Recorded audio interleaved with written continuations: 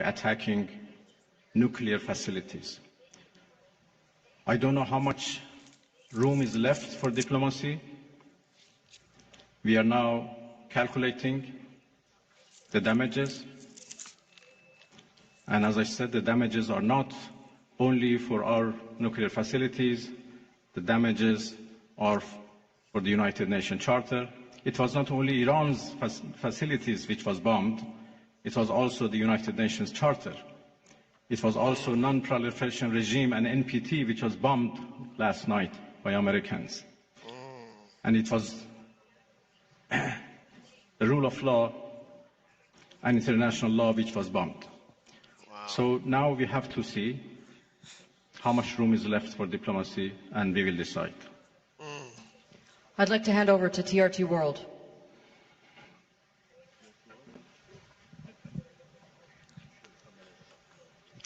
Mr. Minister, the U.S. President Donald Trump warned that Iran must now make peace, otherwise the future attacks, he says, would be far greater and much easier. So how is Tehran responding to that threats from Washington? Thank you. I think it's not up to Iran to respond to that. The whole international community should respond of such a clear threat against the United Nations Charter. Iran has done nothing wrong. We do not understand why Iran should be attacked for a false accusation that Iran is seeking nuclear weapons. It's now more than 20 years that we are trying to prove that our peaceful nuclear program is in fact peaceful and would remain peaceful. We negotiated for a long time with the so-called P5+1, and we came to a deal which the whole world celebrated as an achievement of diplomacy. And then it was the US who withdrew from that deal and reimposed their sanctions and restarted their threats. Again, we were negotiating with the same administration. Then all of a sudden they decided to attack us, first by Israelis, then by themselves. And now they are threatening us for more attacks. So it's not up to Iran, but it's up to the international community to condemn this, to prevent this. Otherwise, there would be nothing left for the international law, for the security at the world level. The Security Council should play its role, should play its responsibility to condemn and prevent these kind of threats. All right, so the Iranian government, they have a different tone when it comes to this war. They definitely have a different tone. Are we still live? Are we still live? I think. Wait a minute, did we not? I don't even know if we're still live or not. Let me see if we're live. Let me make sure we're live. Because I don't even know if we're live. Let me see. Okay, yeah, we're live. I want to make sure we were live. I didn't see that. All right, so we're back, guys. So the Iranian government has a different tone when it comes to this war, right? And we're gonna get into what he's still insisting that this is a international war crime. Donald Trump is breaking international law, and so that Iran did not start this war. This war was started by Israel. This war was started by, also it was aggravated by or instigated by the United States. So we're gonna get into what the president had to say about this war. He gave an update about what's happening, but you see they got a different tone from what the United States has. But where is that video? Just a minute. Let me get to that video, guys. Good morning to everybody that's tuning in. Hope everybody's doing well today. I got to get to my current news playlist real quick. We're gonna get into some different things here in Our just a bit. interests. Not that video. That's not the one I want. I want to actually get into the president right here. President had to gave an update yesterday. So make sure you tap the screen on the way in, guys. The president did give an update on this war, as we've been hearing rumors about, or I don't know if it's rumors, but we've been hearing things about, well, yeah, rumors about potential troops on the ground in Iran, and there's many people who believe that this might not be the best idea for the United States. Different expert opinions out there are saying that we probably shouldn't put troops on the ground, but this war doesn't seem like it's going to be ending anytime soon. It seems like it's escalating more so than it is de-escalating. So, we don't really know what's going to happen in the next 3 to 4 weeks, the next month, 2 to 3 months. We just don't know what's going to happen with this war. It don't seem like we're pulling back at any time soon.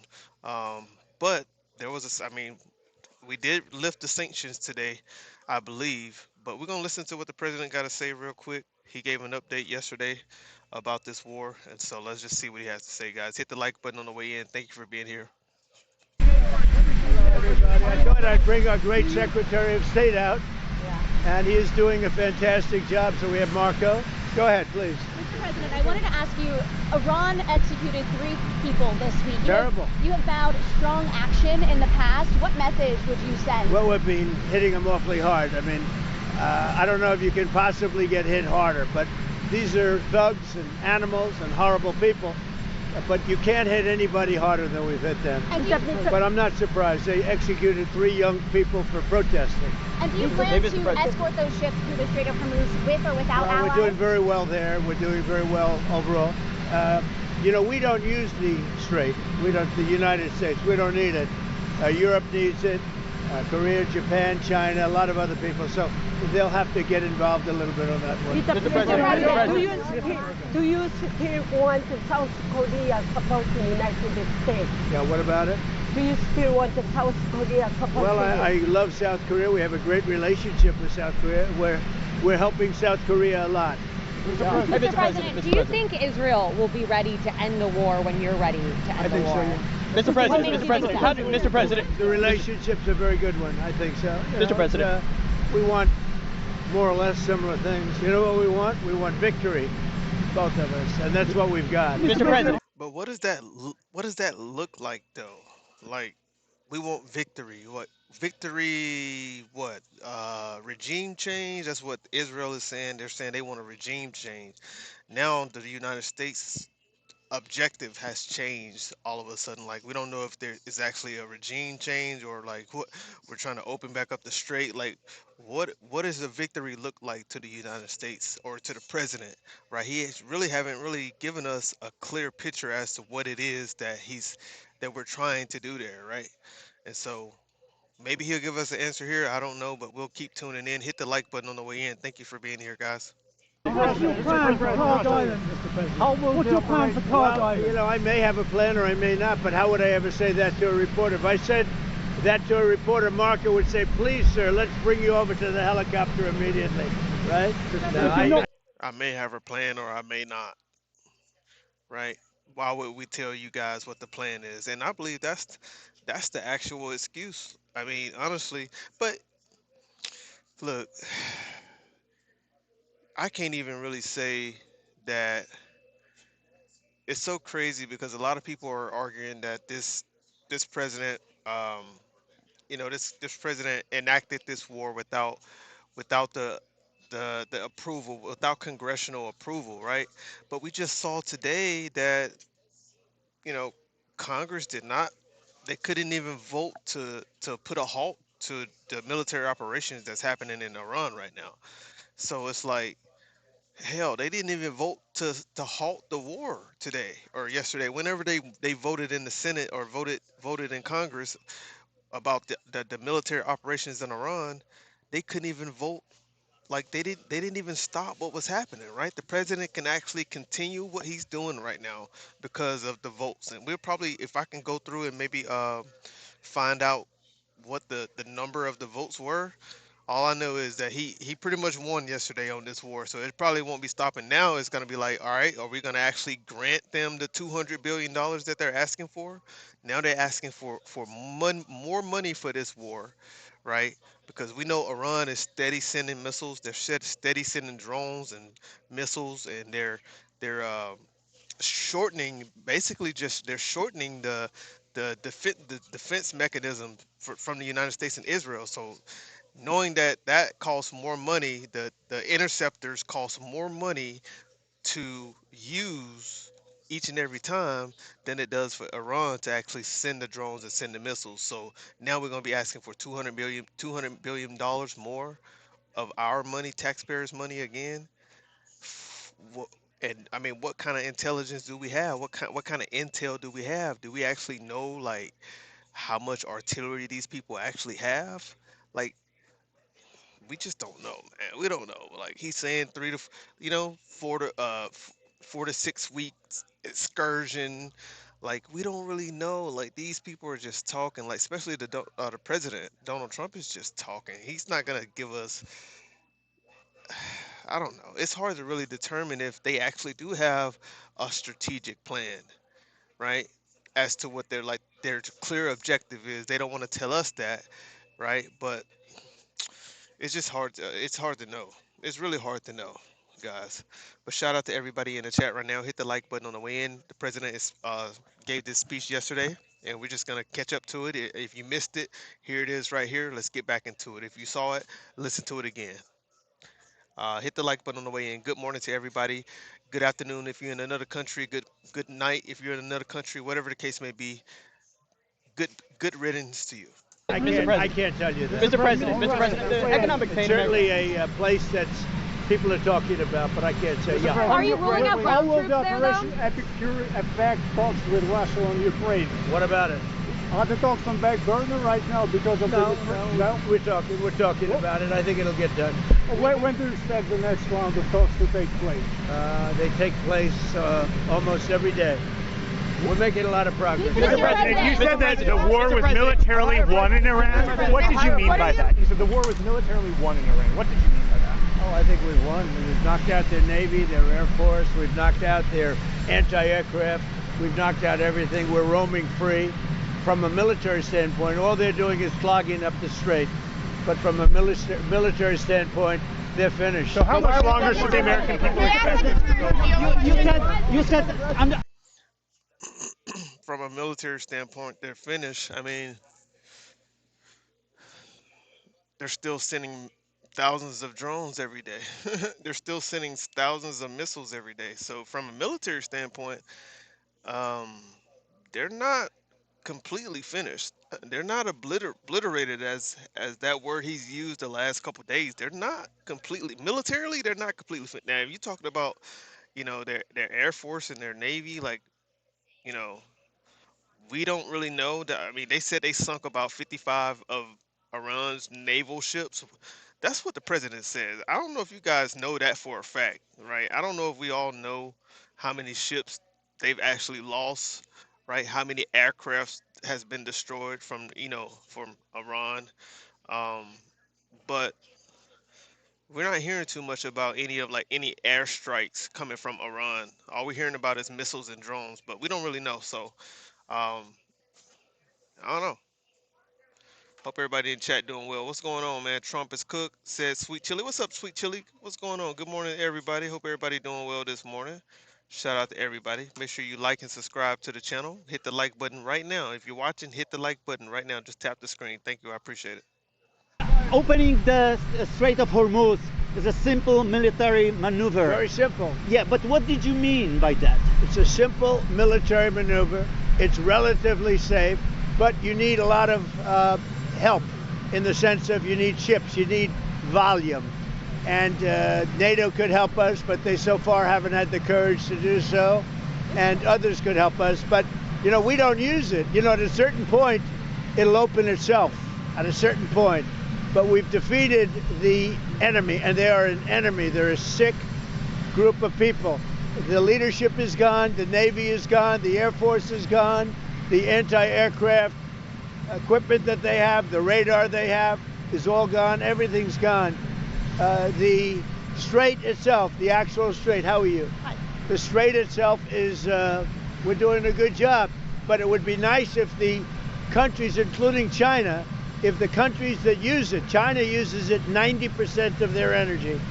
Japan is. But that's why these countries are communicating with Iran. That's what he's not telling us. Like he's saying that we don't need the strait, you know, we just need them to come in and use their ships and help us actually get a hold of the strait. Like, but these other countries are not assisting the United States because for that exact same reason. We might not depend on the strait, but they do. These other countries do depend on the strait.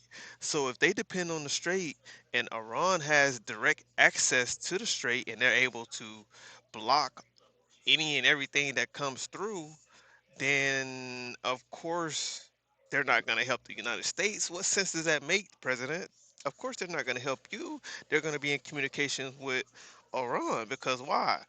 90% of China's import or export, or Japan import comes from Iran, right? So Russia gets a certain percentage coming from the strait.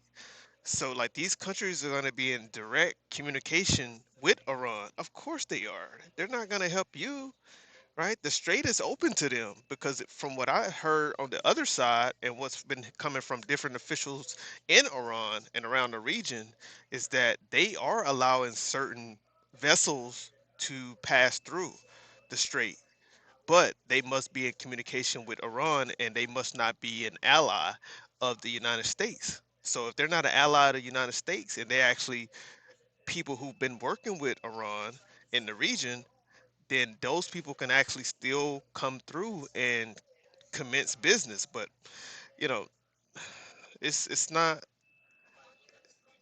all true, or it's not all, you know, the way the president is relaying the message.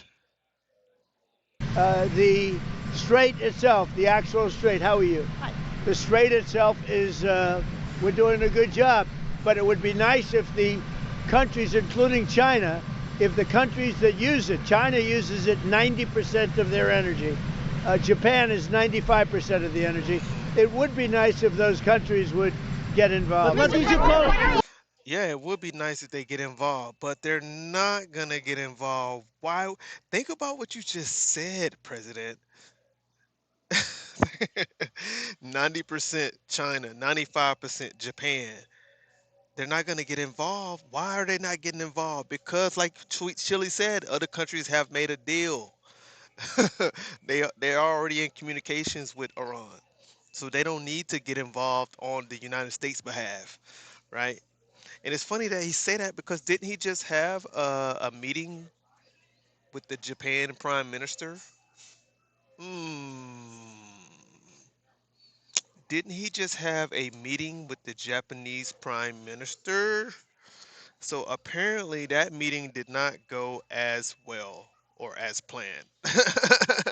That meeting did not go that well or as planned.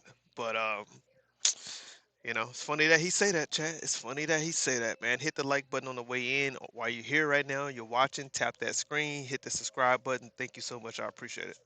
What?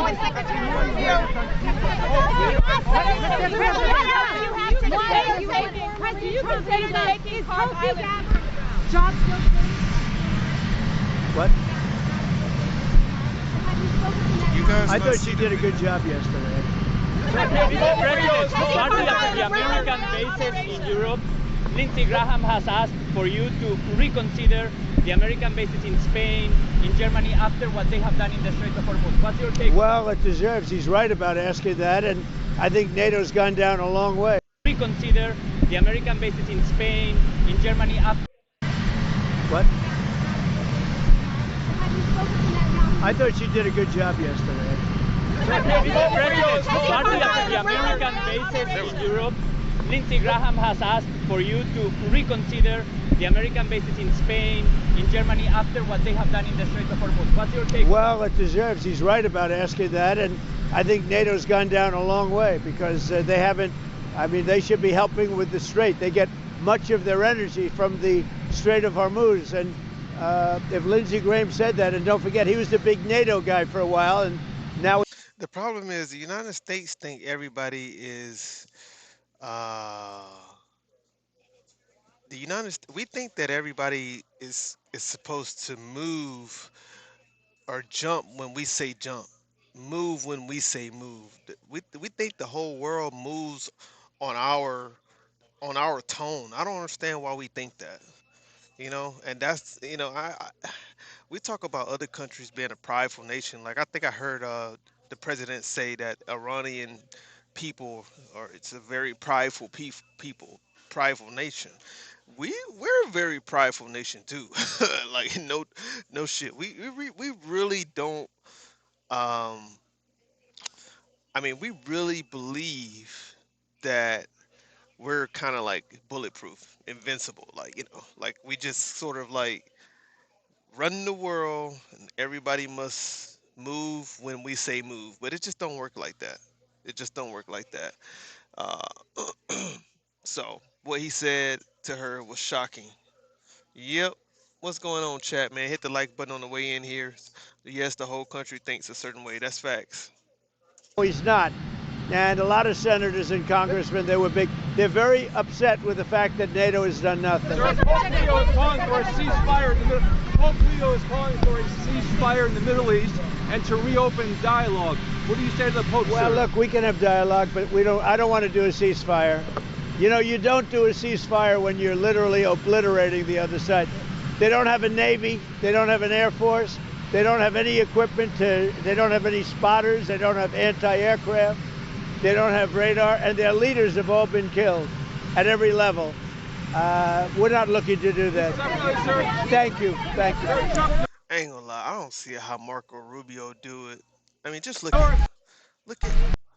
up. Look at Marco Rubio. I don't see how. I really can't. Like, I mean, the controlled opposition is just it's crazy because we know Marco Rubio had a lot of crazy, you know, a lot of ill things to say about Donald Trump just 10 years ago. Hell, just you know, less than 10 years ago, really. I mean, he had a lot of things to say about the president. And the fact that I know, like, he sit there sometime and he listened to Donald Trump and he's just like,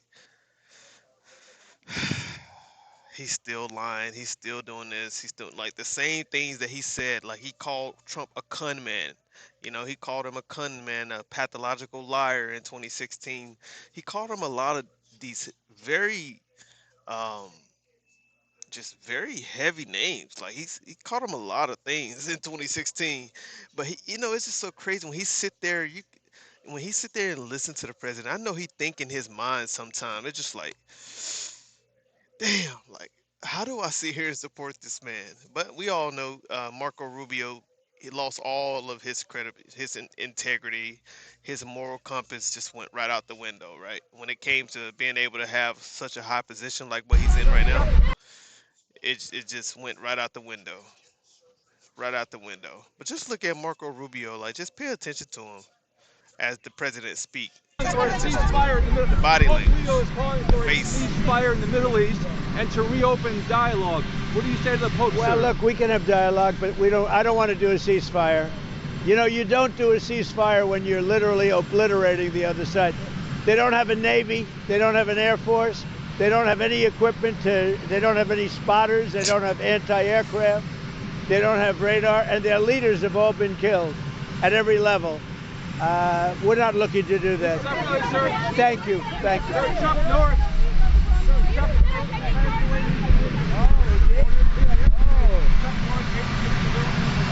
I thought he was a great guy. Wow. I don't care what nobody say. Marco Rubio do not believe anything this president is talking about. He don't. He don't. We all know. We all know what it is, though, man. Controlled opposition, man. We already know what it is. We know what it is. Shout out to everybody in the comment right now.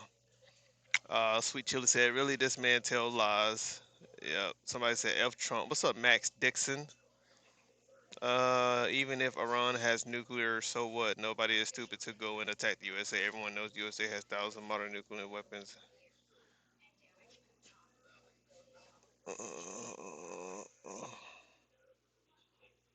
So peaceful. Yep, even MAGA is starting to understand what a clown that Trump really is. Little Marco. Right, exactly. The new leadership is in. Shout out Ron. Stop this war, you blah blah blah. Birthday shout out to alright. But they do have the Strait of Hormuz. Uh, I'm just wanting to read some comments, guys. Hit the like button on the way in. Hit the like button on the way in. You ever try eating corn the long way? You ever try being timed out for 86,000 seconds? Let me know. Have you ever tried being timed out for 86,000 seconds? You let me know. Yeah, just let me know.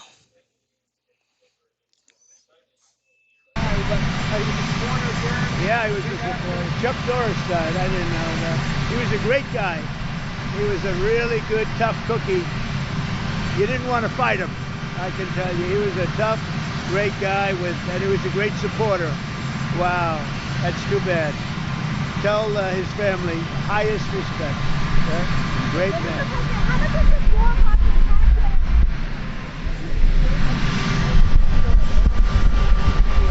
I know him. I get along with him great, and I probably would. Do you want to make a deal with him? Do you want to make a deal with Vito Bellow? Well, I get along with him very well. Are you deploying the additional troops for deterrence or to optimize your operational capabilities? Well, I would say this, that if I told you the answer to that question, my military people would be very happy. So we have a lot of troops, we have unlimited ammunition, we have the greatest equipment in the world, and we are decimating Iran. It's about time. And frankly, it should have been done long before me. It should have been done before other presidents. And we swear we got the best equipment in the world. It's so crazy, but a lot of these drones are just weaving through our defense interceptor systems. A lot of these drones that Iran is using on Israel and the United States and different United States military bases, a lot of the missiles and drones, especially the drones, are just weaving through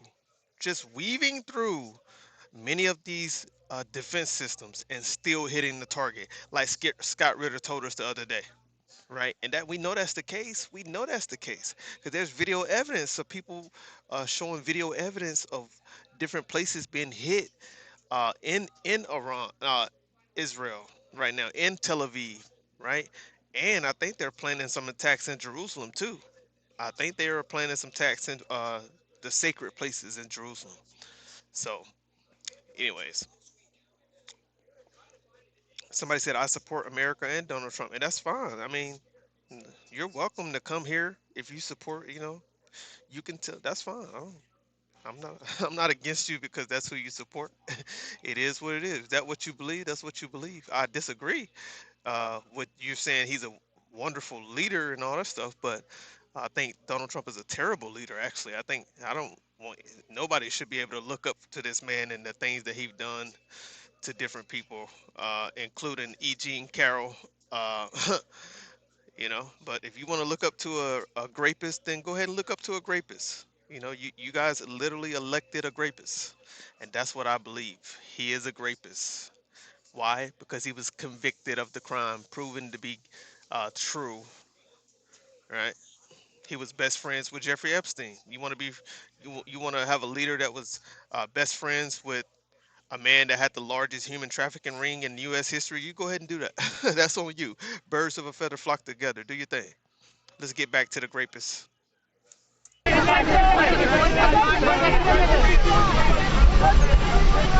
Polls have shown that MAGA is essentially unified behind you as a Republican when it comes to there's been reports that the United States might be sending 2,500 Marines to the Middle East. Are you concerned that a move like that could potentially change the... Go look at the Dow, and he's gonna bring it up again, guys. He keep bringing up the Dow, the Dow, the Dow. It's crazy. Go look at the Dow. If he was convicted of being in prison, you dumbass liar. Actually, It was a civil case, you dumbass. It wasn't a criminal case because of the statute of limitations, you dumbass. Damn, you're stupid. I ought to block you just for being dumb. You're so fucking stupid. Like Jesse Boykin just tried to come for me like she really ate or he really ate. Like, bro, you didn't eat on that. You do know it was a civil case. That's why he's not in prison. He had to pay. He had to pay the lady. It was proven that it was true in a civil court. You dumbass. He really thought he ate when he said that. That's crazy. Well, I don't know. I seem to have great support because CNN came out. Dolly, Dolly, Dolly, Dolly, Dolly. I have not seen Dolly in so long. And I'm telling y'all, MAGA is so stupid. And when they say MAGA is retarded, they are like, we're telling y'all the truth. MAGA is retarded. They're stupid people. Like, they're like Southern uneducated dummies. Real talk. They're like all from Kentucky or some shit. Shout out to people in Kentucky, but you guys do have some dumb populations in Kentucky, and I believe that's where majority of MAGA is born. Literally, the low end Kentucky, like the poverty stricken Kentucky, the uneducated Kentucky part, the uneducated Arkansas part. Like, these are the MAGA people. These people are stupid. I'm telling y'all. That's why you see them so many times. They're saying Trump 2028. They really think that this is like the FDR era, like Trump is about to get 4 terms, 3 terms, like, bro, it's crazy. It's wild. It's wild. Like, these people are retarded. Real talk. They're retarded.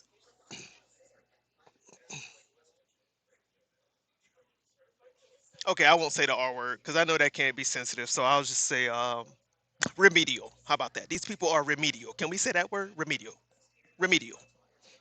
All right.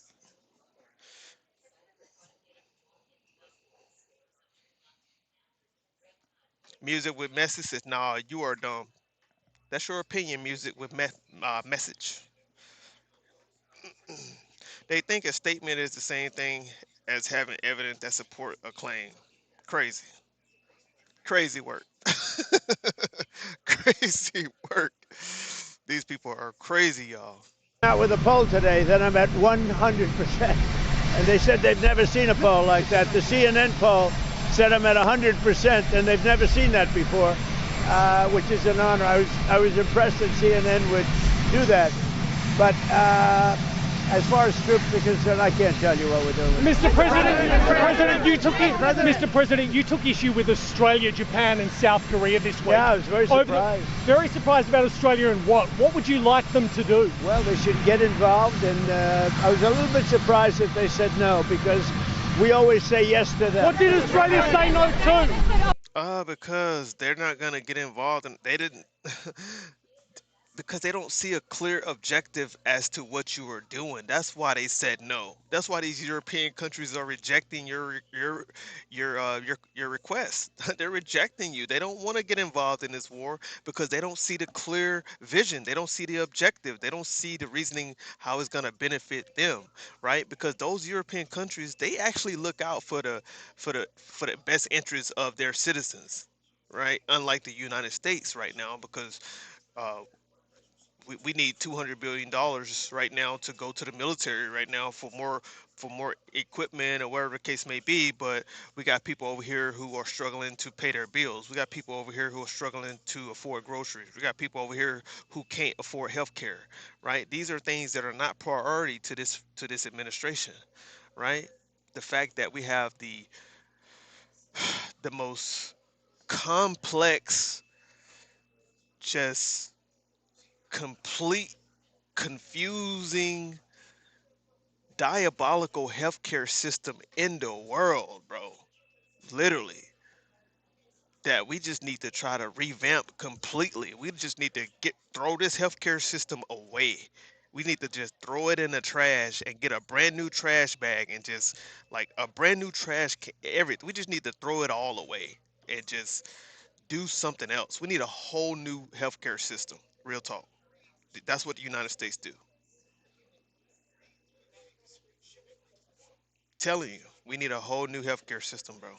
But anyways, like this is They're asking for $200 billion, 200 billion, not million, because I heard somebody say million earlier watching one of these videos, but it's actually 200 billion that they're asking for, I believe.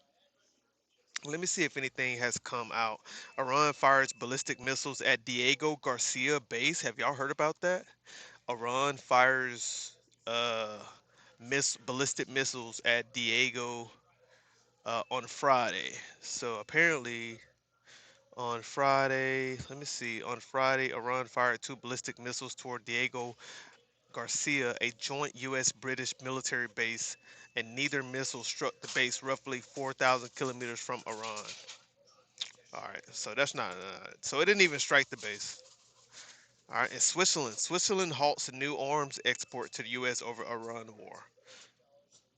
Damn, that's crazy. We'll read up on that later on, but we're gonna finish up with what the president was saying. 'Cause there's a lot of things coming out in real time, so we just gotta make sure we stick to this topic real quick before I move on to what's going on next. Shout out to the new subscriber. Shout out to Heather Black for the $27.99. Heather Black says, I am the mom of a special needs son. He has autism and is so smart.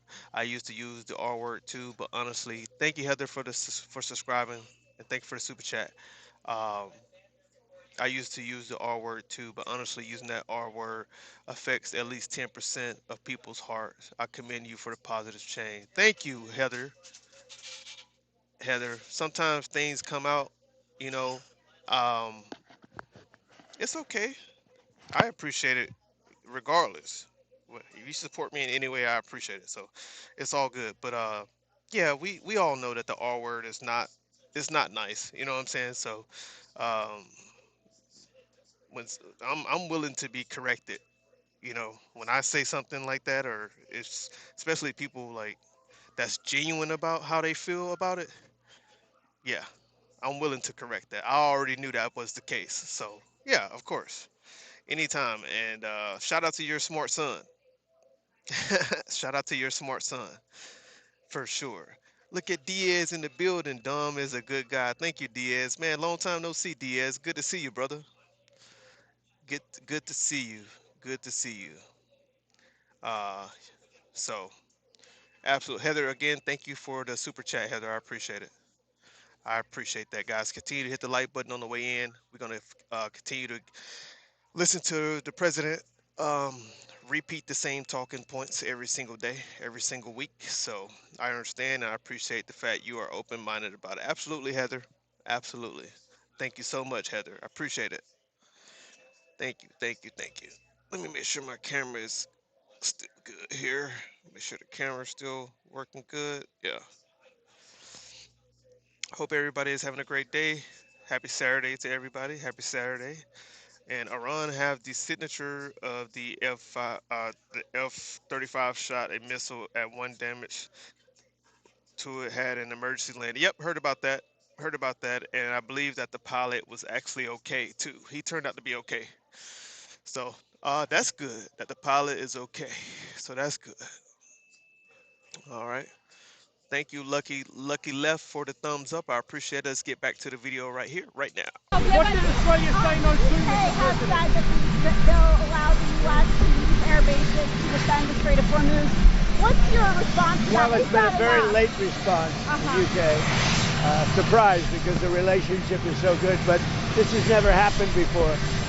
They were really pretty much our first ally, all over the world, first ally, and they didn't want us to use the island, the so-called island, which for some reason they gave up rights to it, and I was a little surprised at the UK, to be honest with you. They should have acted a lot faster. Have you spoken with the Prime Minister? I have. They should have acted a lot faster. Did you see that your former press secretary, Sarah Sanders, was asked to leave a restaurant by staff who felt threatened by her politics? Well, her politics are right down the center. She's a good person, and that shouldn't have happened. Where did that take place? Here or? Shout out to Heather Black for the $27.99 Canadian dollars. This one is from my son. Rock on, good human. Oh, thank you, Heather. Thank you, Heather. And shout out to your son. Shout out to your son. Rock on, good human. That's right. Shout out to all my fellow human beings out there. At the end of the day, that's who we are. That's what we are. And so, much love to you, Heather. I appreciate all the loves you showing me today. God bless you. God bless you. God bless good humans. That's right. God bless good humans. That's right. That is right. Much love. Much love. Much love. Thank you so much, Heather. Or in Arkansas? In Arkansas. Wow, in Arkansas. That's very surprising. I love Arkansas. I won that state by so much. I think that Sarah's going to be just fine. But it's too bad. She's a good woman, Sarah.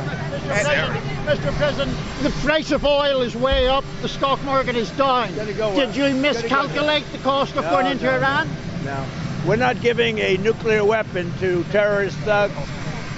Oh, yeah. I saw diesel. Okay, so I told y'all that 3 days ago, diesel was 5.25. And no. 2 days ago, diesel was 5.25. Then yesterday, it was 5.45. And today, diesel was 5.65. That's the highest I saw it today coming back from Arkansas when I was coming back from Arkansas.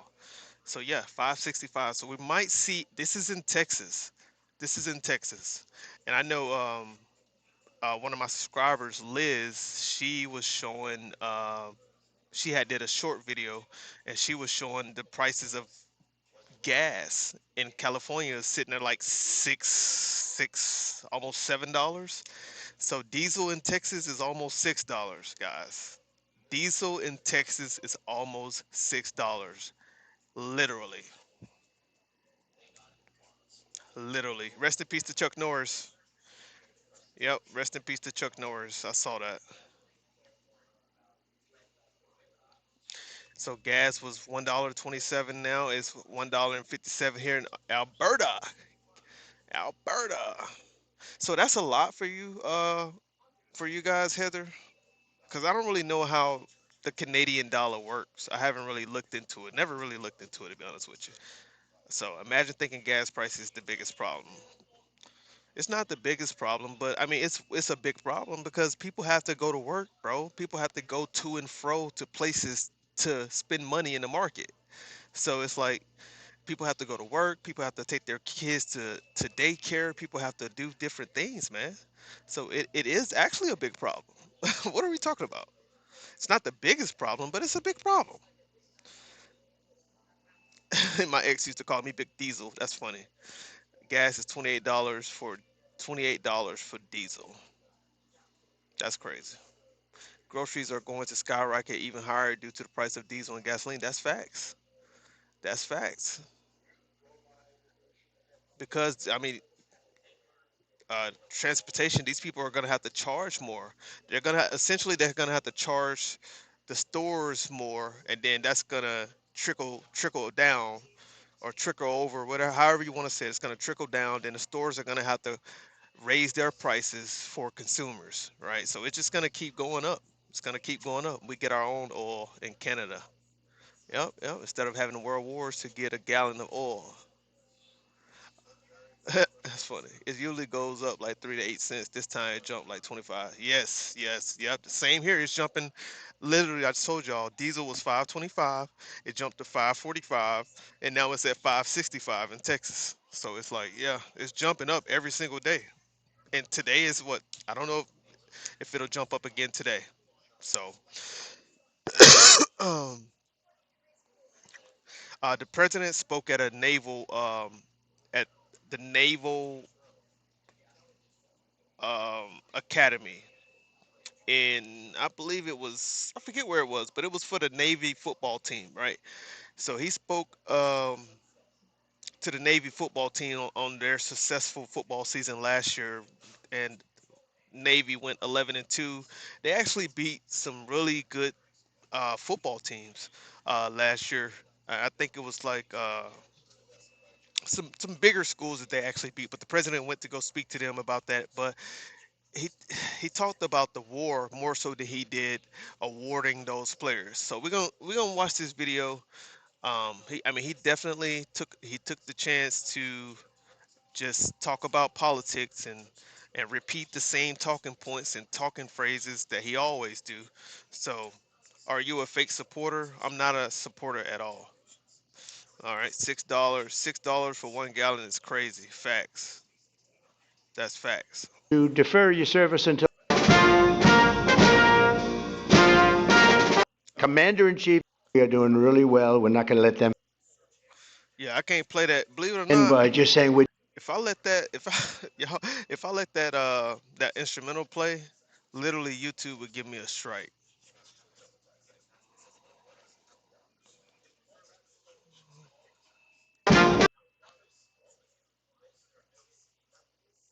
well in Iran.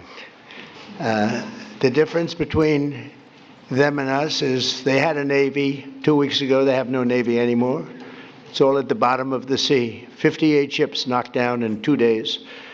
And we have the greatest Navy anywhere in the world. It's not even close. So, but we are doing really well. We're not going to let them have nuclear weapons, because if they had them, they'd use them, and we're not going to let that happen. Should have been done a long time ago by other presidents.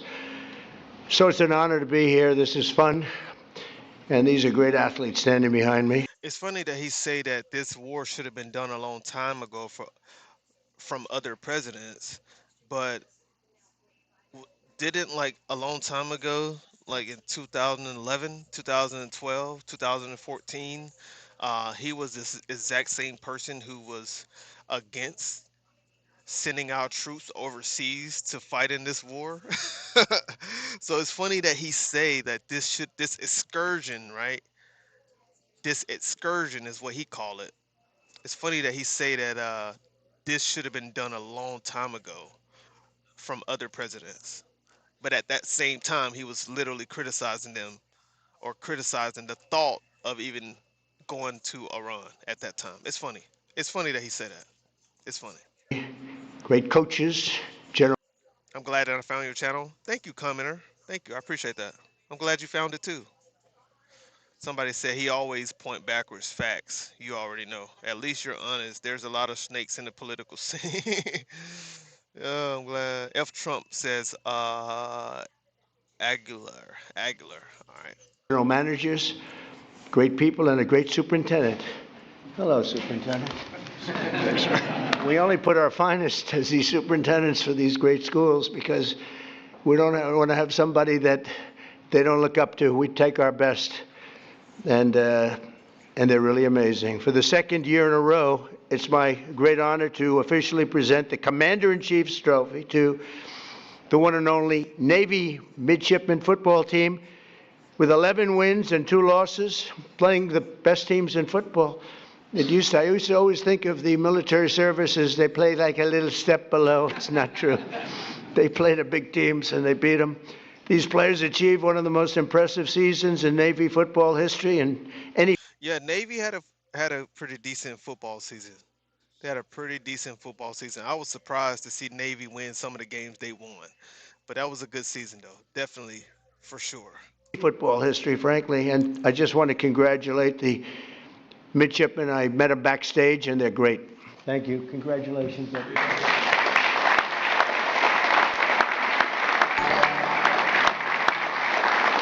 You know, when I mentioned the Navy that we just destroyed, I said, "Are they good ships?" "Yeah, they're great ships." Then I said, "Why didn't we save them? We could have used them ourselves." They said the difference was they didn't know how to use them, right, General? They didn't know how to use them. They had no idea. Somebody subscribed to the channel. Thank you, Feral Cat, Sanctuary, a Trap, Neuter. Feral Cat, thank you for subscribing to the channel. You had a long name there, Feral Cats. Thank you for subscribing to the channel. I appreciate it. But I want to recognize Navy Athletic Director Michael. Why does the U.S. military have football teams? Because they have colleges. And they want to participate in sports because sports is good for conditioning and strength and conditioning. Sports is good for strength and conditioning. Being athletic. A lot of times sports really, sports, especially football, uh, they have some of the best facilities, best uh, exercises, the best equipment that could essentially help the military, and the military can help them on certain aspects too. So I don't know, but I don't know. It's for the college, bro. No one should report on or attach any real meaning to anything this line, blah blah blah. Kelly, who's just done an incredible job. Thank you very much. Looks like it. Shout out to the Feral Cat Sanctuary. Yeah, I saw you when you subscribed to the channel. Thank you. I appreciate that. Guys, hit the like button. We're almost up to 50 likes. Let's get up to 50 likes. Hit the like button. Hit the subscribe button. Thank you for being here. Send some gifts, whatever you want to do. It's all good. Thank you guys so much. Everything is going up. Facts, Elizabeth. Facts. Facts, facts. Kelly. He's definitely a Kelly, along with head coach Brian Newberry. Fantastic coach, Brian. Who's off to the second best start for any football coach in school history. What's second? Who's first? It's pretty good. That must have been a Roger Staubach year maybe or something, huh? Because I tell you what, I got to watch Roger Staubach, and he was something. He was like, I have to say, I've said it, and some people were insulted by it, but it was like a man playing with children. He would single-handedly win those games. It was incredible. Thanks as well to your superintendent, Lieutenant General Michael Borg-Schulte, who is an accomplished Navy linebacker, a very good one, back in the day. We're also pleased to be joined by Secretary of War Pete Hegseth. Now, I don't know, Pete. Yo, I ain't gonna lie, that head coach look like he ready to he look like he ready to. Oh, the head coach look like look like he mean business for real. Straight up. Here because I actually told him he had an option: be in the sit room, you know, the famous situation, or be up here. And if it's okay, I told him, but I think he has two very beautiful sons up here, to the best, Boone and Jackson. Are you two guys? Well, I told your father, just be in the situation room. We're okay with that, right? I think so, right, Coach? Coach, I think you're okay. So Boone and Jackson, someday you'll be on this team maybe, right? Would you be a Navy, Army, Air Force? Which one? Take Navy. Just say Navy, okay. I don't want to get them in trouble. And your father's doing a fantastic. Hello, Kawak. Hello, Jackson. Good morning. Good morning to everybody. Thank you for subscribing, Hank Robinson. Thank you for subscribing to the channel, sir.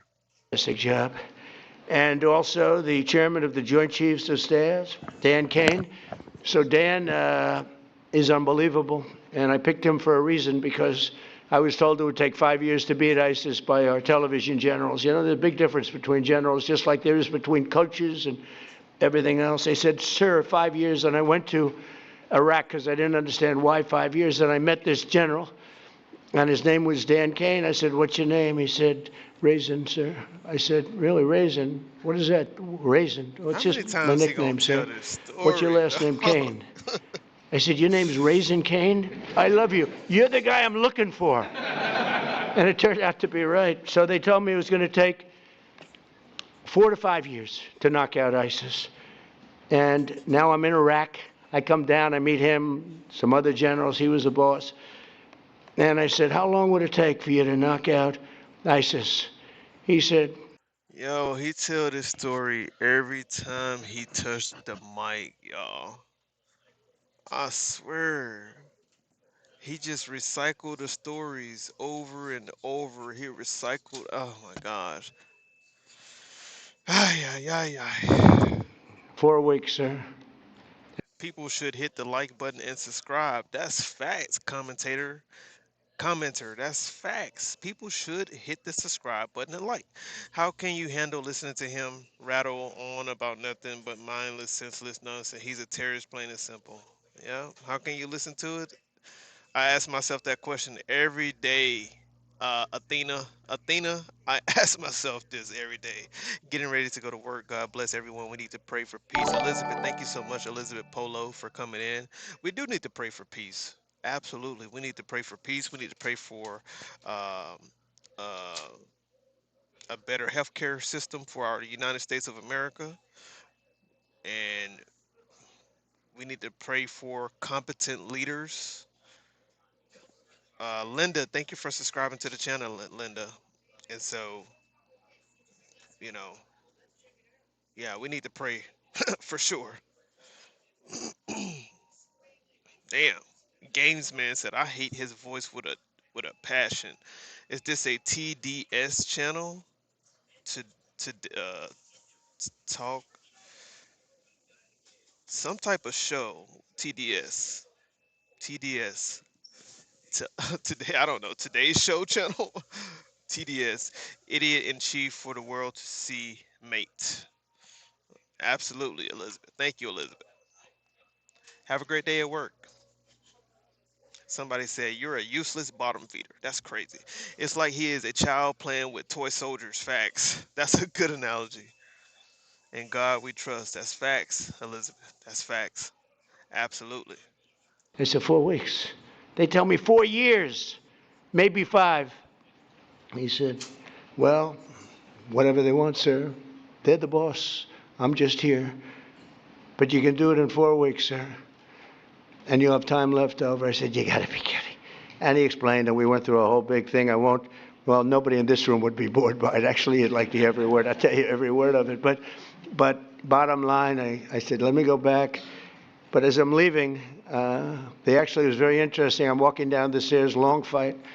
I had to turn off the lights after spending trillions of dollars. You had to turn the lights off in the plane because you didn't want to be spotted by the enemy. This was something. So we land. And he said, sir, would you like to rest for a while before we have a meeting? I said, I don't have to rest. My name's not Biden. I don't want to. I'm not resting. And we had great meetings. And then I got back on the plane. I said to him, so, General, you say 4 weeks. We mean that, right? 4 weeks, sir, and you'll have time left over. He said, I'll call you on Monday when I get back. And I called him. I said, you still feel that way, General? He said, yes, sir. And I let him do it. He did it in less than 4 weeks. He defeated ISIS. It was amazing. What a difference. You know, I always say, what a difference the president makes. The border. They said, it can't be done without Congress. It will take years. We did it in about 3 weeks. We have a border that's now 9 months in a row. Nobody's come into our country illegally. I'm not even sure if that can be. No one is coming to our country illegally. Lord have mercy. That is the biggest lie that he continued to tell every single day, Chad. Every single day when he says that we have the most secure border that we ever had in the last 9 months. He's still saying this now, even though we're in March now. He's been saying the last 9 months since January. Like, bro, we're in March now, bro. That's how you know he's so stupid. Like he keeps saying the same bullshit over and over and over. The Dow, the Dow, the Dow. But you know, like he say that the border is so secure. Literally, bro, I was just in uh Edinburgh. I was just in Edinburgh about a couple weeks ago. I'm back and forth between Dallas and El Paso, and I'm watching Border Patrol literally at the border not check anybody, just wave everybody through. Just come on through, come on through. It's okay, just come on through. Like, bro, it's crazy like how lax CPB is right now. It's crazy. They are so laxed right now. Like, I don't know if it's because Christy Gnomes is like out the door. I don't know if it's but he say these things, but a little birdie told me down in El Paso that there's an easy passage through. Easy way to come from Mexico to El Paso and get into the States just like that. Same way down there in Edensburg, on the other side in Edensburg, literally. So he just the lies are never ending, right? With president, never ending, never ending. Real talk. People are still getting across the border every day, willy nilly. Real talk. All right. No one's going to America, full stop. Trump loves to imagine people calling him sir. Poor Iranian children, just like a Democrat. All these love channels make me laugh. It's pathetic. All righty, all righty. Y'all keep it. Crusty gnome, that's right. Crusty gnome, I like that. Not Christy gnome, crusty gnome. I like that. Jesus shed his blood, died, death was buried on the third, rose, blah, blah, blah. We know this. We definitely know that. Trust this gospel for everlasting life. Imagine having to make these important decisions. Most people can't decide what they want to have for dinner. Facts. Facts. Hank Robinson. Thank you for subscribing to the channel, Hank. Hit the like button on the way in, guys. We almost at 50 likes. Get the likes up to 50. Get the likes up to 50. Let's go. Thank you so much. Hit the subscribe button at the top. You're right. But the Democrats keep the stats. So they say, I mean, they have 0 people came in through our border. You see it, right? And I said, the president makes a big difference. Well, the generals make a big difference too. But I told him, I said, Dan, if you don't mind, stay in the Situation Room and you watch all those attacks that we're hitting those guys with, and they don't know what's happening. Their Navy's gone, their Air Force is gone, their anti-aircraft is all gone, it's all gone. Their radar is all gone. Their leaders are all gone. The next set of leaders are all gone. And the next set of leaders are mostly gone. And now nobody wants to be a leader over there anymore. We're having a hard time. We want to talk to them, and there's nobody to talk to. We have nobody to talk to. And you know what? We like it that way. And we have many other distinguished members of the United States military, but I want to tell you, Hegseth is doing a great job.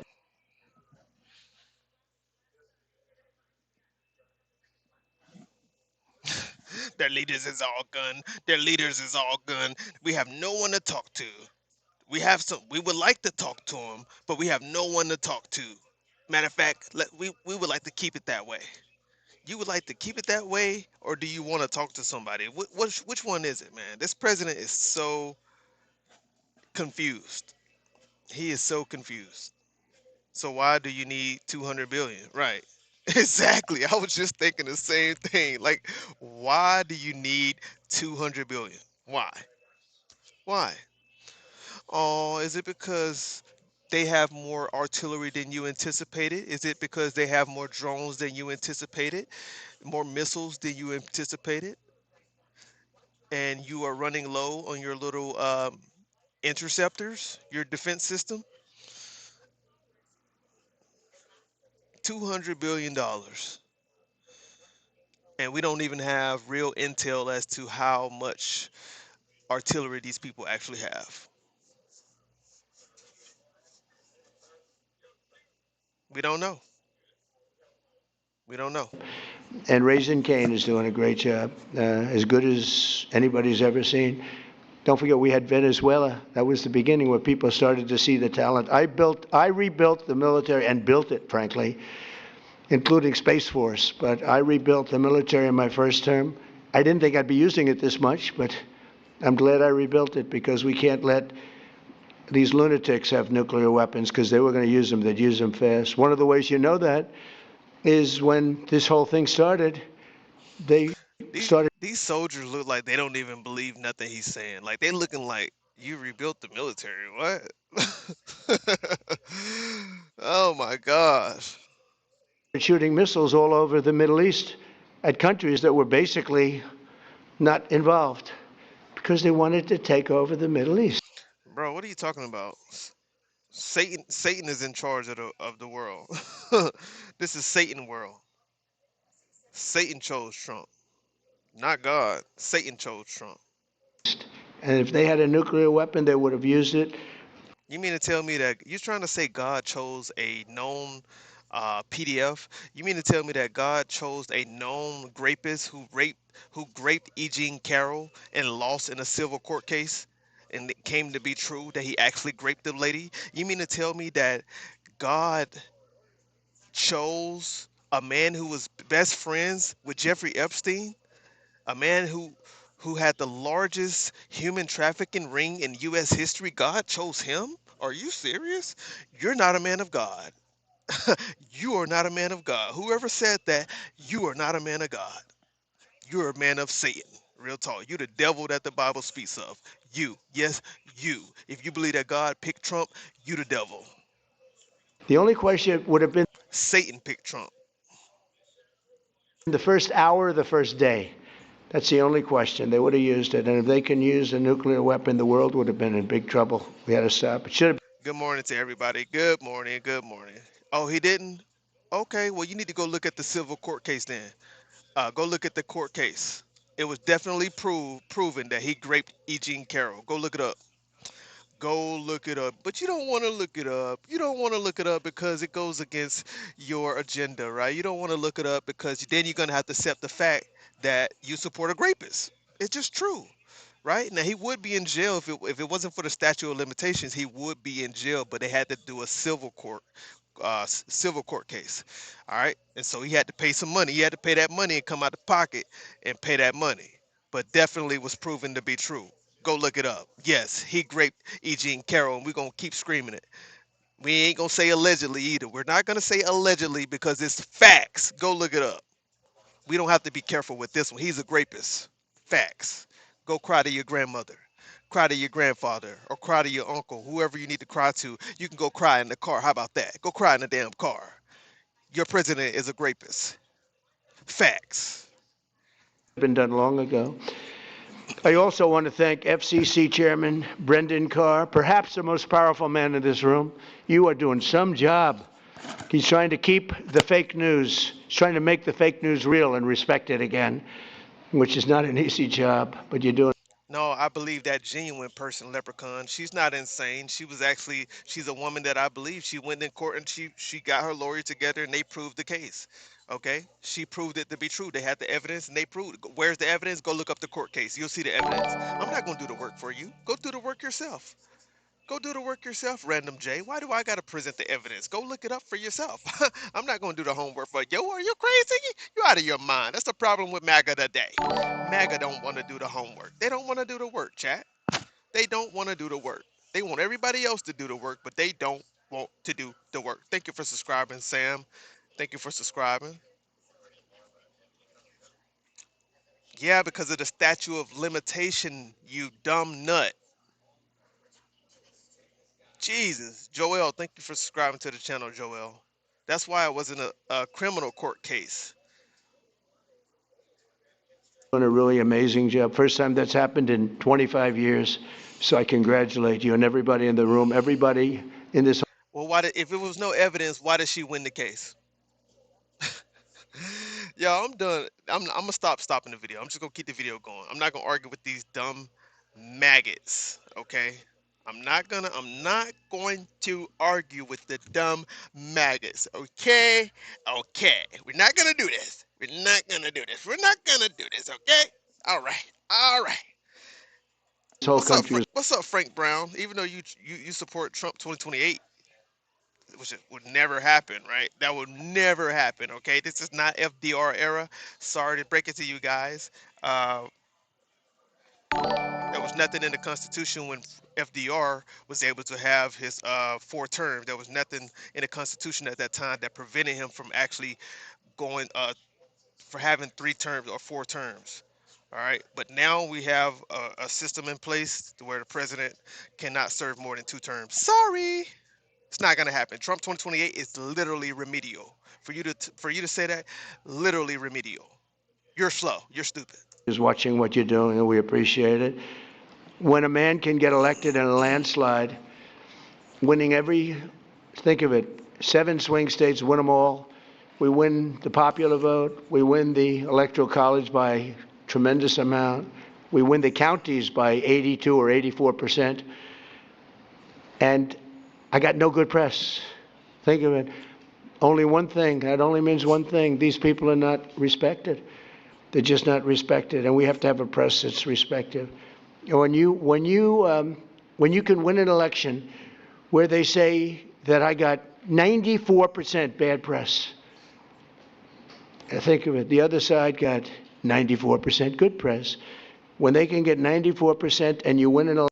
Yo, look at the soldiers, bro. Look at the soldiers. They're like, what the fuck is this man talking about, bro? Why are people against making America great? Nobody's against making it great, but you maggots are not making it great. You're actually dividing America. But the soldiers are like, what the hell what the hell is this guy talking about? Look at this idiot. Everyone's falling asleep. Right. A landslide, that means the press is not respected. People have no confidence in. So you're doing a fantastic job. Lucky Lefty, he's already blamed Joe. He's already blamed Joe. Literally. I forgot what he said. Maybe I'll have to find that clip. But yeah, he's already blamed Joe for like not. He's already blamed him for not doing anything about this regime, right? I think that's what he said. He said Joe Biden didn't do anything about this regime, so that's why we had to.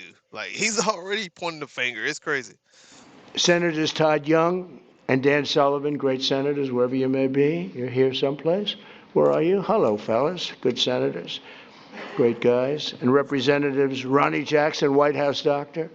He served 3 presidents. He said he had Barack Hussein Obama. Have you heard of Barack Hussein Obama? You had Obama. I didn't want to talk about Biden, but he said, and you had Bush. You had young Bush, I call him. Y'all like, I really, he always have to emphasize on Barack Obama's middle name being Hussein. Like he literally makes sure everyone in the room hear when he say Barack Hussein Obama. It's like he's trying to insult his name because it's Hussein.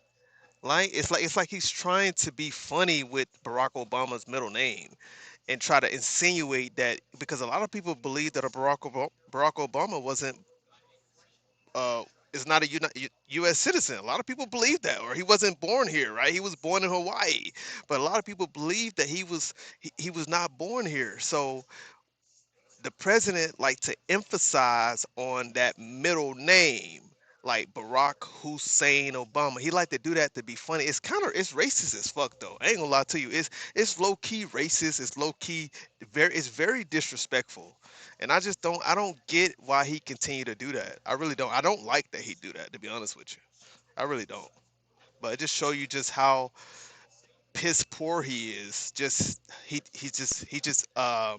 He had the nerve to say that Barack Obama was unpresidential. Like, bro, look at you. Like, how are you presidential? That's not very presidential. Like, it's crazy, bro. It's crazy. Young Bush, I was not a fan, but that's all right. But the press asked him, who was the healthiest of the 3? Dr. Ronnie, stand up, Dr. Ronnie. There's a big deal. Took a lot of heat for this. They said, no, most guys would say, well, we don't want to talk about that. They said, who's the healthiest of the 3? He said, President Donald. I don't have Trump derangement syndrome. I have Trump fatigue. We're tired of this clown. He needs to be removed and impeached. We have Trump fatigue, not Trump derangement syndrome. Trump fatigue. He got to go. J. Trump by far. If he didn't eat junk food, he'd live to 200 years old, he said. And I love this guy. And he then left and he ran. He was an admiral. And he then left and he was a White House doctor, a very respected one. He saved a lot of lives. He was a great doctor. People don't realize that. And he then left and he said, sir, I'd like to run for Congress. I said, you've never done it before. You won't be able to pull it off. In a very, very all-Trump district, there were 28 people running. Man was retiring, has been there for years. And I said, Ron, I don't know. It's going to be tough, but we'll try it, right? And we got him in. He blew up. Soldier, thank you for subscribing to this channel. Soldier Soul Rock. Thank you, sir. Away. There was one man that was favored. He was a rhino. He was favored to win easily. And we wiped him out, right, Ron? And he's been a congressman. He's one of the most popular people in Congress. But I don't care about that. I just care that he was my doctor, and he said I'm the healthiest human being he's ever. Ronnie, am I healthier than these guys back here? Yes, sir. Oh, thank you. All right. See, this is why I like him. Also with Ronnie is Derek Van Orden, a fantastic guy, and members of the Naval Academy's Board of Visitors. Sean Spicer has gone on to great things, and Walt Nuda. Where's Walt? Walt's become a very famous guy. He works with me. It's all good. Thank you for subscribing to the channel. It's all good. Thank you. And he does a great job. Great, loyal, incredible person. And Sean Spicer, where's Sean? Great job. And he's got a very successful television career going. What the hell do I get out of it? Well, you know what I get? Nice statements. That's what I get out of it, right? It's great. You've done great. Thank you very much. Congratulations. Those are really the people that are very much in charge of making everything work at the academy and the other academies separately, separate groups. A very important position. For the Navy midshipmen, 2025 was truly a season for the ages. You didn't just win the Commander-in-Chief's trophy, you made history as one of the Who is that? Uncle James. Joe Biden had to do what he had to do during COVID to clean up Donald Trump's mess, right? Joe Biden really did inherit a mess from Donald Trump. Donald Trump is the reason why all of that shit started, right? When COVID started, he didn't know what the hell to do. He didn't know what he was doing, literally. So Joe Biden had to come in and clean up the mess that Donald Trump started with COVID. That's what he had to do. And he had to put certain things in place, right, in order for us to mitigate this new thing that was coming around. Everybody was just hit from out of left field. Joe Biden had to literally clean up Donald Trump's mess. That's exactly what happened. He had to clean it up. He had to clean it up, y'all. And then when he left the office, what happened? He brought inflation back down. When he left office, the Dow, you want to talk about the Dow, all of that stuff, the stock market was already on the incline in 2022 when Joe Biden was in office. It was already inclining from 2022, 2023, 2024. The stock market was actually going up. And now when this man comes into office, he want to talk about the SP got to 7,000. Bro, it was already on the incline. It was already going up. What are you talking about? It's so crazy. Like, he want to take all the credit for stuff going well, but he want to point the finger for things going bad. That's crazy. That's bad. He want to point the finger, right? And you guys, you MAGAs, you maggots, right? You love to justify everything, but you don't want to take accountability for anything. That's the crazy part. That's the crazy part. greatest teams to ever wear the proud uniform of Navy football. Some uniform. Bye,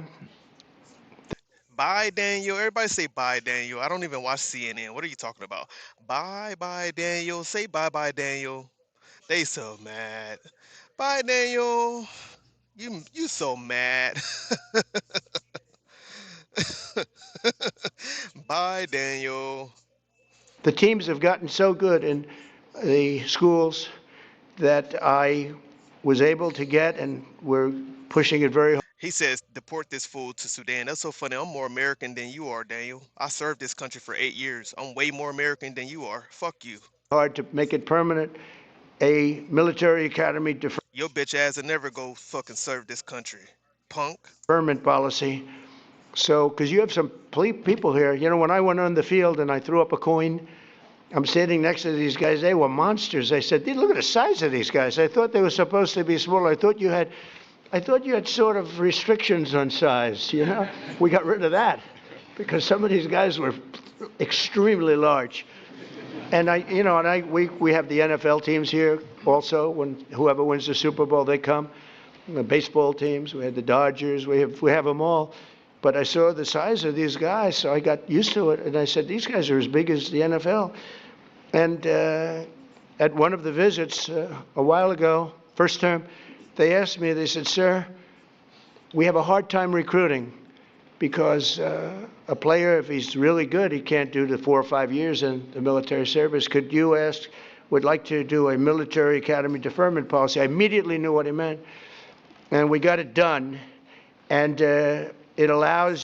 I never said I was better. See, that's how I know maggots don't listen, right? They don't listen. I never said I was better, right? He tried to say somebody. He told the chat that I need to be deported to Sudan, right?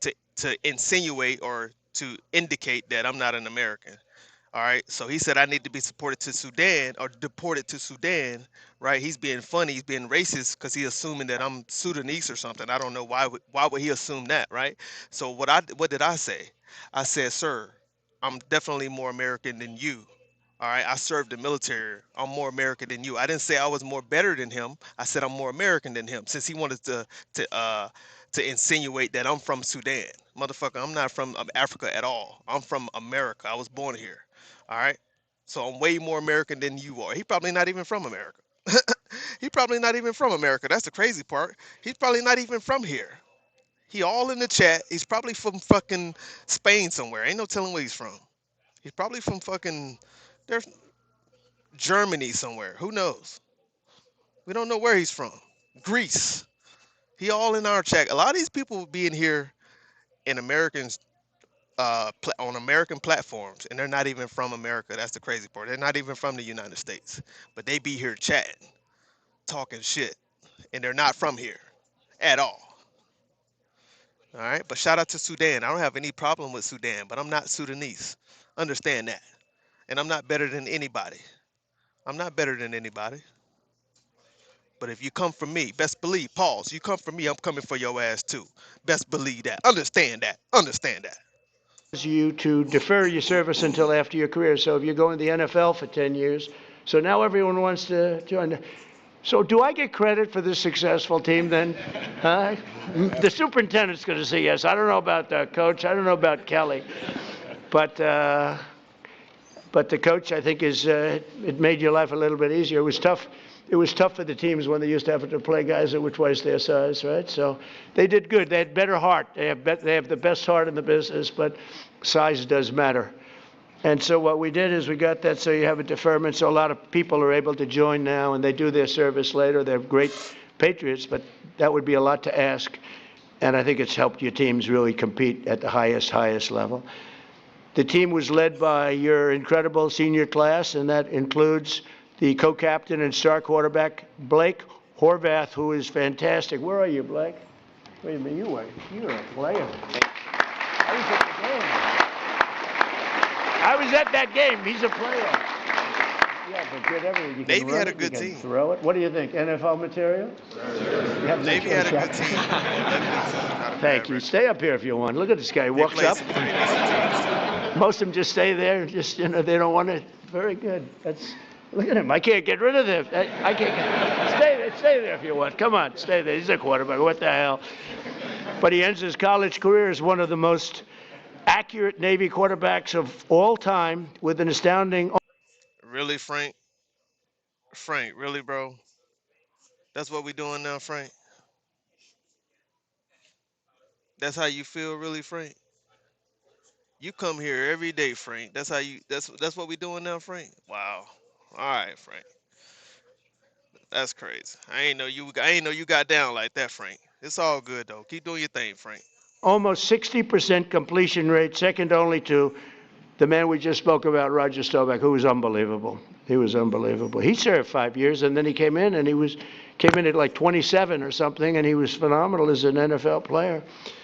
Likewise, senior wide receiver Eli Haydenreich scorched opposing defenses all year long. They've been writing about him, a lot of stories, setting a school record for receiving touchdowns.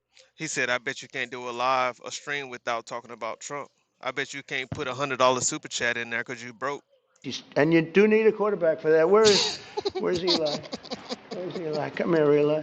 Get over here. I bet you can't drop $100 super chat because you broke as hell. Somebody said, you're so funny, man. You should do stand-up comedy. TDS at its finest. Seek help, man. That's crazy. You so funny. You literally said that same thing like 20 times because you wanted to get my attention. That's the crazy part. He wanted me to read that, y'all. So he kept putting that in the chat. How like weird is that, right? Like you talk about TDS, right? I mean, do you have dumb derangement syndrome? Like, do you have DDS? But chat, I think he might have DDS, chat. DDS, dumb derangement syndrome. Let's change that. Yeah, because he literally repeated the same thing over and over and over and over and over and over. Somebody said, oh my God, that's it. Money, get a real job. I'm at my job, literally. What are we talking about? I'm literally at my job right now. Literally. Yeah. But you just mad.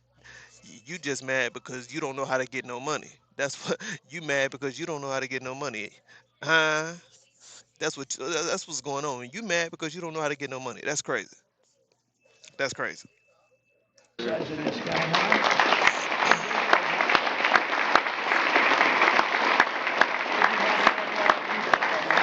They're all saying he's got NFL. Pretty good. I see by the size of those hands, you have no trouble catching that ball. Come here. Great. Somebody said block the idiot. He is spamming you. It's all good. Let him. Yo, let him come in here. Let him run the watch hours up. Since I ain't got no job, I'm so broke. Let him run the watch hours up. Let him do it. Beautiful. And we're going to bring them down to the Oval Office. I'm not begging. You haven't heard me beg one time, literally. Not one time. I'm monetized on YouTube, are you? I'm monetized. I don't have to ask for money. I don't need the super chats. I'm going to get paid either way. So it's all good. Somebody said, can I be a mod? I got moderators. I don't know. I guess they're just asleep right now. I don't know where my moderators at. I'm going to go ahead and summon my moderators. Moderators, where you at? Moderators, I need y'all to come in here. Come in here, moderators. Let me summon my moderators in here. Come on. Moderators, wake up. Where are you? Nobody else. We don't have room for none of all these big shots that we have here. None of the senators, none of all these people. We're going to bring them down. R227, I bet you won't drop a $100 super chat because you're broke. We're giving them a special medal, a beautiful medal, a very expensive medal that if I see it on eBay tonight, I'll be extremely upset. All right, so we're going to all march down there later. Congratulations. Thank you very much. That's great. Very nice that you say that. The whole team is pointing at you. Are you looking to go NFL if you can? Yes, sir. I'm hoping to. Okay, good. Good. That's great. I'll bet you make it. So we have Eli and setting all the school records for receiving touchdowns, earning a spot at the NFL Combine, and cementing himself as, without a doubt, the greatest wide receiver in Navy history. That is not bad. That's good. Did you do the Combine? Yes, sir. How did you find it? Were you impressed by the athletes? I was, yes, sir. Were you as good as them? I like the... Were you better? They're all saying they like you. They're all saying he's better. Good. I can see it. We're going to watch, okay? We're watching all you guys. And let's not forget one of the strongest athletes the Navy has ever seen. Oh, this is the guy I want to meet. R2, man, go ahead and drop a $100 super chat if you're not broke. Come on, R2. Come on. I'm not asking anybody for $100. Only R2. Says he want to talk so much shit. R2, you, buddy, R2. Drop a $100 super chat right now. Show everybody that you're not broke. Who was named a first-team All-American. You can't do better than that. On 5 different organizations. So 5 groups named a first-team All-American. Senior lineman and co-captain Landon Robertson. Where's Landon? Where is he? Somebody say your channel ain't monetized with 2K followers. Y'all are so slow, bro. Y'all are so stupid. These are I can't talk too much about the MAGAs right now because I'm around people right now, but I can't talk too much about the MAGA. But y'all are so stupid, bro. I swear y'all are slow as fuck. This man said you are not monetized with 2K subscribers. That's how I know he don't know shit about YouTube, chat. He don't know nothing about YouTube. That's how I know. All you need is 1K subscribers, and all you need is 3,000 watch hours. That's it. I have so many watch hours, and right now you are giving me all the watch hours I need to continue to monetize. Thank you so much, R2. Keep watching me, buddy.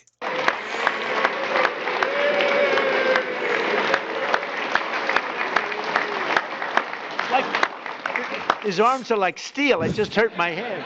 I hit his muscle. It's like steel, man.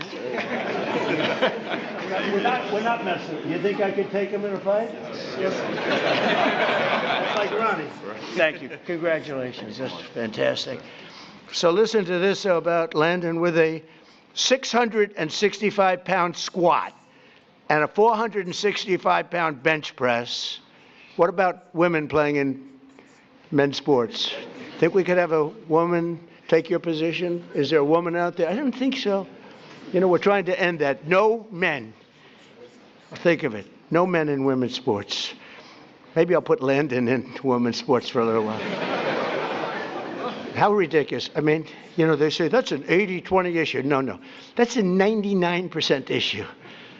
It's amazing. Thank goodness the Democrats keep pushing these things. Open borders, transgender for everybody, and they want to have men playing women's sports. So Landon has some really big records, and he's so strong that the team had to special order a longer barbell. I see, because the barbell would break. That's crazy. Is he the strongest one? All right, guys, let's go ahead and get into this probe real quick. This Senate hearing. We're gonna go ahead and get into this Tulsi Gabbard Senate hearing, right? Because Tulsi Gabbard just totally switched up her whole ordeal from late last year or around the midtime, around June or July last year, right? She had a lot to say about Iran, and her position sort of changed. So we're gonna go ahead and get into this national security hearing, global threat to the U.S. Let's see, which one do I want to watch? Gabbard and Kash Patel testify in the worldwide threats hearing before the House Intelligence Committee. So I think we're gonna do C-SPAN. Is that the one? Yeah, we're gonna do C-SPAN. I've seen plenty of power banks over my 15 years of reviewing tech, but this Ridge one quickly became a favorite. So this, You think a Tulsi 10,000 is a milliamp hour baddie? battery that's already this small, pretty clutch, but it's also think she's pretty a baddie? loaded. Triggering my I think she looks better than Kristi Noem. She looked better than Krusty Noems because Krusty Noems, she just looks so fake. You know, Krusty Noems looks so fake. Gabbard, she's a little bit more. You could deal with Gabbard. Like she's a little bit more natural, I would say. Krusty Noems just looks so fake. migration surges. Smugglers who often operate as transnational criminal organizations view chaos as an opportunity for profit and will likely continue to profit from these illegal immigration flows. She all right, These right. TCOs continue to pose a daily and direct threat to the health and safety of millions of U.S. citizens, Grab some primarily water by real quick, producing chat. and trafficking in Y'all continue to illegal hang around. I'm gonna drugs. get some water over here real quick. Under President Trump's leadership, fentanyl overdose deaths have seen a 30% decrease from September of 2024 to September of 2025. His aggressive efforts to more directly and actively target these transnational criminal organizations and reduce the inflow of fentanyl precursors has already had a significant impact, which is likely to continue. Mexico-based transnational criminal organizations like the Sinaloa Cartel and Jalisco New Generation Cartel dominate the production and smuggling of fentanyl, heroin, methamphetamine, and cocaine into the United States. Colombia-based TCOs and illegal armed groups like the Revolutionary Armed Forces of Colombia and the National Liberation Army are responsible for producing and trafficking large volumes of cocaine into the U.S. and European markets, with some indicators that they are now attempting to expand to the Asia-Pacific region. Colombia remains the world's largest producer of cocaine, and Colombian criminal groups have expanded their trafficking relationships with neighboring Ecuadorian and Brazilian gangs. MS-13 is well established and sells. The cocaine godmother is still around. The cocaine godmother never went away. Even though she was unalived in Colombia, she is still present in spirit. And Colombia remains still the largest drug trafficking country in the world. In the United States and uses violence to intimidate the Salvadoran diaspora, engaging in murder, extortion, retail drug trafficking, firearms offenses, and prostitution, fueling increased violence and instability. These and other TCOs present a very tangible and individualized risk of violent crime to everyday Americans and contribute to regional instability. As the president increases counter-drug and counter-cartel pressures, they are likely to seek ways to try to adapt their operations, including shifting and decentralizing production locations and trafficking routes and methods. And they're still getting through the border right now as we speak. As I told y'all, I took a trip down to Edinburgh 3 weeks ago. I'm back and forth between Dallas and El Paso every single week. And I know for a fact that people are still getting into this country from Mexico illegally. I know for a fact. That's a fact. So you can argue with me. You can call me stupid. You can say I don't know anything. Whatever you say, right, does not change the fact of what I know. And what I know is people are still getting across the border illegally. They're still smuggling drugs across the border illegally, from Mexico to Texas, from Mexico to Arizona, all the way from Arizona to Washington State. They are still smuggling drugs into this country right now, today. That's a fact. The United States continues to face a complex and evolving threat landscape with a geographically diverse set of Islamist terrorist actors seeking to propagate their ideology globally and harm Americans. Even as Al-Qaeda and ISIS organizationally remain weaker today than they were at their respective peaks. Imagine being able to build an app with your name. Uncle James, thank you for subscribing. You finally subscribed, Uncle James. Thank you, buddy. Name on it, just by thinking about it. Took you a while. Meet Base 44, a complete AI creation platform. The spread of Islamist ideology, in some cases led by individuals and organizations associated with the Muslim Brotherhood, pose a fundamental threat to freedom and foundational principles that underpin Western civilization. These Islamist groups and individuals use this ideology for recruiting and financial. Somebody said call ICE, bro. ICE is that's Border Patrol. Border Patrol is supposed to be doing that. But what I can tell you is every week when I go through Border Patrol, every week, this is what they do, chat. This is what they do, literally. This is what Border Patrol do every week, chat. To everybody. I don't know. I guess because Krusty Gnomes quit or she got repositioned or whatever the case may be.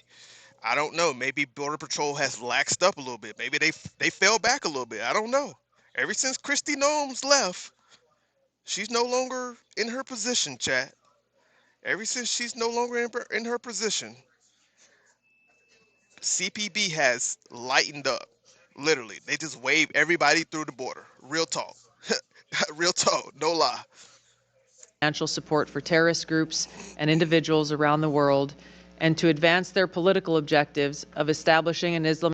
Yes, I go through the border patrol every single week. Yes. I found another way to skip ads, usually F5 3 times does the trick. Do not hate me, my YouTube's good. Do not hate me, my YouTube good. Thank you, Jay Stewart. F5 3 times. Okay. Appreciate that tip, Jay Stewart. F5 3 times, he said. So we're going to try that out and see if that actually works. F5 3 times. Thank you, Jay Stewart. Thank you. Islamist caliphate, which governs based on Sharia. There are increasing examples of this in various European countries. President Trump's designation of certain chapters of the Muslim Brotherhood as foreign terrorist organizations is a mechanism to secure Americans against this. Somebody said, look, I don't have to call anybody. I don't have to call ICE. I don't have to call the police. I don't have to call nobody. The government, if you're watching this right now, yes, that's what Border Patrol is doing down in down at the border in El Paso. They're just waving people through. So you guys need to go check your men and your women out there. Yeah, go check your men, go check your people, because they're not doing their job. It's not my fault. I don't have to say shit. They should have this shit on lock. They should be doing their job. They're not doing it. Threat. In response to setbacks of their capabilities of conducting large-scale complex attacks. Like guys are standing out there, literally just standing on the side with the dog. The dog ain't even going around the cars or anything. The dog, they're just standing there taking pictures. I don't know what they're doing. They're just standing there with the dog, just hanging out. Like they're not even stopping the cars to let the dog walk around. The IC assesses that Islamist terrorist groups have shifted towards focusing on executing information operations to spread propaganda and inspire or enable individuals located in or with access to the West. U.S. counterterrorism operations are ongoing, primarily in Iraq, Somalia, Yemen, and Syria, and have removed key terrorist leaders and operatives, degrading the ability of Al-Qaeda and ISIS to quickly reconstitute its leadership and launch large-scale attacks. Appreciate you, King T. King T, man. Have a good day, King T. Appreciate that, King T. Real talk. Probably just too much work to do, letting people in and out. Might be. Attacks against the homeland. Strict U.S. border enforcement measures and increased deportations of individuals with suspected links to Islamist terrorists have reduced access to the homeland and removed some potential sources of future terror attacks.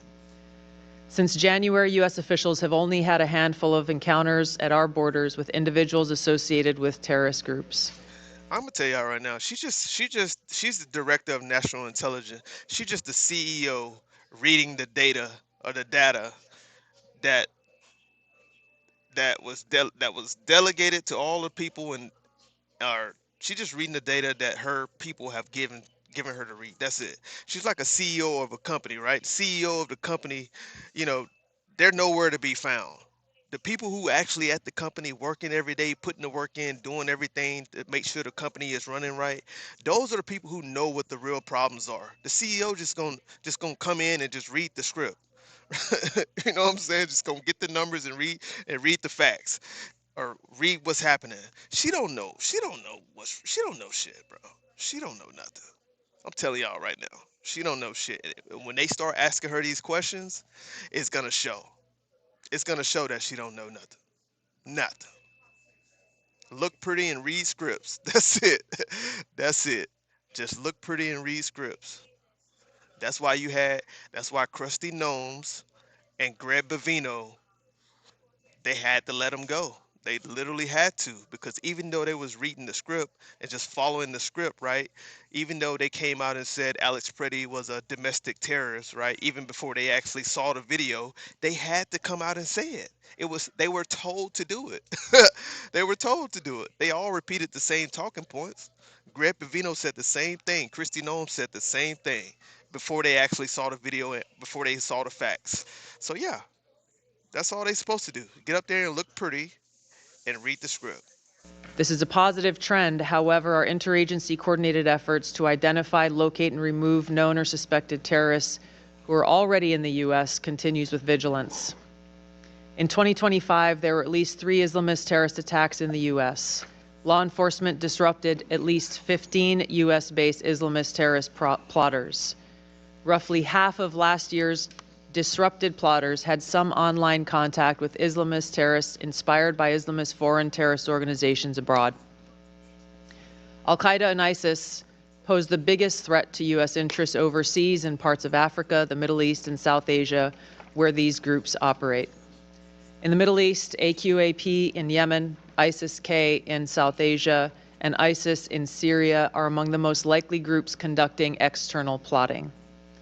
ISIS in Syria specifically is likely seeking to rebuild its ranks, expand support networks, and solicit funds by re-engaging with and recruiting from the likely hundreds of ISIS detainees and thousands of ISIS-linked women and children who escaped or were released from prisons and displaced persons camps. Meanwhile, state actors present a risk broader in scope by seeking new capabilities in kinetic and cyber warfare. The U.S. secure nuclear deterrent continues to ensure safety in the homeland against strategic threats. However, the IC assesses that Russia, China, North Korea, Iran, and Pakistan have been researching and developing an array of novel, advanced, or traditional missile. The system works because it flips back and forth between Republican and Democrat. Too much of one for too long, things get really messed up. But we haven't had this one for too long. We haven't had this side. We haven't had the Republicans for that long so far, and things are really messed up right now. And they don't seem to be toning down anytime soon, right? Diesel was just $5.45 yesterday in Texas, from Odessa all the way up to Abilene, probably coming up a little bit further than that. It was $5.45. Now today it's $5.65, right? So it's gonna continue to get worse, and inflation is just gonna skyrocket, chat. That's what's gonna happen. It's gonna happen. Delivery systems with nuclear and conventional payloads that put our homeland within range. The IC assesses that threats to the homeland will expand collectively to more than 16,000 missiles by 2035, from the current assessed figure of more than 3,000 missiles. The IC assesses that China and Russia are developing advanced delivery systems meant to be capable of penetrating or bypassing U.S. missile defenses. North Korea's ICBMs can already reach U.S. soil. North Korea's ICBMs can already reach the United States soil. Then why the fuck why are we in Iran? Why are we in Iran? Why? If North Korea is the one that has the nukes, or if they're the ones who have the nuclear capabilities and they can potentially pose a threat to U.S. soil, then why are we not in North Korea? But we already know what it's about, Chad. We know it's about the oil. We know it's about the strait. We know it's about gaining control of that area. That's what we really want. It ain't the fact that, or they actually don't. They never posed the imminent threat. That was proven. She actually is gonna. She said that before. Joe Kent came out and said it. So that's the case. We already know why we're there right now. We're there to control the Strait of Hormuz. That's why we're there. And because of Netanyahu said so. Netanyahu. Do your buckwheat impression again. Shut up. Buckwheat, you funny as hell.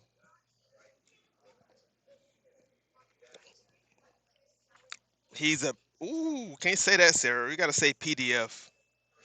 You gotta say PDF. Slow down, China. Go to North Korea then, stupid.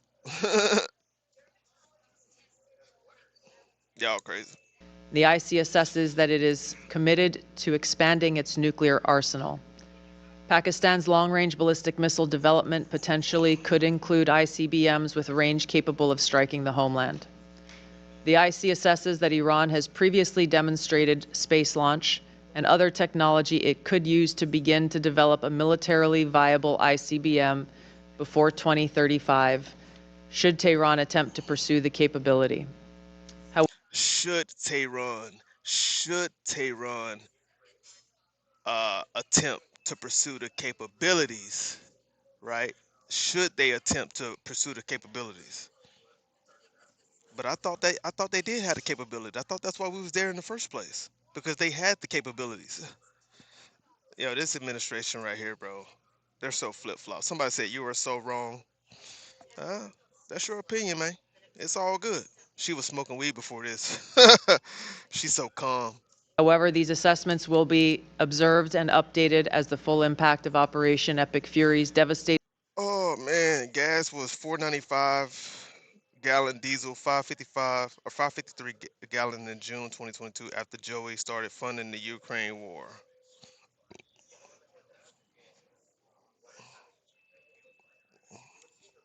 Smoking the cushy. Are you disappointed you didn't get your cavity searched at the border acting? Strikes on Iran's missile production facilities, stockpiles, and launch capabilities is determined. Websites your competitors don't want you to know. Let me see. Part F5, two. he said 3 All times. you do is go to this website, and it lets you find out exactly how much your competitors are making. He lied about by that, showing you y'all. how much traffic they're getting, where the traffic's coming from, and even which social media platform is driving. He lied about that. Shifting to the cyber domain, the IC assesses that China, Russia, Iran, North Korea, and non-state ransomware groups will continue to seek to compromise U.S. government and private sector networks, as well as critical infrastructure, to collect intelligence and create options for future disruption and for financial gain. Jay Stewart, that did not work for the me. IC assesses China and Russia present the most persistent and active threats and are continuing R&D efforts. North Korea's cyber program is sophisticated and agile. In 2025 alone, North Korea's cryptocurrency heist probably stole $2 billion, which is helping to fund the regime, including further development of its strategic weapons program.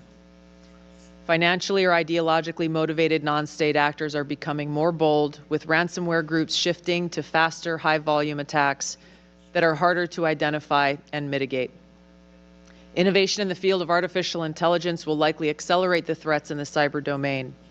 It will increasingly shape cyber operations, with both cyber operators and defenders using these tools to improve their speed and effectiveness. For example, in August of 2025, cyber actors used an AI tool to conduct data extortion against international government, healthcare, and public health emergency service sectors and religious institutions. Shifting to the Arctic, the IC assesses that Russia, and to a lesser extent China, aim to strengthen their presence in the region through increased maritime trade, natural resource extraction, and military activity. Russia, which has the longest coastline in the Arctic, has long sought recognition of its quote-unquote polar great power status and is deploying more military forces and building new permanent infrastructure. China, though not an Arctic country, is engaged in more limited efforts in the region to advance its strategic and economic interests. On the technology front, Bro, artificial intelligence. she don't talk like this. Duh, because she's reading. She read like this. She might not talk like this, but she read like this. She's reading from a script. Jomo, come on, man. Stop being slow. Capabilities are rapidly advancing and changing the threat landscape. As this is a defining technology that enables computers and machines to simulate human learning, comprehension, problem solving, creativity, and autonomy, it'll be critical to ensure that humans remain in control of how AI is used and of the machines that may threaten to autonomously violate the interests of the American people across all domains. The IC assesses that China is the most capable competitor. Bro, there's so much fraud coming out of Georgia, bro. Georgia's not a Democratic state. Georgia is not a Democrat state, and they had so much fraud coming out of Georgia. So stop it with that. They talk about election frauds, and they freaking going into Georgia trying to find the election frauds happening in Georgia, the Republican state of Georgia. Stop playing, man. In this field and aims to displace the U.S. as the global AI leader by 2030. AI adoption at scale across the spectrum of usage poses serious risks. AI has the potential to aid in weapons and systems design and has been used in recent conflicts to influence targeting and streamline decision-making, underscoring the risk and likely threats that could manifest on the battlefield. What's up, Dusty? Early developers in quantum computers will give countries an extraordinary technological advantage over others to quickly process national security information and break current encryption methodology used to protect sensitive finance, healthcare, and government information. Robert Pitcher, thank you for the subscription. Thank you for subscribing, man. Robert Pitcher, thank you. The global security landscape is volatile and complex, with armed conflict growing more common and posing potential threats against U.S. interests. All right, Dusty, we'll see you in a little The bit, space domain is becoming increasingly contested, with China and Russia developing counter-space capabilities to challenge U.S. space efforts. The threat of nuclear proliferation and advancing chemical and biological warfare. Bro, when are we gonna get to the questions, y'all? I want to get to the questions, man. Real talk, man. My goodness. That's vote, not money, Dom. Why do you act, why do you act stupid when it's shoot, Frank, man. Y'all got that little one example, man. That little one example of the Somalians in Minnesota, bro. And y'all want to ride that wave, bro. Y'all want to ride that wave, bro. That's it. Y'all want to act like Democratic states are wicked, bro. Republican states are wicked too. They're all wicked, bro. I don't know why y'all act like one side is better than the other one. Georgia was a weird place. I was there, a big city, buying a boat. The way people talk there is different. Yep, very southern. Very southern, man. We're all on one rock. It's just the earth. Why not collectively figure out how to make this planet the best place? Yeah. Bro, they should have did that millenniums ago, bro. They should have did that, not millenniums ago, but they should have did that 1,000, 2,000, 3,000, 4,000 years ago, man. They should have been did this shit. If we ain't did it by now, it's not gonna happen. It's never gonna happen, man. Human beings hate each other, bro. Everybody got their own culture. Everybody have their own traditions, right? They have their own territory that they're not willing to give it up. They're not willing to share resources, right? And so people can't barter. It's like, no, I want what's yours, and if you don't want to give it to me, I'm coming to take it, right? These people have land and territory, and they have minerals underneath that land that they're not smart enough to know what to do with the minerals. So instead of having people actually go there and help them people and help them learn how to utilize the minerals for the better of humanity, they have to go in there and exploit these people. They have to go in there and move them out of their territory and take over and let's say, like, even with Iran, right? Even when they discovered that Iran had all of the oil underneath the surface, and they went in there, and BP went in there and started to set up, refineries and show them how to extract the oil. What happened?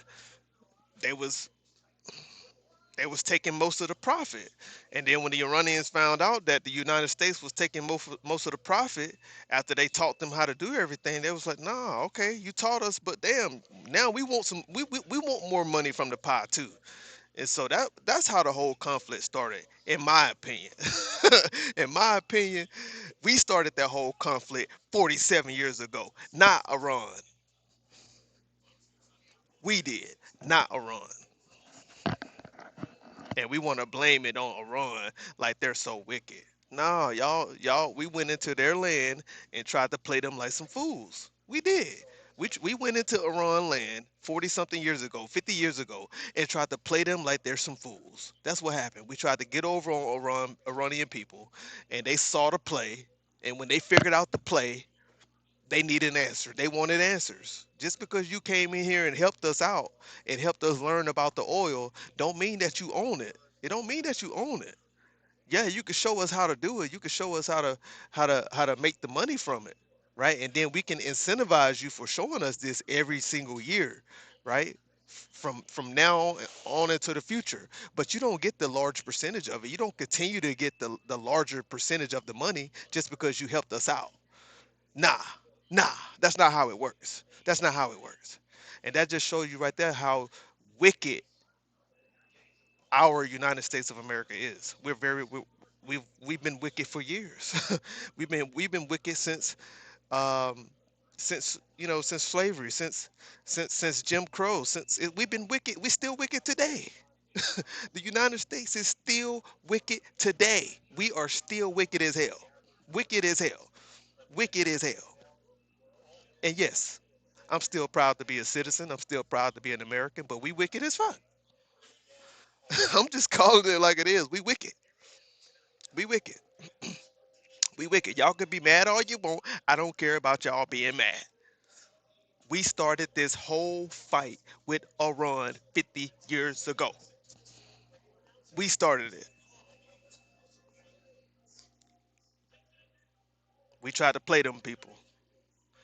Just like we tried to play the Native Americans. Just like we tried to play everybody else that we went into their land and stole shit from. Like, this shit is not hard to realize, bro. It's not hard to see who's right and who's wrong. We are wrong. Israel is wrong. Iran is right. That's the facts.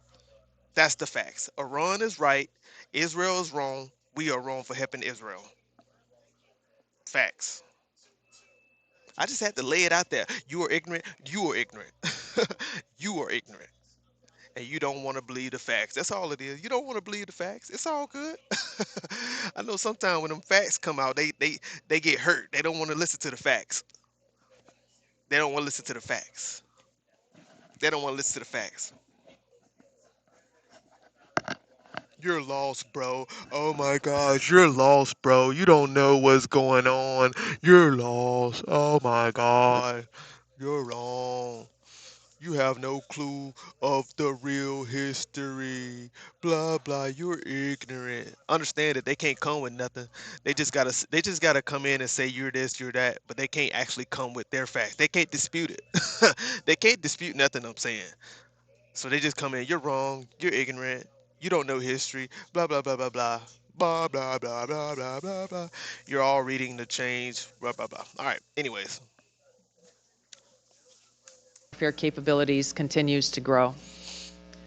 I'll turn now to the Western Hemisphere, where flagging economies, high crime rates, pervasive organized crime, migration flows, corruption, narcotics trafficking present a broad spectrum of risks to U.S. interests, and where strategic competitors seek to gain greater influence in the region.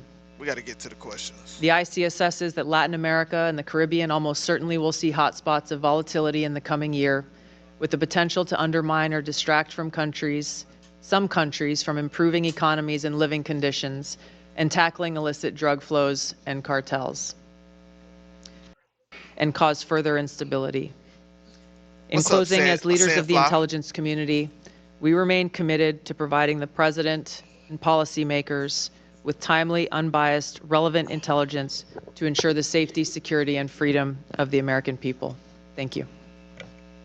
Work today is broken. Every day, people juggle so many different tools just to get work done. A simple task turns into a time. Thank you for your comments, Director Gabbard. We appreciate that. We'll now move to member questions, 5-minute increments. With that, I recognize myself for 5 minutes. Director Patel, our state and local officials are on the front lines of increasingly dangerous, unrestricted warfare activities. You only saw one side, right? You only saw one side of some of the Iranians were happy. But when the new supreme leader got selected, you didn't say nothing about that. The people that were celebrating when the new supreme leader got selected. When the new supreme leader got elected, it was way more people. Thousands and thousands and thousands, way more people celebrating that they had a new supreme leader than it was when the first one got unalived, Ayatollah. When Ayatollah got unalived, it were some people excited about that. Just like here in the United States, if something happened to one of our leaders, if something happened to the president, God forbid, right? I don't want anything to happen to him, but if something happened to him, it would be thousands of people celebrating it. And it would be thousands of people mourning it. That's just a fact. So what are you saying? What point are you trying to prove when you say that there was Iranians celebrating? How does that prove a point? It doesn't prove anything, bro. It would be the same way if something happened to the president here. People would be celebrating it. People would be mourning it. Just like what happened. Never mind. Being undertaken by Chinese nationals, such as marijuana grow operations protected by armed militants, secret police stations engaged in transnational repression, Chinese-operated sim farm sites, crypto mining facilities, and land purchases near strategic locations.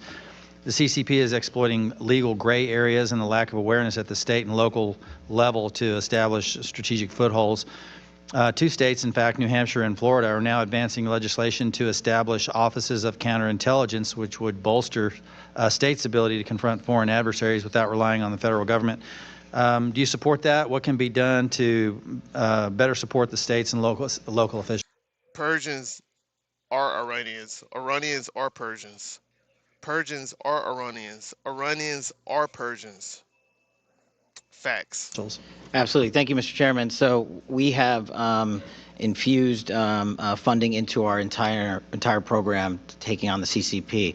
And while we are well versed in the fact that we have our capabilities with folks like CFIUS when it comes to the purchases of land around military bases, that only extends 1 mile under the current law. So the FBI had to get creative. So what we did was directly engage with our state and local partners. And I'll give you 2 examples. A 400-acre farm in the state of Texas was owned by a CCP official, but because he was outside the reach of the CFIUS law, the FBI executed a unlawful possession of firearms, a criminal complaint, and received it. We seized the land in its entirety, and that CCP national is back in mainland China, and we are working to get him back here. In another example, off the coast of Louisiana, we worked with Governor Landry's team on drilling sites off the coast of Louisiana because, again, they were outside the whole of CFIUS in the 1 mile radius. And with the intelligence we were able to provide our state and local authorities, they shut down that CCP drilling center, which we believed was actually used to provide and steal data and intelligence from American lives. So that's just a little bit of an example. On the marijuana grow houses, we have 6 active ongoing investigations. Tanaj, thank you for subscribing to the channel. Thank you. Investigations in 6 multiple jurisdictions for specifically taking down CCP affiliated grow houses from Maine to Georgia and across the country. So it sounds like from your characterization of CFIUS, it's inadequate at this point. Maybe we could do something legislatively here in this body to provide some broader authority to address that challenge. I would love that. Okay, great, excellent, thank you. Director Ratcliffe, in January 2021, in your role at D&I, As the director, you sent this committee a letter outlining your concerns about an intelligence community assessment in which, among other things, analysts tailored their analysis towards a preferred policy outcome. CIA management pressured analysts to withdraw their support from an alternative viewpoint, and the full body of intelligence reporting wasn't considered.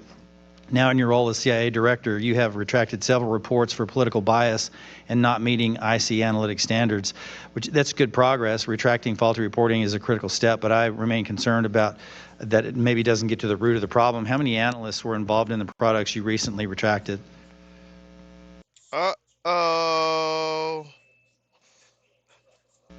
I don't know the specific number, Chairman.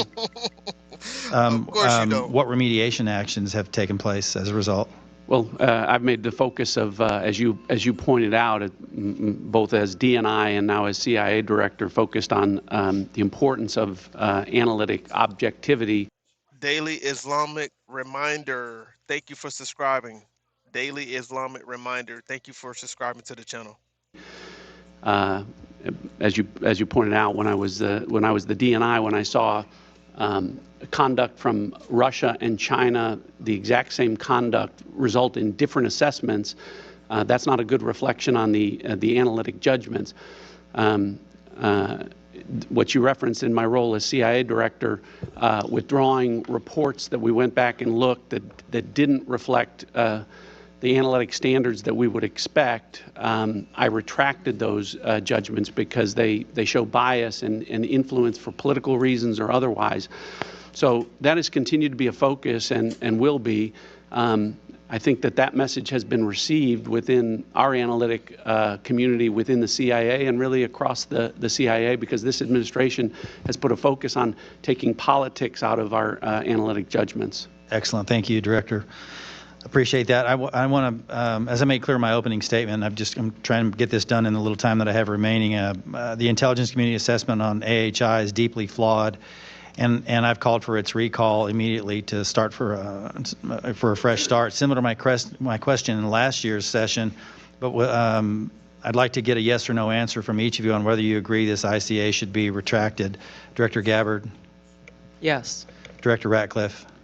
Say it again. The question AHI, ICA? Yeah, so for the ICA, I understand that Director Gabbard is reviewing that, and I've deferred all AHI investigations to her review. So if in her judgment that is something that should be retracted, then... Somebody said, what is the reminder? The amount of money they get for their oil is not going to all the people, just a small group of people. The Jews are always being accused of this problem. You guys need a third party by the people, for the people.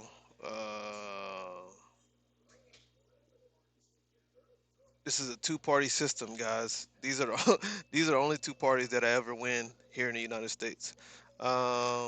Wars just make the rich richer. Facts. I'm out of here, you dirty liar. Hope you get it soon. We don't need you anymore. All right. Does this audience know what religion controls Israel? It is easy to find out. I ain't getting into that. I ain't gonna get into all that. Y'all can have that in the chat. Trump said a high oil price makes Americans rich. What type of dumb shit? Then I would agree with that. Then yes. Okay, Director Patel? Yes. Thank you. General Hartman? Yes. And General Adams? Yes, sir. Thank you. I appreciate that. Thank you all for your responses. I'm going to recognize the ranking member for 5 minutes. Thank you, Chairman. Director Gabbard, as was well covered yesterday in January, you were present at the execution of an FBI warrant at the Fulton County, Georgia election office at the direction of the president and to all appearances in connection with the president's false claims about the 2020 election. The unsealed affidavit submitted by the FBI made zero reference to foreign powers or outside interference. I don't want to relitigate the reasons why you were there, but I do want to know whether as a result of your visit there is credible intelligence in your possession pointing to foreign interference in Georgia in the 2020 election. Come on. Thank you for the question, Ranking Member. As you know, over each of the previous elections, there is an ongoing effort by different foreign entities. Ma'am, it's a very specific question. Yo, they be playing games. Here we go already. She playing dodgeball already. He asked you a specific question, very specific question. Why are you talking about the the just listen, just listen. Is there intelligence in your possession relative to foreign interference in the 2020 elections? Very simple, straightforward question. We are continuing to look at previous attempts to interfere in our elections and any ongoing threats that may exist for the upcoming elections. Okay, but can I assume that the answer to my question is no, that you have no specific intelligence related to foreign meddling in the Georgia election? We are continuing to look into this matter. Okay. Director, the ODNI has confirmed on the record that your They can't they can say a lot of bullshit off the record, but when they on the record, they want to play stupid. That's the crazy part. They say a lot of "What's up, boo boo? How you doing, boo boo?" When they off the record, they say everything. They spew a lot of bullshit off the record, but when they get on the record, it's like, oh, it's ongoing. It's an ongoing investigation. They can't say shit now, so I cannot be sued. Right? It's crazy, bro. These games they be playing, man. It's good to see you too, boo boo. Real talk. It's always good to see you. They're all lying. It's a it's all a game. They have played for thousands of years. Come on, Victoria, talk about it. office took custody of voting machines from Puerto Rico last May. I'm not aware of any previous DNI taking similar actions. Did your office promptly notify the committee about taking custody of Puerto Rico's voting machines? I don't believe we did. However, this was done at the request of the Puerto Rico AUSA attorney. Ma'am, it's a yes or no question. The answer, as you have acknowledged, is no. You did not inform the committee about the taking of a territory's voting machines. Is there a specific foreign threat? And I've read the reporting that you were looking for possible foreign threats, but is there a specific foreign threat that drove you to take this action? There were questions about whether or not there were vulnerabilities that a threat could have taken advantage of, and that was the purpose for their requesting us to look into those vulnerabilities. Where are those voting machines now? I believe they are held in a secure facility at ODNI. Are they trying to strip Puerto Rico's ability to vote in our elections, guys? Is that what's happening here? Am I not understanding what's happening here, y'all? People get your news from another country. It's biased. Are they trying to stop Puerto Rico from being able to vote in our elections? He's trying to box her into a corner. They have plenty of evidence of interference, but if she gives them specific, it paints the evidence when they go. It paints the evidence when they go to court. Says Eddie Too Cool. No, get your news from conservative station, not these liberal. Get your news from conservative stations. Boy, you gotta be out your mind. Fox News is one of the worst news stations you can watch. Literally, they always mixing up facts. That's how they got caught lying about the president wearing that hat. Just a simple lie about the president wearing that hat, that hat to the soldier's funeral. Literally, they tried to switch the videos. That's what Fox News do. They lie. They try to play in your face, and then when they get caught, they want to say, "Oh, we made a mistake. We're sorry." Like, come on, man. Fox News are straight liars, bro. They lie all day, every day. But you believe it though because you just, I just don't get it. Have you or other ODNI officials taken any other state or territory's voting equipment into custody? Not to my knowledge. I want to turn in the subject of elections to a paradoxical thing. You will all be aware that the U.S. government is apparently going to grind to a halt. The president is going to sign no more bills. The Senate will spend 2 weeks apparently debating the SAVE Act. The SAVE Act, of course, would make illegal foreigners voting in U.S. elections, which is already illegal. So we are to do no more business because of apparently. Yo, this SAVE Act is so pointless, bro. It's just literally the president just trying to throw something out there and just hope that it sticks and hope that enough people will buy it to actually vote for these people in the midterms. It's just the SAVE Act. It's, bro, like he just said, it's already illegal for non-citizens to vote in our election. And the people that did get through and cast a vote is a very, very, very small percentage of illegal people or illegal immigrants who actually cast a vote in our elections last year. So, bro, this is not a big deal. Everybody talking about, uh, somebody said earlier, man, gas is not a big problem. You think gas is one of the biggest problems? Man, we literally do not have an election fraud problem. We don't have that problem. Like, illegal immigrants are not voting in our elections at a large, like, it's very rare. It's a one off or two off every here and there. It's a small percentage, a very, very small percentage. I'm talking about microscopic. Like, ugh, it's not that big of a deal, bro. It's not that big of a deal. The exit. And what the Republicans say? Oh, you don't know that. You don't know that. You don't know that. Okay. And you don't either. Essential threat to our democracy associated with foreigners voting in our elections.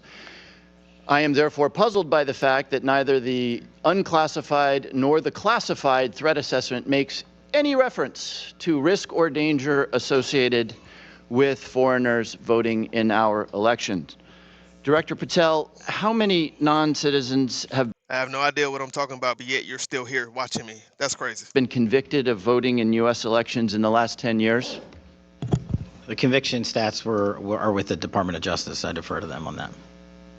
You are the director of the FBI. Give me a guess. How many convictions in the last 1 year, 5 year, or 10 years? Ballpark. I don't have that with me, sir. Again, it's with the department. You don't have that with, okay. Director Patel, how many active investigations does the FBI have? Somebody say any percentage is too much. Okay, but your president is saying that the border is completely secured. Nobody has come through the border in the last 9 months. Nobody illegal has come into the border in the last 9 months. That is a lie. I know for a fact that is a lie. That is a lie. That is a lie. That is a lie.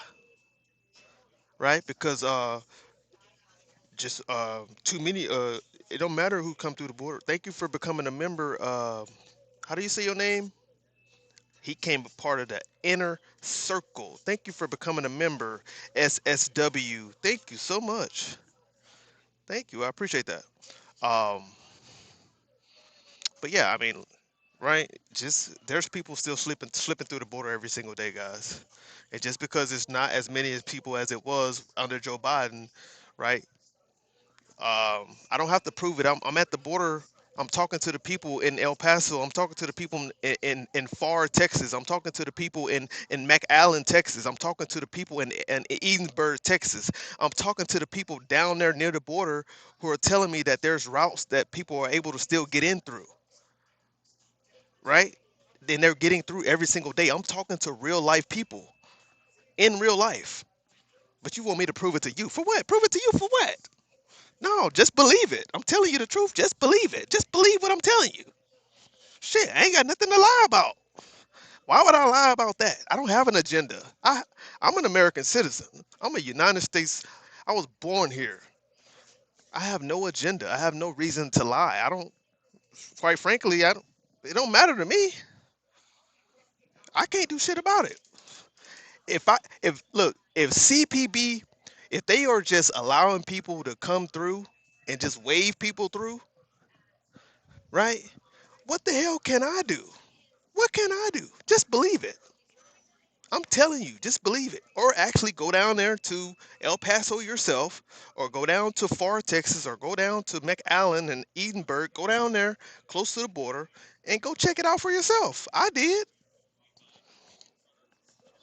And you go down there and watch CPB sit up there and wave all the truck drivers through, just like this. Just wave them through. Just wave all the truck drivers through, just like this. You go do it. Go watch it. I see it with my own eyes, literally. As a matter of fact, next time I go down there, matter of fact, you can actually go You can go watch my. I have to go check. Let me see. Go watch about 3 lives ago on my channel. Go to my channel right now. Watch about 3 lives ago when I was coming back from El Paso, and we went through the border patrol. We went through border patrol, and you will see where I was talking about it. I was talking to my people about border patrol, literally just waving people through. I was like, bro, they're just waving us through. They're not checking license. They're not checking anything, the cars, nothing. And I got it video proof. You want proof? Go watch one of my videos from 3 videos ago when I was going through, maybe 3 or 4. When I was going through CPB, I was driving. You will see it. You will see it. You will see it. There's your proof right there. Go watch my videos. Into foreign individuals voting in U.S. elections? We have a number of investigations, generally speaking, ongoing about individuals across the country. Yeah, I'm asking for that number. I don't have that number with me, but I have a number of them. You have a number of investigations. Okay, is that number 10,000? Is it closer to 10,000 or closer to 10?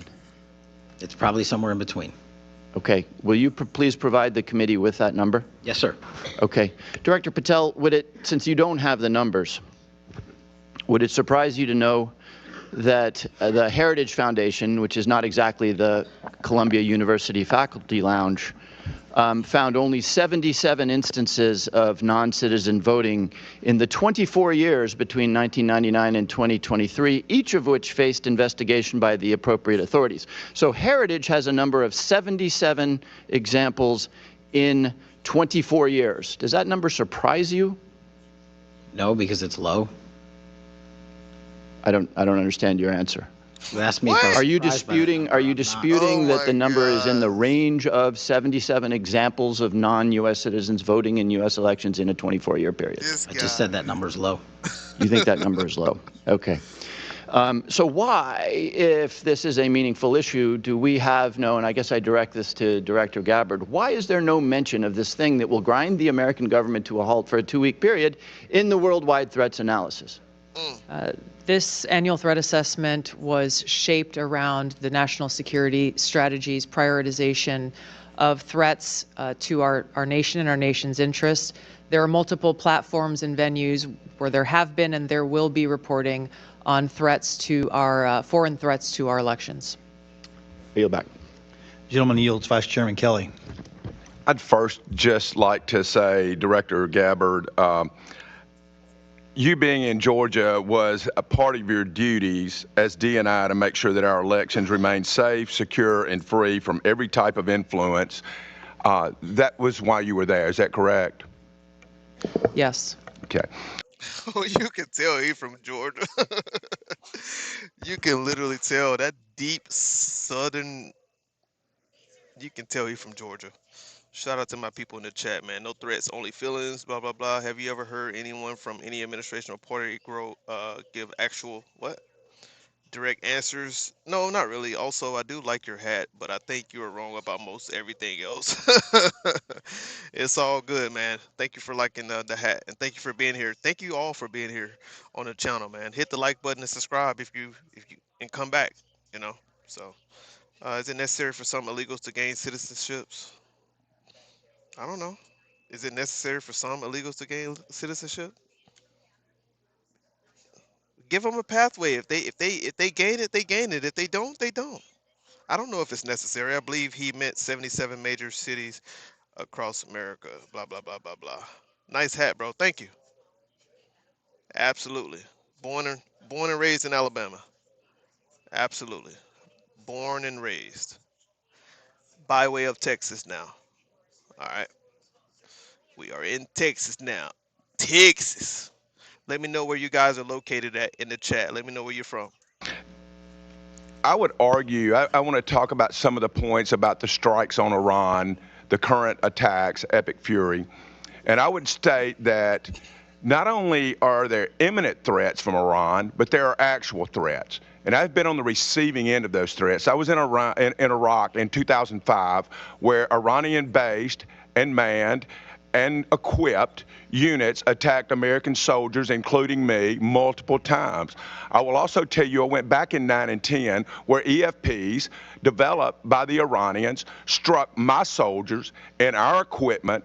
I would tell you the Houthis have continued to strike Saudi Arabia.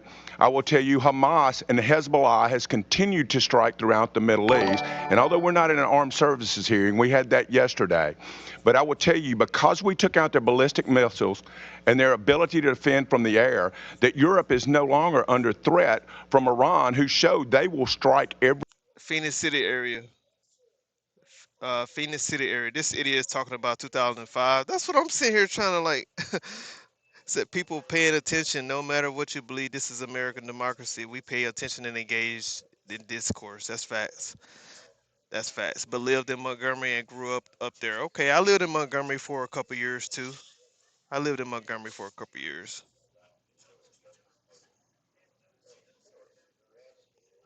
All right. everyone that they can by striking all of their Arab neighbors in Azerbaijan and Turkey and everywhere else. With that being said, Director Ratcliffe, I think the CIA has had a great year in providing intelligence, whether that's in Venezuela, the initial Midnight Hammer strikes, or also the current strikes in Iran. Can you tell us kind of some of the things the CIA has done over the past year that you're proud of? Congressman, good to see you again. Thank you for the question. Good to see all of you and be back in the House.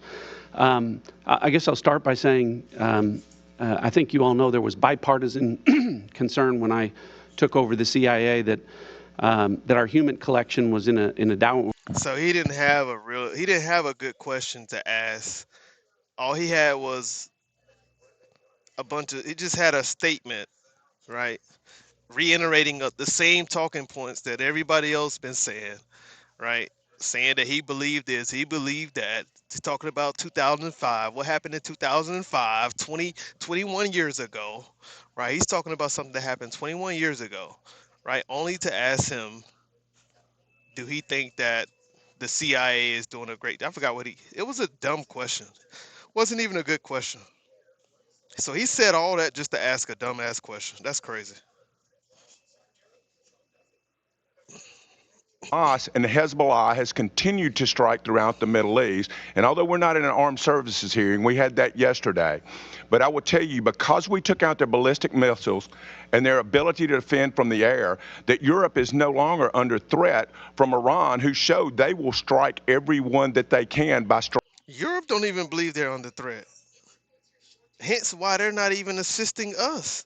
Hence why a lot of these European countries are not even assisting us. They don't believe that. What are you talking about? Striking all of their Arab neighbors in Azerbaijan and Turkey and everywhere else.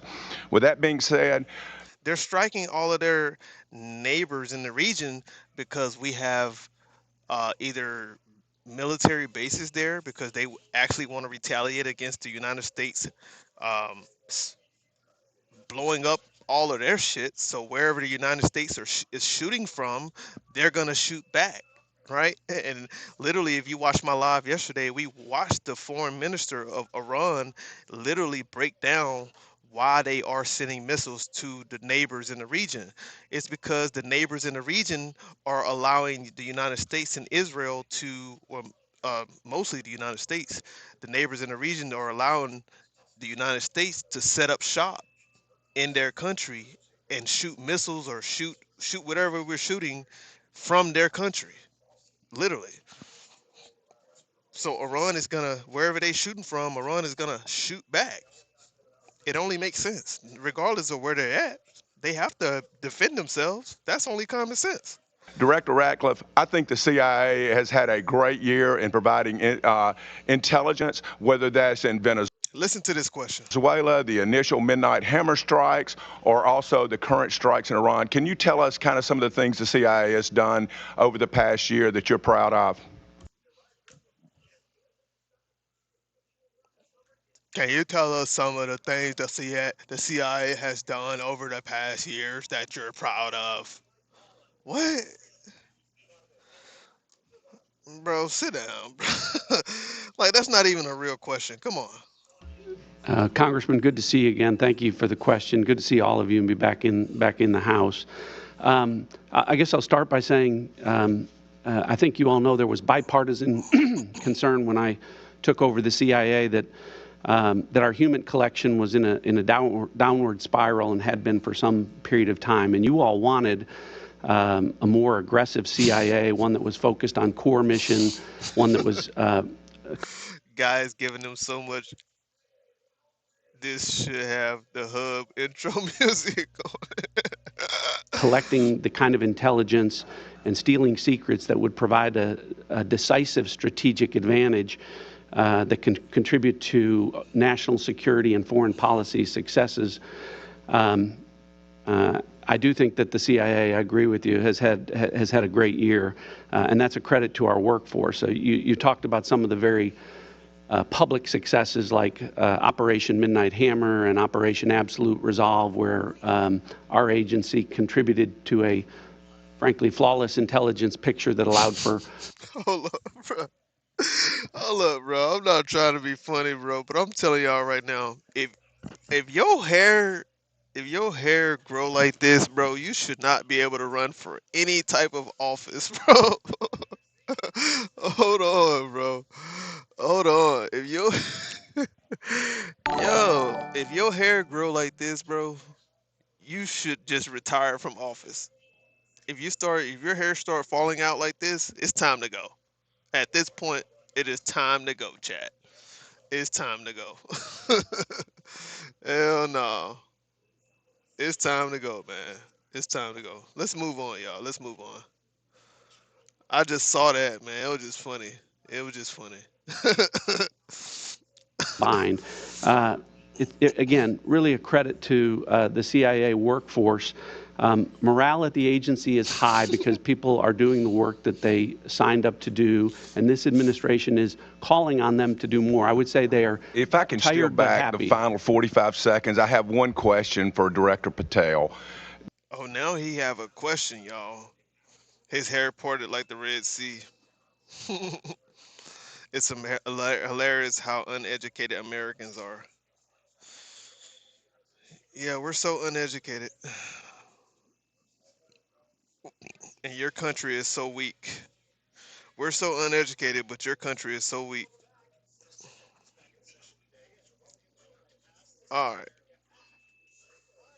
Director Patel, the current shutdown that is caused by us not funding TSA, Border Control, DHS, and all those things, how hard has that made the job of counterintelligence FBI to protect us here in the homeland from threats that came through our borders or internally and already existing in the United States, Director Patel? Thank you for the question. When it comes specifically to the combination efforts between the Department of Homeland Security and the FBI, we have 59 Homeland Security task forces that we have stood up in every single state, and then some, that are co-led by the FBI and HSI. And obviously having a stopgap in funding is hurting those abilities to go out there and fight crime and pick up violent offenders across the country. Even though the DHS workforce shows up every day, I think they've gone 1 month without a paycheck now. We also have things like our Southern Border Intelligence Center in Tucson, Arizona, that is our hub for. But wait, I thought they already got the funding for the year. I thought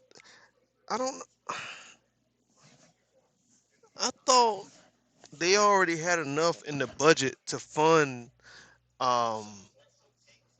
these agents, these DHS agents, for the rest of the year. I thought this shutdown was for additional funding. That's what I thought. I could be wrong. Y'all let me know if that's. I thought the shutdown was for additional funding, but I thought they already had enough in the budget to already have enough to pay the agents and everybody else for the rest of the year. Intelligence collection operations on foreign terrorist organizations, specifically the narco traffickers down in Mexico. Thank you. My time's expired. Mr. Carson's recognized. Thank you, Chairman. The Trump administration has justified this war with Iran. This does not. Thank you, Lloyd, for subscribing to the channel. Or CPB. It's the other parts of DHS. Okay. Interesting. ICE got funded. Right. Think about all the taxes they get per day. We should all be living like kings. Come on, Victoria, that's as facts. necessary to stop an imminent threat. But the administration has not provided this committee with any intelligence indicating Iran was preparing a nuclear weapon, planning a preemptive attack on the United States, or possess any immediate capability to strike the U.S. homeland. That raises very serious questions about what the analysis of the IC provided before the decision to go to war was made. Directors Gabbard and Radcliffe, is there any evidence that Iran intended to conduct a preemptive attack on the United States? And I ask this because 13 service members have been killed in Trump's war, including Captain Seth Koval, a husband and a dad from my state of Indiana, and my constituents want answers. So is there any evidence that Iran intended to conduct a preemptive attack on the U.S. prior to beginning this war, yes or no? Y'all think she gonna answer that question?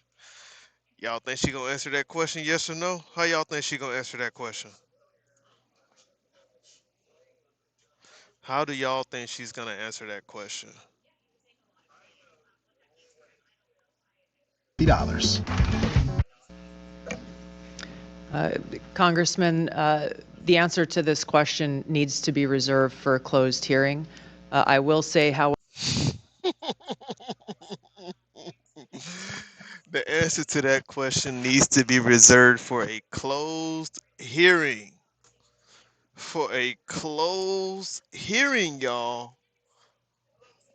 the intelligence community does provide the assessments of the threats that exist to the president so that he can make that determination within the body of information and intelligence and activities within the region that ultimately he is responsible for. What is an imminent threat, and if there is an imminent threat, what actions need to be taken?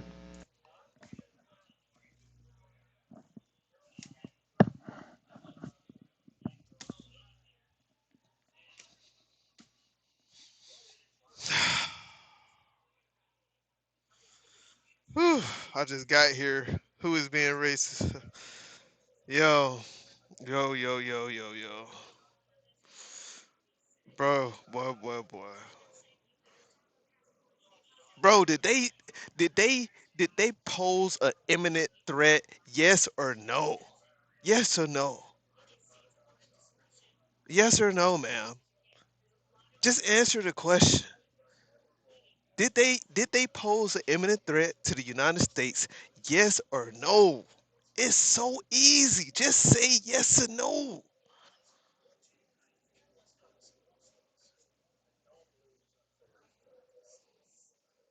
This is crazy. This question needs to be reserved for a closed hearing. I will say, however, because 13 service members have been killed in Trump's war. Iran was preparing a nuclear weapon, planning a preemptive attack on the United States, or possess any immediate capability to strike the U.S. homeland. That raises very serious questions about what the analysis of the IC provided before the decision to go to war was made.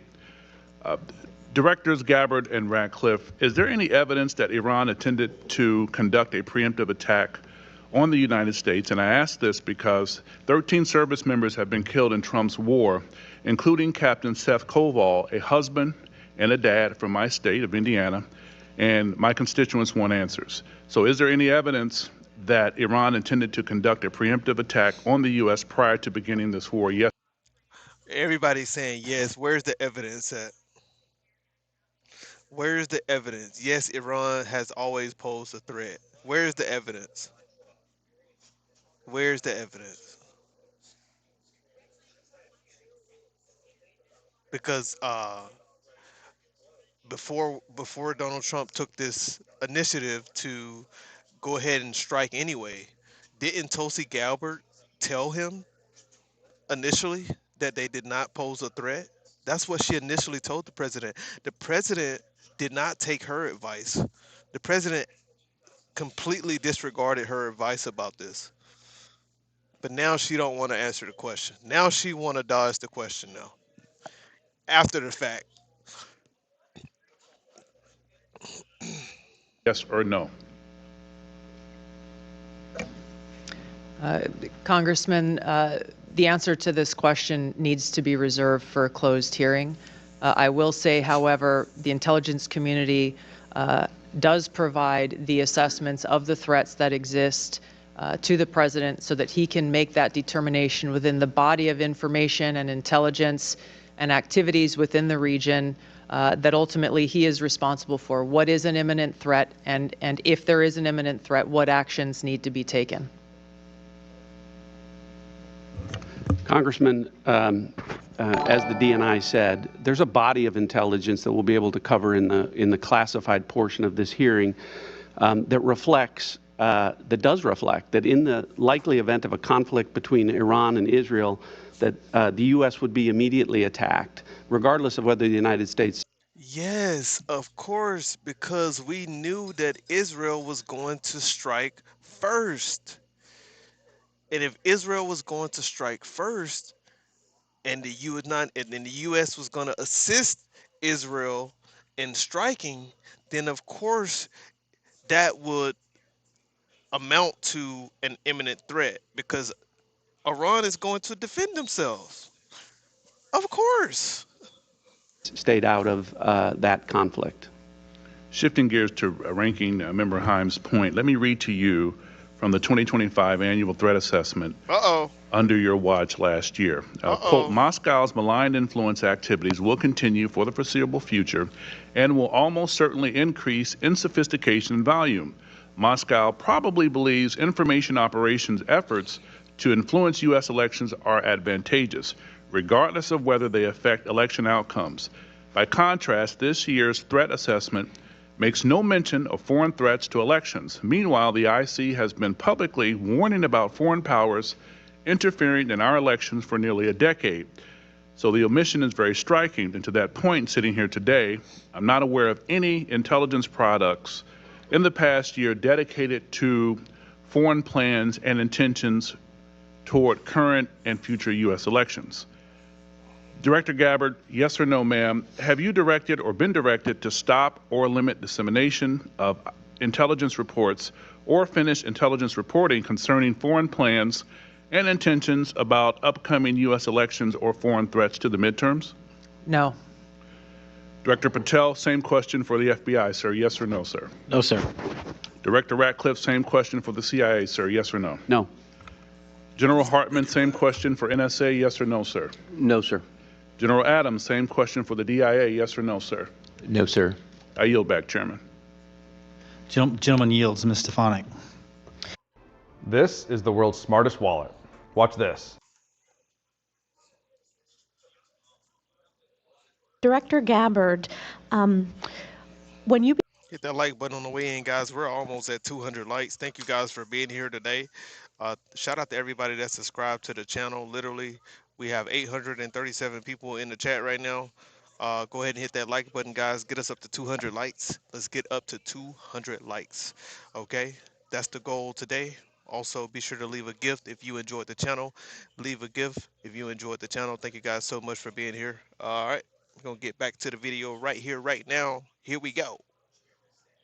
began your testimony, you stated.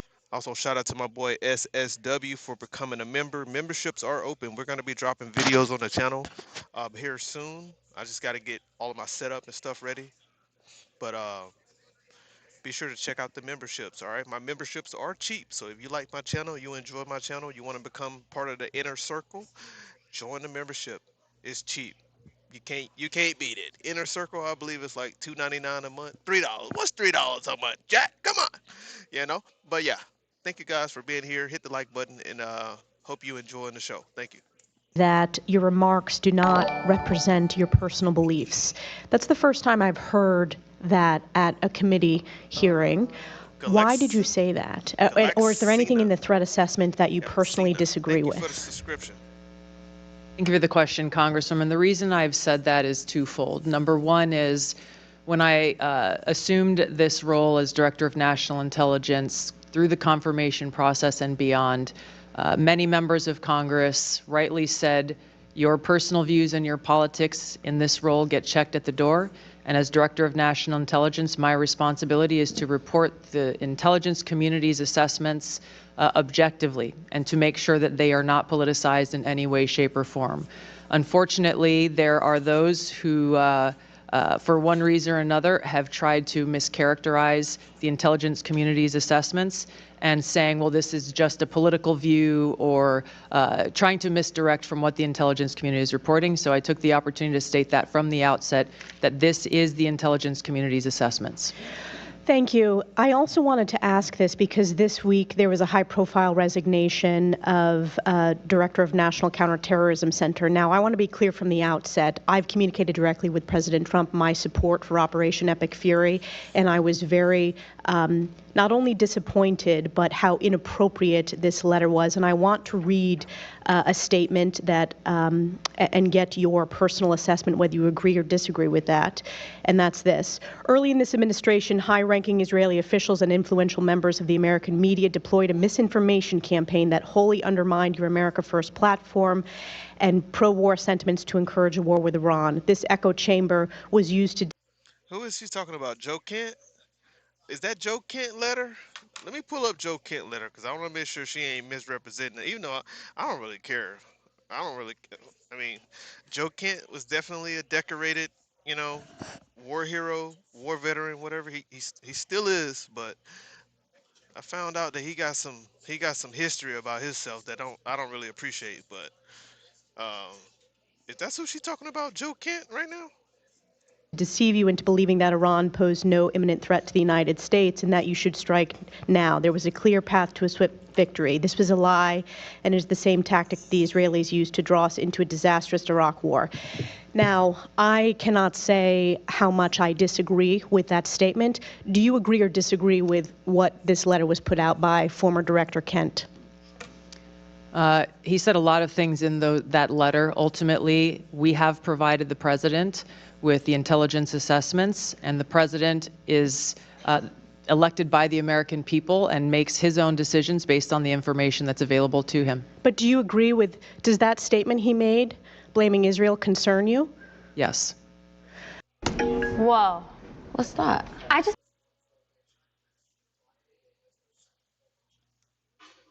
Bro, I don't know why. I don't know why we make it our business as the United States of America to protect the interests of Israelis in Israel so bad. Like, I don't know why we go on this whole campaign about people being anti this, anti that, or to defend these people like they just are so special. To who? Like, I don't know why. Like, it's just like, bro, do they really pull the strings like that in America? Like, do Jews really run the United States? Israelis, do they really run our government? Because I swear it's like we defend, like, you can't say nothing about these people, bro. You cannot say nothing about these people. It's crazy. It's crazy, bro. Literally.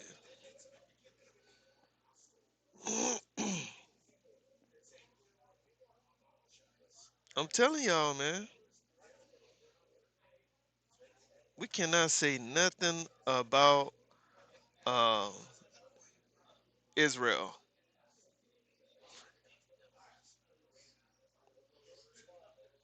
We can't say nothing about them.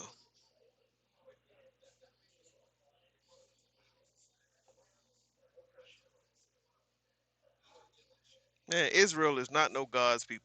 That's in the book. I don't. They no God. God people is everybody. We're all God's children. We're all special people. Like, nah, fuck all that. Israel is not no God's people. They're not no special chosen people. No, fuck that. I'll never in my life believe that. And no, I'm not anti this, anti that. I just don't believe they're more special than me. That's what I mean. Yeah, Israel are God's people. Did you read the Bible? Did you read the Book of Mormon?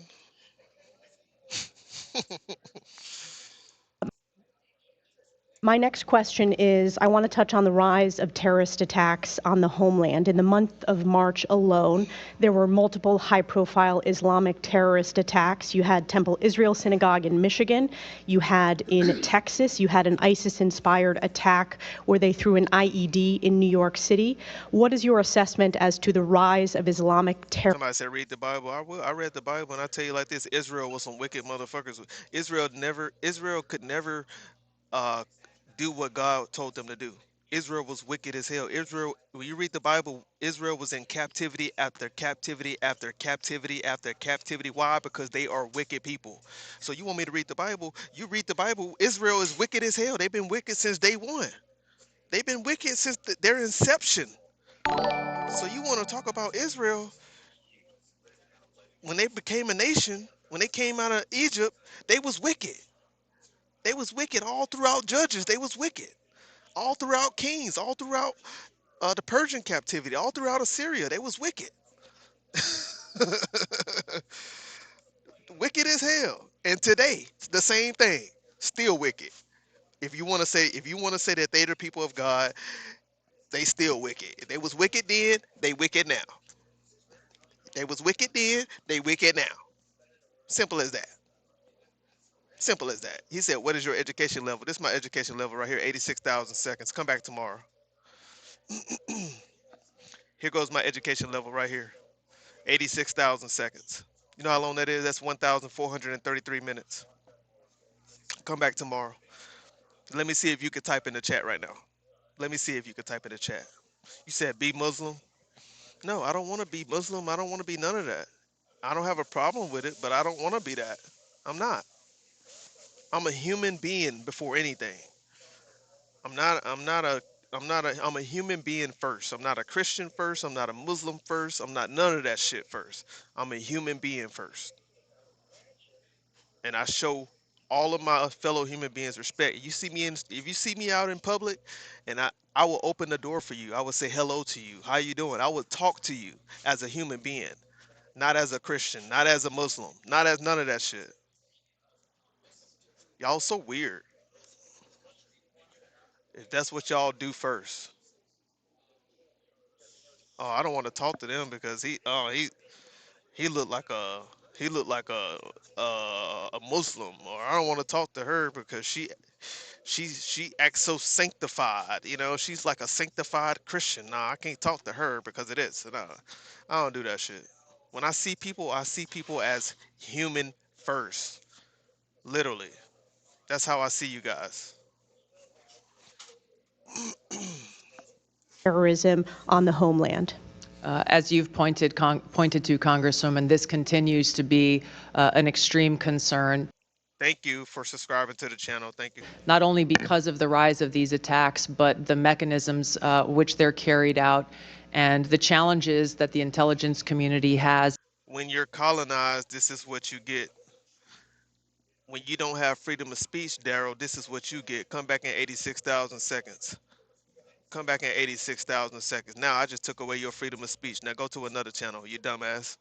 In being able to try to detect some of these threats and attacks in advance. I'd like to defer to the FBI director on some of this because they have been very successful in many cases over the last year in detecting them and preventing these attacks. But due to the nature of the challenge in many of these attackers not having contact with known foreign terrorist entities or individuals makes this a much more challenging threat to deal with. And I want to turn to Director. I hate when people tell me what I'm not. So you come back in 86,000 seconds. You are not a human first. You're not on my channel for the rest of the day. Come back tomorrow, 86,000 seconds. I hate when people try to tell me who and what I am, right? Because they just so in their mind, they just know so much about who you are. They think that they know you. They think they know your life. Like, no, bro, don't tell me who I am. Don't do that. I hate when you Hebrew Israelites, you try to tell people who you are. You flat earthers. You all of you freaking label turds. You try to tell other people who they are. Like, I don't like you people like that.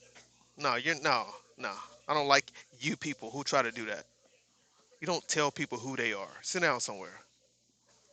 Dr. Patel, I think that's a good, important segue to get your assessment. And I also want to add another aspect of the question. We're working on a 9/11 Commission review, 25-year review.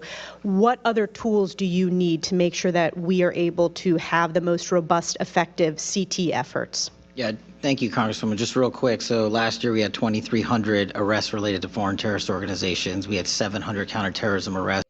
Dwayne, what are you talking about, Dwayne? What are you talking about, Dwayne? Meanwhile, they don't even know themselves. Come on now, Trump approval rating is 0. You're a great guy. Thank you, guys. Thank you. Labeling is shifty. You're a hypocrite. Blah blah blah blah blah. Jesus loves you. Absolutely. We don't even know how many people this massacred through your European American dollar. Sorry. I'm sorry, guys. Look. I'm if I'm reading the chat and I'm having a problem reading the chat, y'all know I can read. Y'all know I can read. But literally, y'all, I worked last night. Okay, so I'm off the rest of the weekend. So I worked last night. I'm still up right now, and so just bear with me, chat. Don't give me a hard time, cause a lot of y'all, I'm saying things. I'm telling y'all certain things, but literally, I worked last night. Literally, I worked. So just bear with me. My mind is not all the way there right now. Honestly, I've been up for a while. I'm a hard-working man. Real talk. And the FBI had 640 counterterrorism disruptions where we stopped attacks on the homeland. Specifically in December, we stopped 4 in an 18-day span. What I need is specifically highlighted in the Norfolk attack. In Norfolk, an individual who was convicted of terrorism and sentenced based upon that conviction. D Jamar, thank you for subscribing to the channel. D Jamar, thank you. Should have, and everybody else that subscribed, thank you. Still been in prison. The Department of Justice in the first Trump administration sought a sentence of 240 months. The judge in that case downward departed and gave a variance to nearly half that sentence. If that had not occurred, that individual would still be in prison and a member of our uniformed military service would still be alive. I want to work with the legislature to figure out how to increase the sentencing for convicted terrorists and also work on the denaturalization process for someone who should not be in this country who wants to attack and kill American citizens and American service members. Thank you. Yield back. Gentleman yields. Mr. Castro. Thank you. Thank you, Chairman, and thank you all for your testimony today. I want to start with a question about Iran and discuss first how the war began. I'm white in Gaston. You in Gaston, Alabama? Gaston. Shout out to Gaston. I'm shocked at the comments. You bring in the blunts, the ends, and the dumb psychopaths. Keep being you, guy. Thank you, Blake. Fake one's approval isn't needed. I got something for y'all. I got something for y'all. Oh man. Can I not do a poll? Can I not do a poll? Bro, Iran. What? Not agreeing with Israel isn't cursing them. Facts. If the Indians didn't allow the settlers on the land, that's crazy. I'm literally sitting up here trying to do a poll. Is that Channing Tatum behind? Nah, that ain't Channing Tatum. That's not Channing Tatum. All right.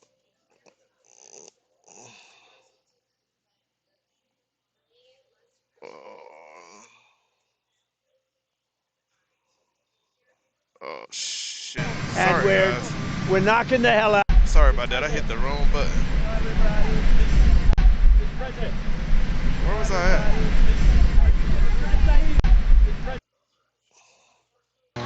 This is how to tell if your olive oil is fake. Not the olive oil is fake. Someone who should not be in this country who wants to attack and kill American citizens and American service members. Thank you. Yield back.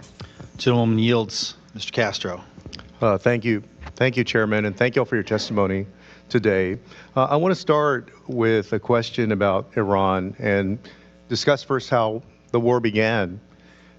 Secretary Rubio told us that Israel was going to strike Iran regardless.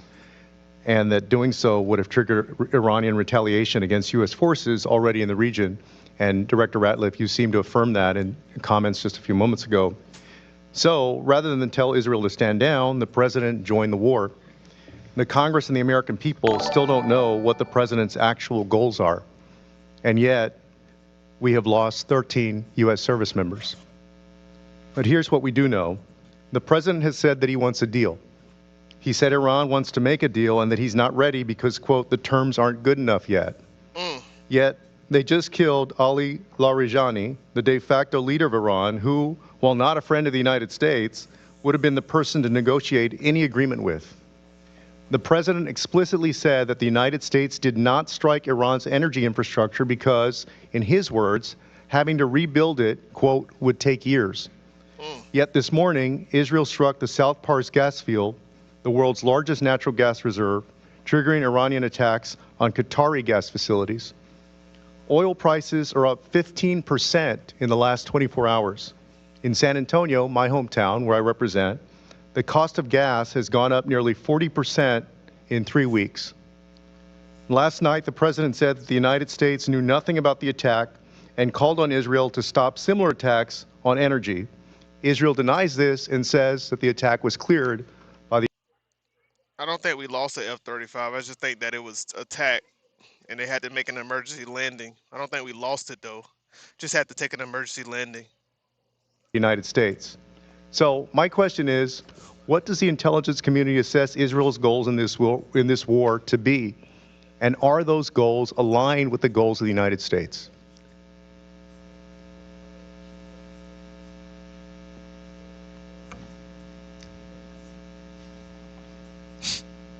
I'm thinking carefully here about what can be said in this open setting versus a closed setting.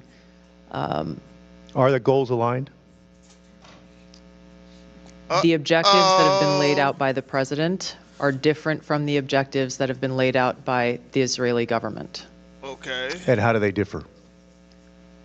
We can see through the operations that the Israeli government has been focused on disabling the Iranian leadership and taking out several members, obviously beginning with... Wait, you mean to tell me that we spending all of this money? We're spending all of our tax dollars on assisting the Israelis, but Israelis' objective is not even, they're not even on the same page as the United States. We're not even on the same page militarily, like objectively, like we're not even on the same page with Israel. We don't even have the same objectives. Totally different. Totally different. So what's happening here, y'all? What's happening here?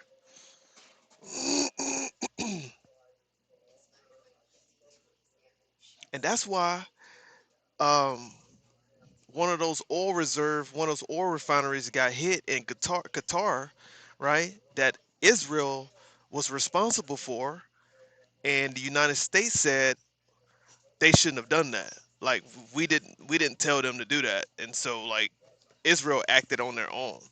Right. So now when you have two different goals and two different objectives and Israel go and do some shit that the United States was not even aware of, which somebody came out and said we actually was aware of it. So it's just like, it's like you said, Victoria, they all lie. Like they all literally lie. Like we just, it's just hard to believe these people, honestly. The Ayatollah and the Supreme Leader, and they continue to focus on that effort. How does that differ from our goals? The president has stated that his objectives are to destroy Iran's ballistic missile launching capability, their ballistic missile production capability, and their Navy, the IRGC Navy, and mine-laying capability. So the death and destruction continues. The economic cost to the United States, to Israel, to the Gulf states, and to the world continues to increase. So I want to ask you, to the best of your knowledge, do you know whether Israel is supportive of the president's call to make a deal with Iran? I don't know the answer to that. I don't know Israel's position on that. And to what do you attribute Israel's decision to strike Iranian energy infrastructure, despite President Trump's call to keep those facilities off limits? And that's what I just I don't talked have an about. answer for that. That's what I just talked about. They're not on the same page with that. Or they could be on the same page, and then the United States could try to act like they didn't know what was happening in Israel. Because they're going to, like you said, somebody said Israel going to do what they want to do anyway. That's facts. Israel's going to do what they want to do, right? They're special, right? And the United States is going to just play dumb like they didn't know what was going on so that the neighboring region will continue to support them.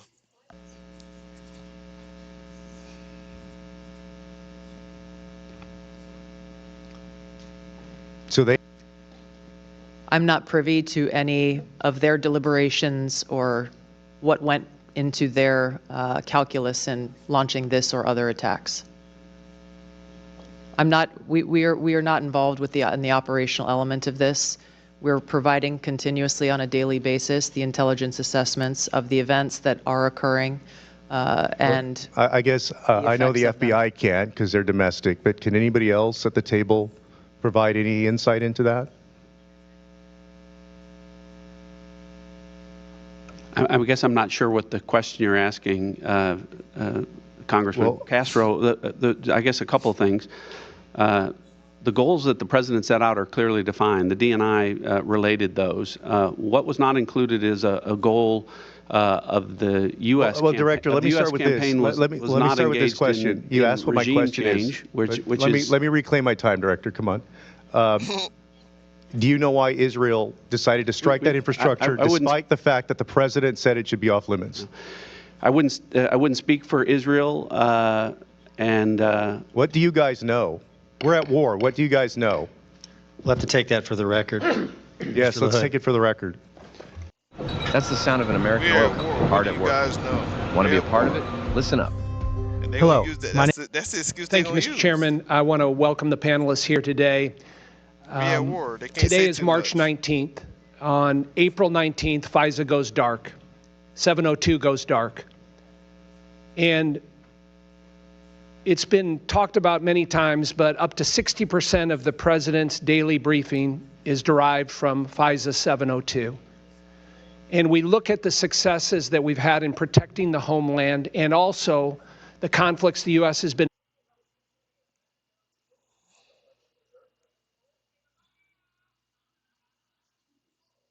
dark. 702 goes dark. And it's been talked about many times, but up to 60% of the president's daily briefing is derived from FISA 702.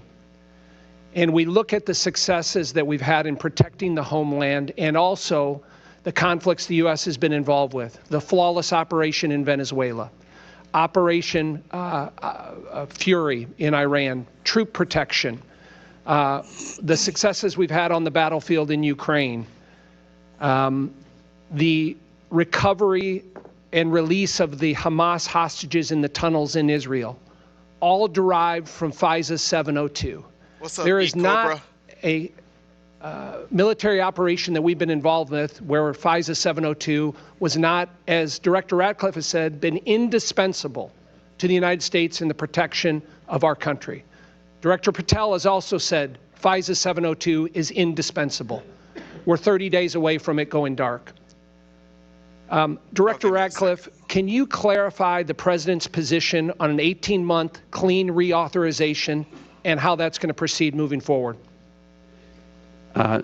Congressman, thank you, and thank you for highlighting this issue. So the president is in favor of an 18-month clean reauthorization of FISA 702, and I would add to that, I'm heartened by the fact to hear that the chairman of this committee and the ranking member are in agreement with that. And I know there's bipartisan support for that, and there should be. And I know this is an important vote for you to take, but I would ask that you all consider when you do that, when you look at the fact that former DNIs and former CIA directors and former FBI directors and DIA directors and NSA directors across Republican and Democrat administrations are in support of FISA 702 in its current form. These are the people that are making the decisions to keep Americans. My bad, y'all. I was I was trying to do something and I got caught up and literally I don't even know what they're talking about at this point. I gotta figure out exactly what they're talking about. Administration are in support of the FISA 702. I don't know. Let me move on because I want to see what I want to see when Ossoff. Yep, it's coming up when John Ossoff started to question Tulsi Gabbard. That's what I want to get into. So I don't know what they're talking about at this point. But I'm back. Maddie, what's up, Maddie? Maddie, what's going on, Maddie? I haven't saw you in a while. Craftsman, what's going on? 541, what's good? Alan, what's up, Alan? After the fact, no questions can be answered. Their intentions are to get away. That's facts. That's fact. How you been? I've been good, Maddie. I've been good. Hope you doing well. I hope you doing well. I've been doing good. I even heard it from a elf that was in the bras, right? Right, white boys and others. What in the world? Spreading your channel in American word. Thank you, 541. They got to talking about converts and all type of crap. Oh, okay, okay. So I can't post here, but I'm here just to chat. So, oh, okay, Maddie. Well, good to see you again, Maddie. Good to see you again. Why did I thought Maddie, I thought you was a moderator. You must be on a different channel. You must be on a different channel. I thought you was a moderator for some reason. You're welcome, Victoria. You're welcome. No problem, no problem. I thought you was a moderator though. Oh girl. Dusty in the building. Let's get back to the video. I'm just trying to find out exactly what they're talking about because I got lost. I was trying to do a couple things and I got lost. So let's see what's going on right here. Oh, Tulsi. Somebody just subscribed to the channel. Thank you for subscribing to the channel, guys. Why don't you run for office? Not ready for that, Victoria. I'm not that knowledgeable in the area to be running for office. Good to see you too again, Dom. You never made me mod. I don't think this is an alt of mine because my other won't be back in. Okay, I don't know why I thought I made you a moderator. I'm not sure. Why are you so caught up on Maddie when we don't care? A dude, you've been lost. Brooks, shut up. Thank you. Director Gabbard, we implemented 2 years ago a number of reforms, actually 56 of them that were part of the Reforming Intelligence and Securing America Act, RISA. And that was done in a bipartisan way. That was a reflection of what we thought were problems with FISA 702, going back during the first Trump administration and even before that. These reforms that have been put in place and that you have helped implement, and we wonder if you could talk specifically about those reforms on the cutting down of FBI agents having access to querying of FISA information, the fact that there are criminal penalties now for FBI agents that are engaged in inappropriate activity as it relates to FISA. Please tell us some of those reforms and how those have been implemented. Director Patel. Sorry, I thought you were asking DNI. Absolutely. So we've gone above and beyond what RISA requires since I became director 13 months ago. We not only require supervisory special agents to approve the query request of U.S. persons, we also require the general counsel's office and lawyers to come in and agree with that request before we can proceed. Also, we have we used to, before this, had a default which allowed queries when we were utilizing our system to say it automatically searches 702. You now have to actually opt in and select that box to make sure that you are intentionally doing so.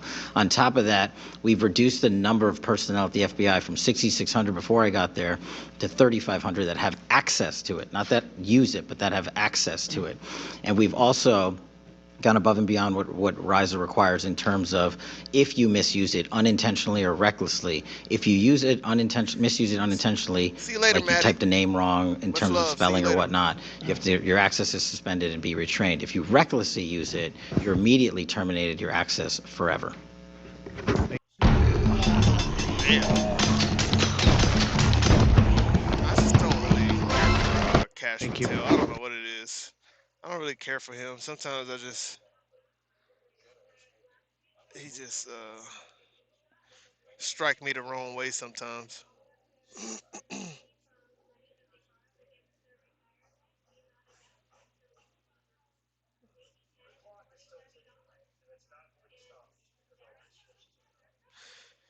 Much love to you, Maddie. Much love. Why are his eyes bugged the F out? I have no clue. But y'all leave him alone. I ain't saying like that. I'm just saying like some of the things that he speak on sometimes and the things that he used to say before he was FBI director. I don't know. He just like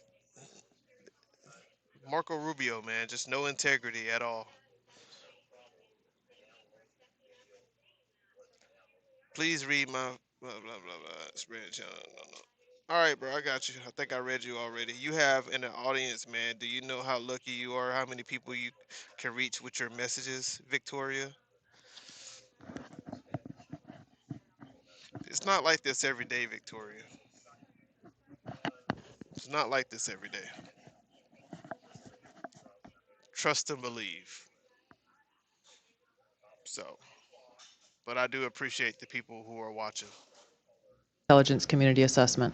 He was involved in ordering violent crackdowns on Iranian protesters, including their murder, correct? Yes. And we don't know if the son will continue his father's religious ban on developing nuclear weapons. Is that correct? It is unknown at this time. You testified before this committee last year that the elder, now deceased Khomeini, had in 2003 banned the nuclear weapons program, or suspended it, correct? There was a fatwa in place that stated that. And that fatwa remained in place last year when you testified before this committee, correct? Yes. And that fatwa remained in place recently, correct? As far as I know, it has not been lifted. Yeah, you're aware of no information that would lift that fatwa. I'm not aware of any intelligence reporting that states that. I hope y'all are paying attention. I hope y'all are paying attention to these line of questions because he is literally lining these questions up so intelligently because the other guy who was trying to ask her the questions too direct. All right, Wayne, shout out to Wayne. Thank you for subscribing to the channel. The other gentleman, I can't think of his name, right? But the other gentleman who initially was asking her the questions about Iran, right? Did Iran pose a threat, an imminent threat to America at this time? He was trying to ask her the questions too directly. But you got to pay attention to these line of questions right here. This is going to tell us a lot. She's going to answer the questions without answering the questions. So just pay attention. Pay attention to these line of questions. Let's go back. In terms of spelling or whatnot, your access is suspended and be retrained. If you recklessly use it, you're immediately terminated your access forever. Thank you. Mr. Crow. Thank you, Chairman. Director Gabbard, it is your job and the job of your agency and department to assess the views of Iranian leadership, their policy beliefs, and policy positions, correct? Yes. That includes now deceased Ali Khamenei of Iran, correct? Yes. And the now leader, his son Mujtaba Khomeini, correct? Yes. The son is considered more of a hardliner than his father. Isn't that correct? Yes. So hardline that even some of Iran's leaders thought he was too aggressive. Isn't that correct? That is the intelligence community assessment, yes. Mujtaba, the son, is particularly close to the brutal Islamic. She said that is the intelligence, that is the IC assessment. That is the intelligence committee's assessment. But earlier in the line of questioning, she acted like she just couldn't give any answers to the questions, right? She acted like the president was the only one who could receive. Well, she would say in a lot of things, she would, in a nutshell, she'll just say like, I'm not able to give you this information. A lot of this intelligence has already been briefed to the president, and now it's up to the president to make these decisions on if this is an imminent threat or not, or if Iran pose or an imminent threat to the United States land or not. So it's funny how she would answer a certain way uh, when the questions are framed differently, right? I want to go back. Let me see. Where we at? This is the 1 hour and 13-minute timestamp. Let me go back and just show y'all the difference on the questioning from the first guy to this guy. Because she's answering the questions like she's literally giving us the answer, right? He just asking, the way he framed the question kind of forced her hand in a way. Let me go, where is that gentleman at? I don't know where he was from. Um,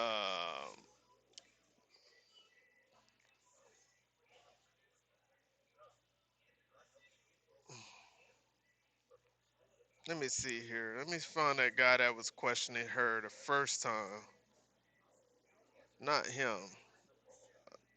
Not that guy. Not the guy with the split Red Sea hair. This guy right here. I thought this viral pressure nozzle was another cleaning scam. 3 months later, I haven't touched my $400. Directors Gabbard and Ratcliffe, is there any evidence? So this is the Representative Andre Carson, Democratic Democratic Indiana 7th District, Indianapolis and Lawrence. So Andre Carson. Y'all think he's cousin with Ben Carson? He might be cousins with Ben Carson. Just listen to this frame of questioning real quick. And then we're going to see how she was giving the answers to his questions. But when the other guy just basically reframed the question, it kind of forced her hand to answer the question. Or she just didn't realize that she was answering the same question. Iran was preparing a nuclear weapon, planning a preemptive attack on the United States, or possess any immediate capability to strike the U.S. homeland. That raises very serious questions about what the analysis of the IC provided before the decision to go to war was. Look, y'all, God be just as confused sometimes, y'all. That's why the first time God said, I regret. God said, I regret that I have made man. Right? He had made man. He created man, and he didn't think that man would go off and be so crazy. He created man and gave him all that free will. And he said, you know what? I regret that I made y'all ass. And what he do? He flooded the damn earth. And when he flooded the damn earth, he took everybody out except for these righteous 8 people. And then came back, they replenished the earth, and here we are again, wicked as hell again. So do God regret that he did it the first time and allowed us to come back and flood the earth again? Is he gonna flood the earth again? Do he? I'm just talking shit. I'm just talking shit, y'all. I'm just having fun, y'all. But the first time he regretted that he made y'all because y'all wicked as hell. Y'all wicked as hell. All y'all wicked as hell. It's made. Directors Gabbard and Ratcliffe, is there any evidence that Iran intended to conduct a preemptive attack on the United States? And I ask this because 13 service members have been killed in Trump's war, including Captain Seth Koval, a husband and a dad from my state of Indiana, and my constituents want answers. So is there any evidence that Iran intended to conduct a preemptive attack on the U.S. prior to beginning this war, yes or no?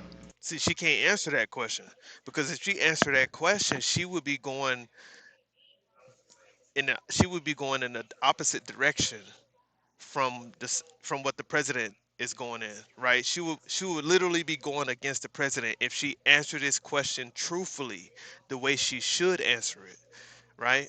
So we'll see, but she's not going to answer that because that question is too direct.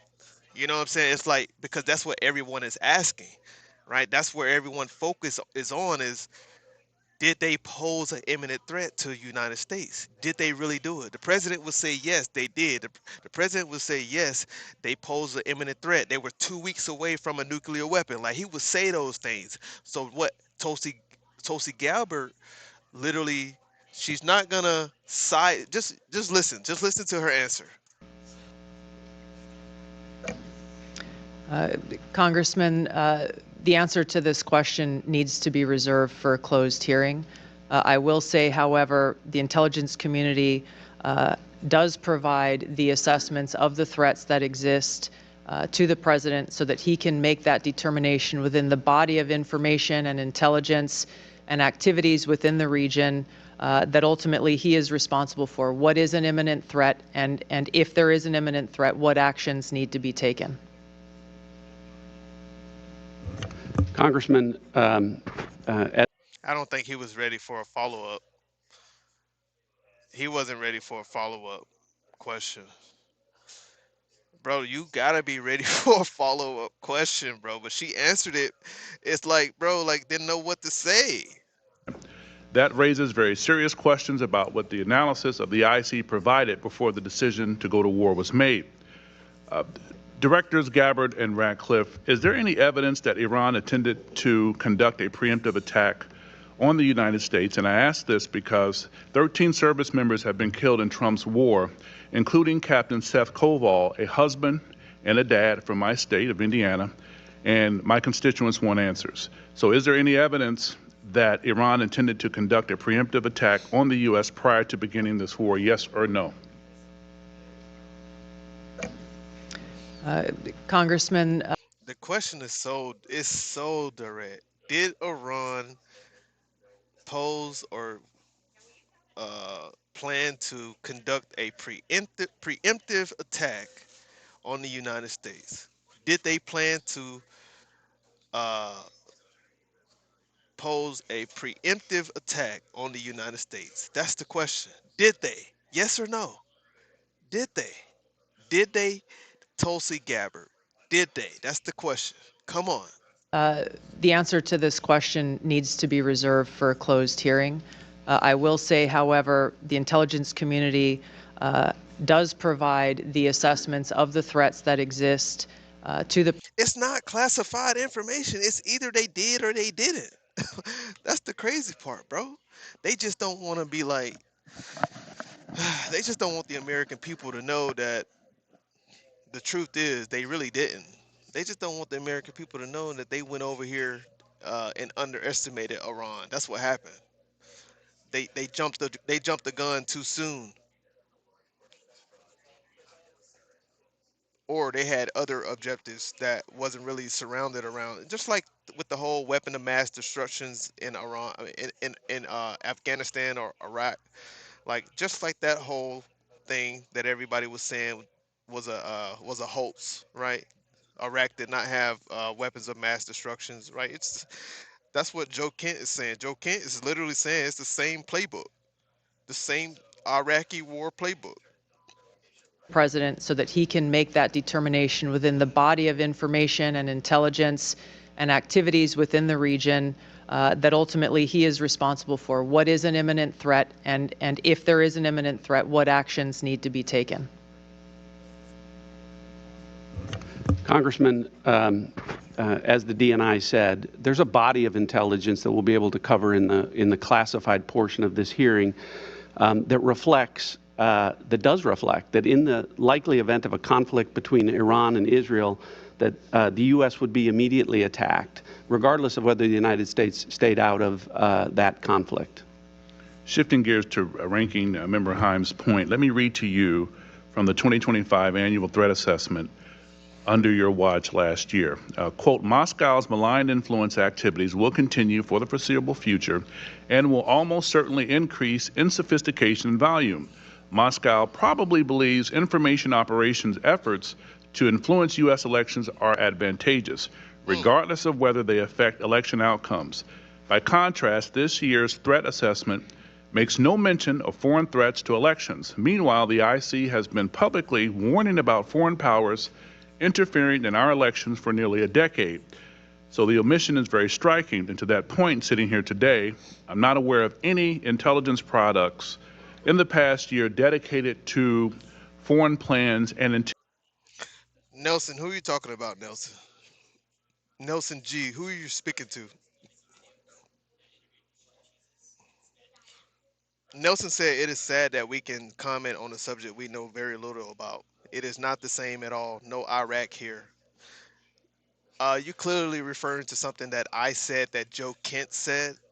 Um, so I don't know if you're talking about Joe Kent or you're talking about me, or maybe you misheard me. But yeah, you better tread lightly up in here, my boy.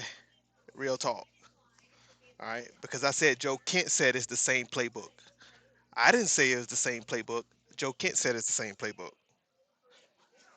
Right? I'm not speaking as an expert on any of these subjects. Not me. All right? Understand that. Understand that. Anyways. Tensions toward current and future U.S. elections. Director Gabbard, yes or no, ma'am, have you directed or been directed to stop or limit dissemination of intelligence reports or finish intelligence reporting concerning foreign plans and intentions about upcoming U.S. elections or foreign threats to the midterms? No. Director Patel, same question for the FBI, sir. Yes or no, sir? No, sir. Director Ratcliffe, same question for the CIA, sir. Yes or no? No. General Hartman, same question for NSA. Yes or no, sir? No, sir. General Adams, same question for the DIA. Yes or no, sir? All right. No, So sir. we're gonna go back to where we was and listen to this different frame, how he framed the question, a little bit different than the gentleman from Indiana. The gentleman from Indiana, his question was just too direct. She knew exactly how to dodge it because she could read off her paper, and just answer it that way. But she couldn't dodge this guy's question. Websites your competitors don't want you to know, part 2. All you do is go to this website, and it lets you find out exactly how much your competitors are making. All right, let's go. Thank you. Mr. Crow. Mr. Crow. Thank you, Chairman. Director Gabbard. Guys, we're almost at 300 likes, guys. Hit the like button. Get us up to 300 likes, okay? Thank you guys for being here. Shout out to all my people that have subscribed to the channel. I appreciate you so much for subscribing to the channel. Shout out to my new member today. We did get a new member today. Don't let your left hand know what your right hand is doing. I heard that. But shout out to everybody. We're almost at 300 likes. Thank you so much. Make sure you hit the subscribe button at the top. Leave a gift if you love it. Leave a super chat if you approve. Thank you guys so much. It is your job and the job of your agency and department to assess the views of Iranian leadership, their policy beliefs, and policy positions, correct? Yes. That includes now deceased Ali Khamenei of Iran, correct? Yes. And the now leader, his son Mujtaba Khamenei, correct? Yes. The son is considered more of a hardliner than his father. Isn't that correct? Yes. So hardline that even some of Iran's leaders thought he was too aggressive. Isn't that correct? Dusty, we got him at the same time. We got him at the same time. That's crazy, Dusty. That's crazy. We was on it. We was already on it, bro. Shout out to my moderator, Dusty, man. He the only one in here holding it down. Where my other people at, man? Where Emma, man? Where Jay Dunn at, man? Where Jay Dunn at? You know what I'm saying? Where Danny at? Danny, where you at? Where my people at today? Dusty, the only one holding it down today. Shout out to Dusty, man. Dusty, man, holding it down. That is the intelligence community assessment, yes. Mujtaba, the son, is particularly close to the brutal Islamic Revolutionary Guard Corps and their most hardline commanders, correct? That is the intelligence community assessment. He was involved in ordering violent crackdowns on Iranian protesters, including their murder, correct? Yes. And we don't know if the son will continue his father's religious ban on developing nuclear weapons. Is that correct? It is unknown at this time. You testified before this committee last year that the elder, now deceased Khamenei. Yo, I had to literally unhide that message, even though it says Trump. That right there is fire. I ain't gonna lie. I don't know how you did that, but what you put that, how you made Trump like that in the chat, that is fire. I ain't gonna lie to y'all. That was fire. That was cool. That was cool. That was pretty nice. All right.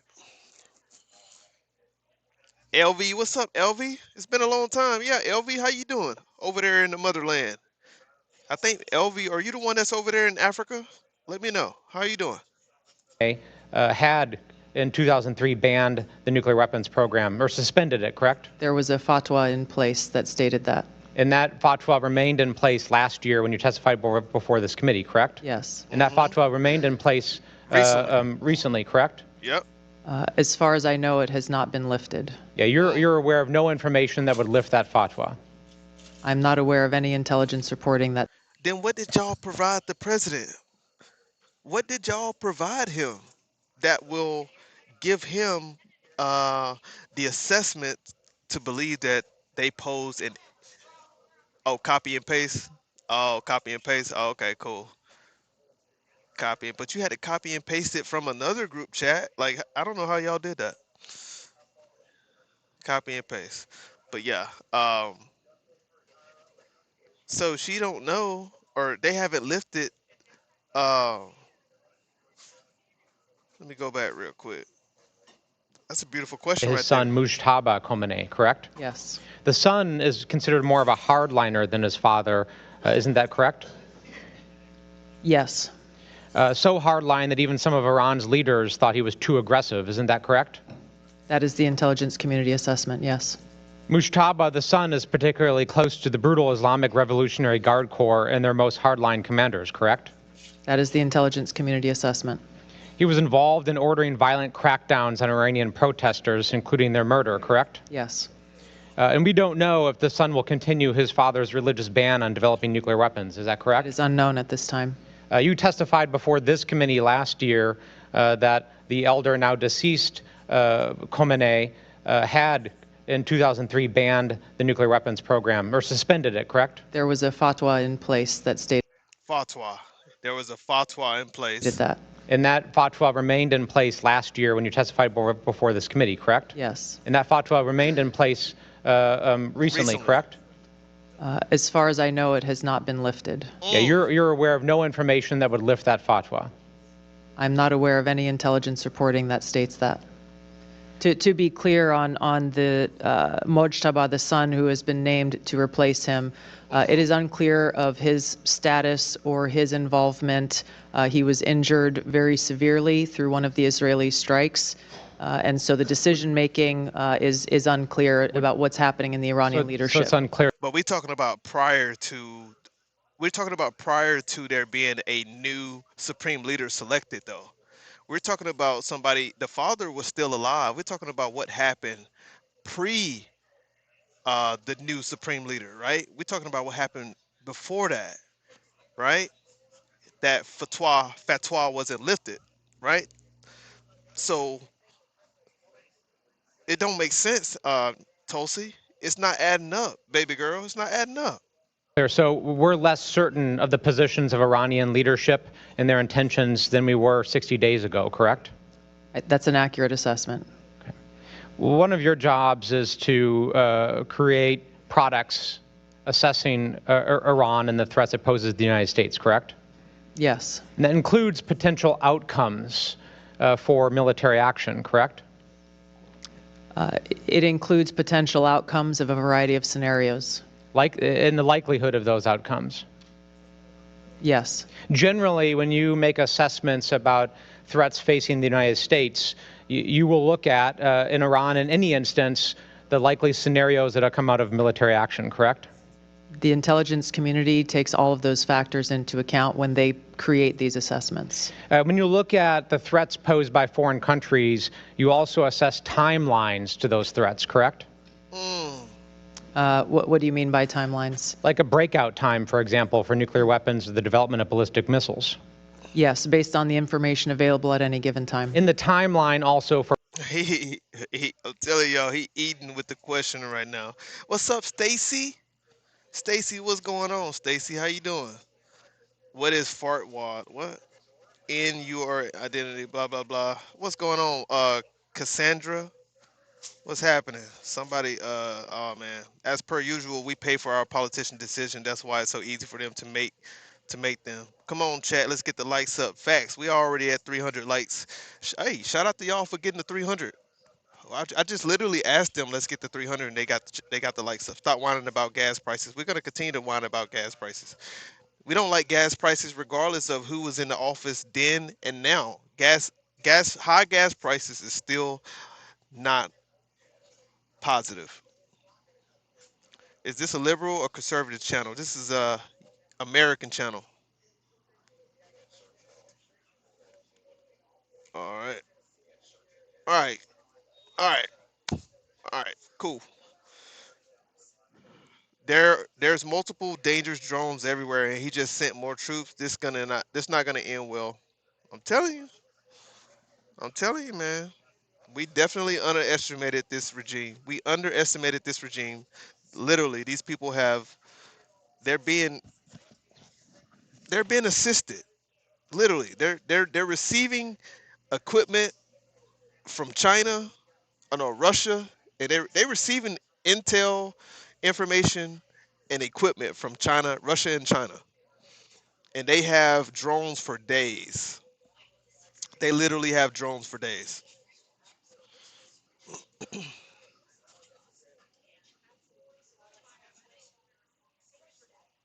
Was injured very severely through one of the Israeli strikes. And so the decision making is unclear about what's happening in the Iranian leadership. So it's unclear. So we're less certain of the positions of Iranian leadership and their intentions than we were 60 days ago, correct? That's an accurate assessment. Okay. One of your jobs is to create products assessing Iran and the threats it poses to the United States, correct? Yes. And that includes potential outcomes for military action, correct? It includes potential outcomes of a variety of scenarios. In the likelihood of those outcomes? Yes. Generally, when you make assessments about threats facing the United States, you will look at, in Iran, in any instance, the likely scenarios that have come out of military action, correct? The intelligence community takes all of those factors into account when they create these assessments. When you look at the threats posed by foreign countries, you also assess timelines to those threats, correct? What do you mean by timelines? What do you mean? What he mean by timeline? The same timeline that you gave us on how North Korea already have ICBM missiles that can already reach United States soil, and you talked about how Russia and China will have will be able to develop these different systems that can reach our land by 2035. Like, you have timelines for certain countries and the threat levels as to when they will try eventually at some point to try to attack the U.S. soil. You have timelines, so I don't understand how she don't understand the question. Thank you for subscribing to the channel. Whoever subscribed to the channel, thank you. You understand the question directly. Like, you understand exactly what he's saying. They be playing these games.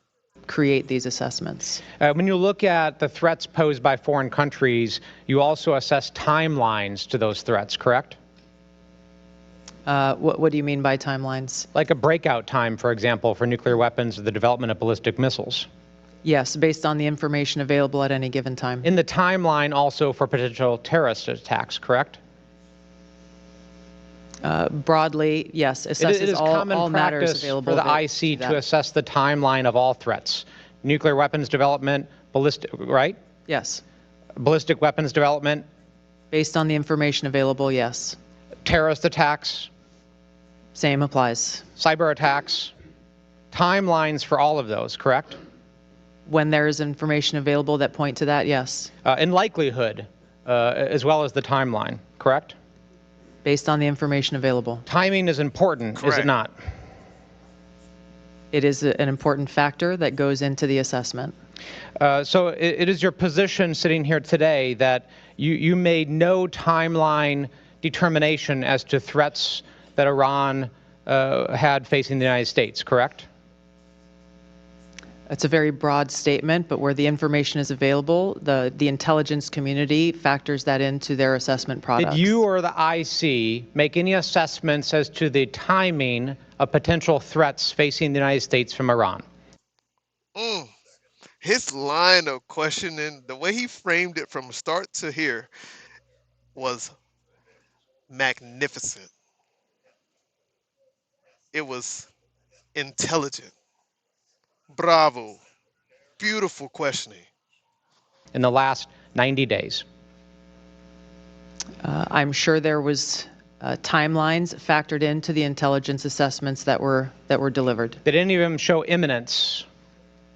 The imminent nature of a threat is determined by the president based on a totality of the intelligence and information provided to him. Did any of them show that there were attacks anticipated within the next 90 days from Iran? It's too simplistic of a statement to say that because it depends on various scenarios occurring or not occurring. Did those assessments show timelines for the threats that Iran posed to the United States?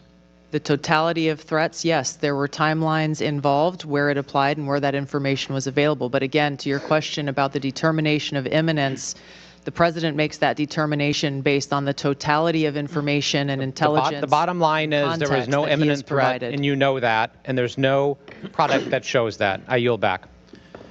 Imagine being able to build an app with your name on it. Just Oh, boy.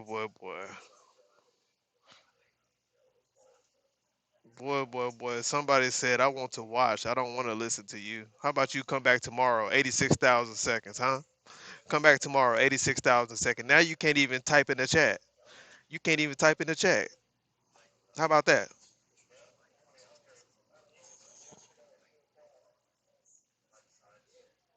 No, it's not a got you. It's not a got you situation because she literally just said the same thing. He's re-asking these questions because she had a different answer just a week ago. She had a different answer as to you know what I'm saying? Like this was already, she already said that they didn't pose an imminent threat to the United States. She's already said these things. Now he's asking her these questions to see if she will actually say what it is that she know or really like what she said before. Or will she lie? Or will she play stupid? Like we already know where she stands. She already know that she knew that Iran did not pose an imminent threat to the United States, right? She already knew they did. But now she's gonna say what is she gonna say now? She's gonna say, well, it's not my job to determine. It's the president's job to determine what is imminent and what is not imminent. Right? That's how she's answering the question. It's not a got you. It's just like, no, stand on business. Stand on what you believed in just a week ago. Stand on what you said just 2 weeks ago. That's what it is. Stand on what you said. It's not a got you question. Just you know. Hey, thanks for subscribing to the channel. I appreciate it. Thank you guys for subscribing to the channel. Real talk.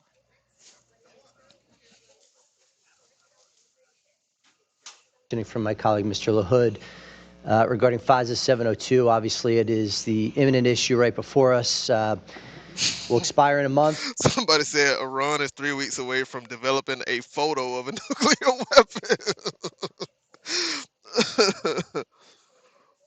weapon. Unequivocally, the most critical national security tool our nation has to keep us safe from fentanyl, from foreign wars, and everything in between. Yeah, definitely imminent now. So of course it's imminent now. It was only imminent because Israel attacked first.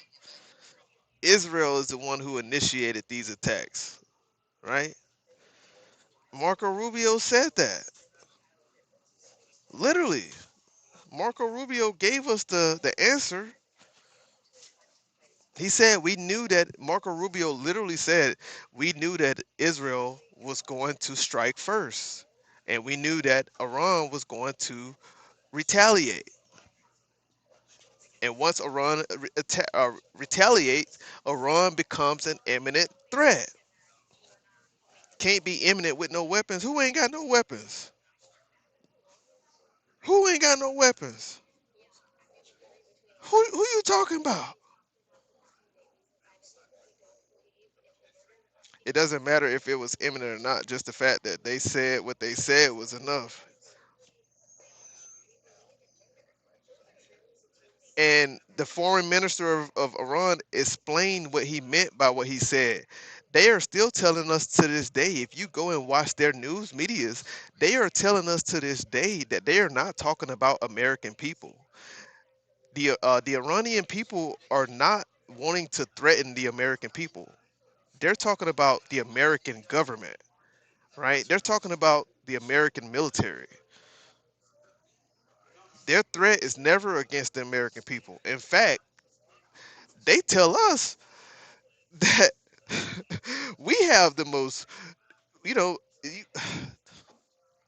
y'all think this shit. Let me see if I can find this real quick. Did I get rid of that video? I believe I did, cause he had just spoke up.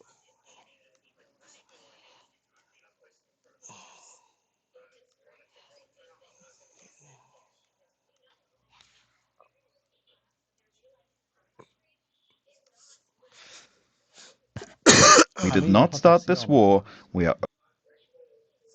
did not start this war. We are only defending ourselves. There was a lot of controversy around. Boy, I'm telling y'all, I be having the sources, the videos ready to go. I be having it ready to go. I had already had this information ready to go. I just had to put it in and go find it real quick. But I've already watched this video, but maybe you haven't. Maybe you haven't watched it, but we're gonna get into it. We're gonna let you hear what he said. We're gonna let you hear from the Iran side now. Mr. Pezeshkian's apology, whether this created a rift in the system and whether the military was in a way or another reserved towards this apology. This records conversations better than taking notes ever could. This is Pocket, an AI note taker that records conversations. Somebody said, bro, you're sad. Somebody said your commentary is, they say your commentary is lame. What's up with it, JC? What's going on? Not everybody gonna like me. You know what I'm saying? Not everyone's gonna like me. It's all good. It's all good. But you watching me, that's the crazy part. You don't my commentary is lame, but you watching me. That's crazy. Got to be more careful. Shit. JC, what's happening, JC? What's going on? All this commotion was unnecessary. Mr. Pezeshkian spoke very clearly.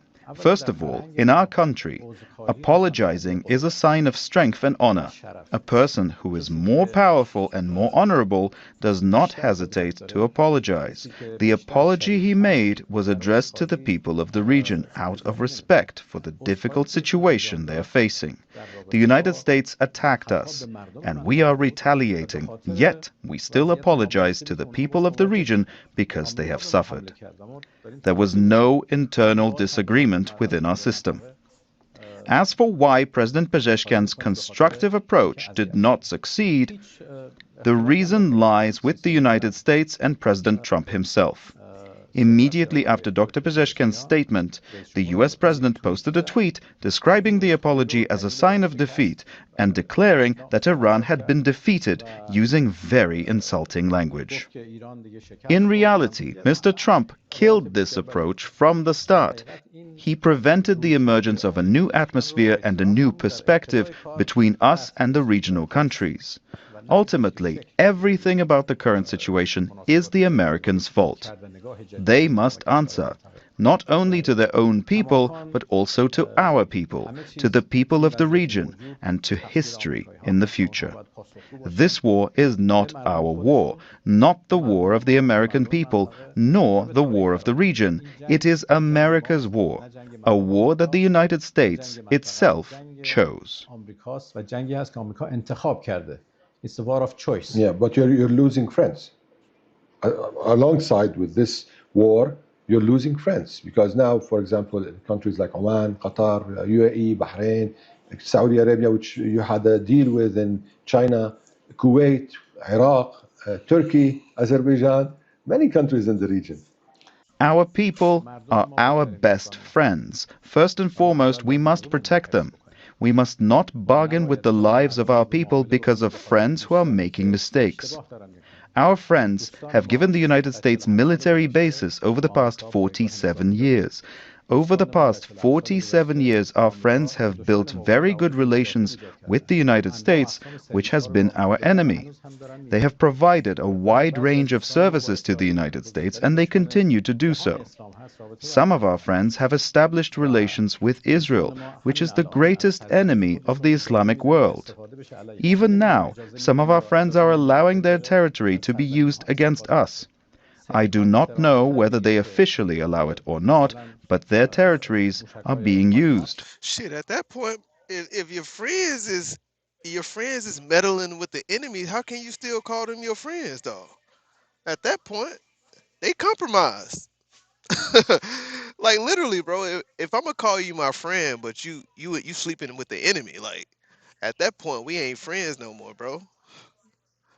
You know what I'm saying? Like, so I'm already seeing how Iran is looking at this whole thing. That's why they saying Iran is attacking, you know, their neighbors in the region right now. They're hitting civilian targets and all this stuff. Blah blah blah blah blah. Iran, they're gonna defend everything. Everything that's being said, this guy is gonna defend it all right here and give his reasoning on why they're doing what they're doing. CENTCOM openly says that, for example, HIMARS short-range missiles are being launched from inside regional countries.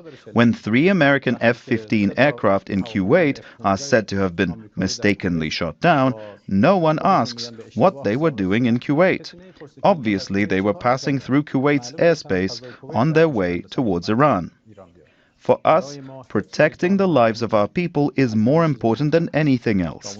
We hope our friends understand this and realize that over the past 47 years, we have been neighbors and friends, but certain actions have ultimately led to the situation we see today. There is an analysis that Iran was confronting the American war, the American-Israeli war, with turning this into a regional war, and also creating a situation of an international crisis, especially with the closure, or at least the situation that is in the Hormuz Strait, which is almost a closure. Did we start it? We did not start it. This war was imposed on us, and we had warned about it in advance. We did not turn this into a regional war simply because attacks are coming from countries in the region. Their military bases in the region are being used against us. It is the United States that has turned it into a regional war, not us.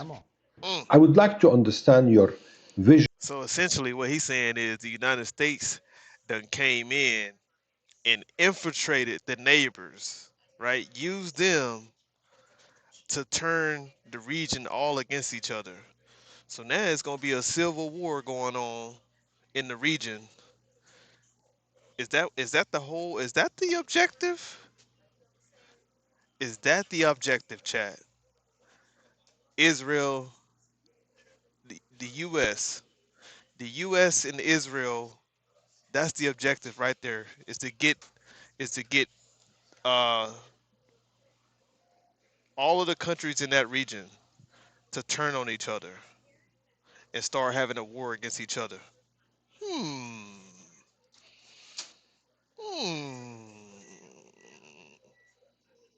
Just get around.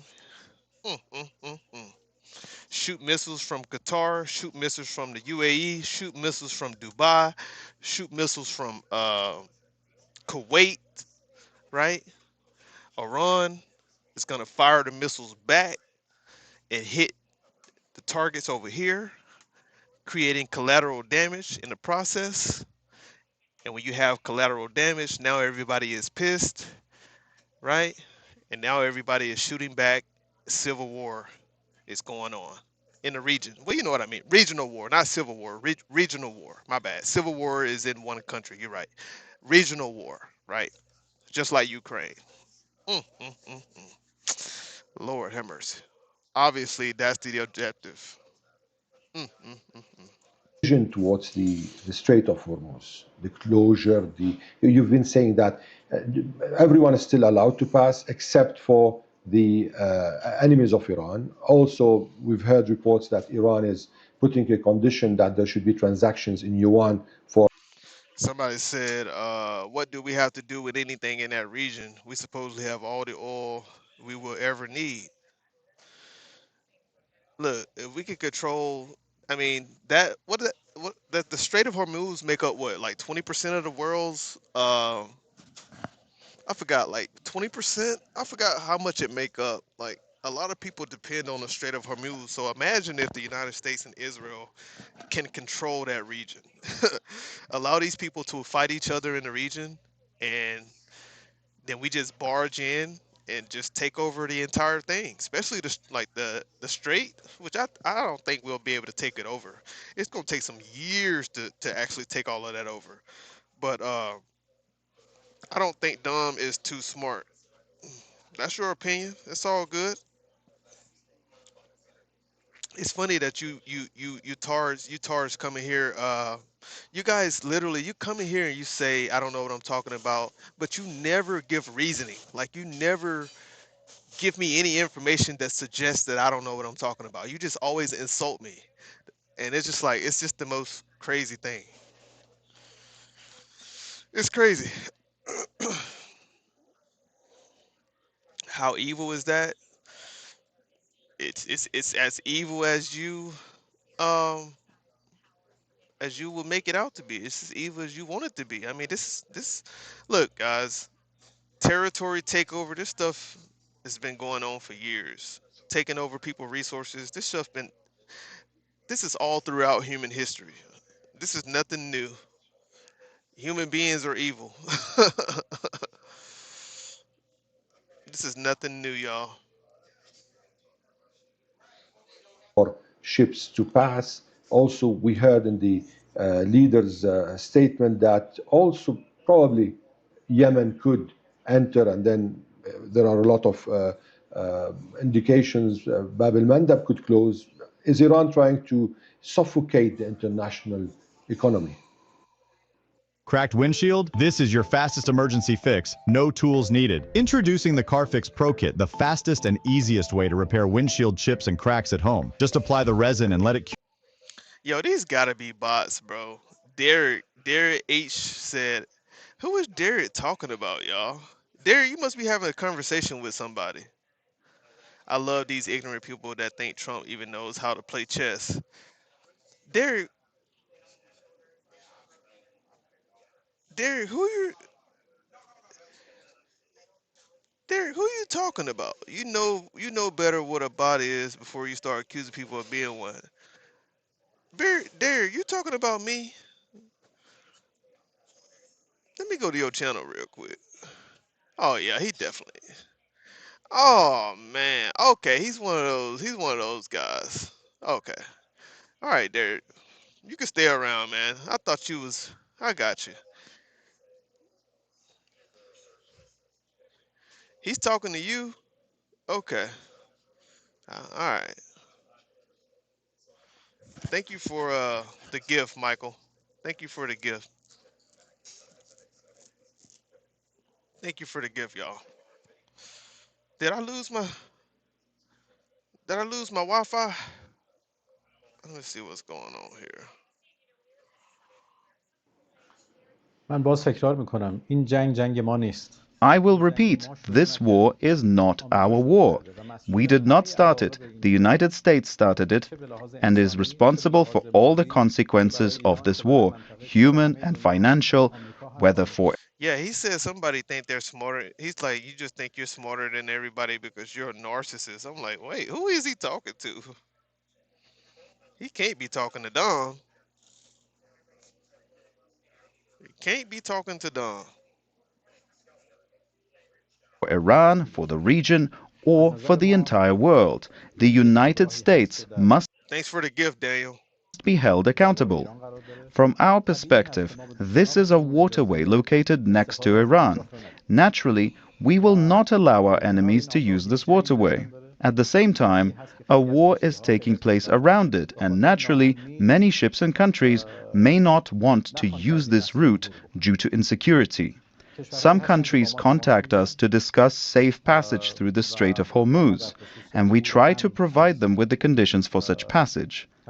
In my view, we need to design new arrangements for the Strait of Hormuz and the way ships pass through it in the future, after the war, so that peaceful navigation through this waterway can be permanently maintained under clear regulations with consideration for Iran's interests and the interests of the region. I believe that after the war, the first step should be drafting a new protocol for the Strait of Hormuz. Naturally, this should be done between the countries that lie on both sides of the strait, as they are the principal parties in this matter, and it should guarantee that safe passage through the strait takes place under specific conditions. Upon whose conditions? You say special conditions. Conditions that ensure peacefulness. We do not want to witness another war in the region, and we do not want to see the strait closed again. There must be regulations and conditions established that guarantee lasting peace in this region. What about the Americans now? Yesterday we heard President Trump saying that there are possibilities to reach somewhere. Now, there is nothing solid in what he said, but it's clear. Laura Johnson, thank you for subscribing. Thank you, Laura Johnson. That the Americans are in a situation where they're waiting Iran to make the first step. In my view, the Americans were drawn into this war by Israel, or more precisely by Netanyahu himself, and I think they themselves do not even know what their ultimate objective is. Every day they talk about something different. Once about regime change, once about dividing Iran, once about the collapse of the government, and once about unconditional surrender. All this was based on a miscalculation, and now they have realized that because of it, they have found themselves in a difficult situation. Those who were demanding unconditional surrender from us are now forced to seek help, even from their own adversaries, to reopen the Strait of Hormuz, inviting other countries and saying, please help. In my opinion, the United States started this war and must also acknowledge that it made a mistake and put an end to its aggression. We are not seeking a ceasefire because we do not want this scenario to be repeated again after some time. Rather, we want the war to end completely and permanently. In the whole region, or just? Honestly, I think we're gonna have to back off. I don't think this war is gonna last it's not gonna last too long, right?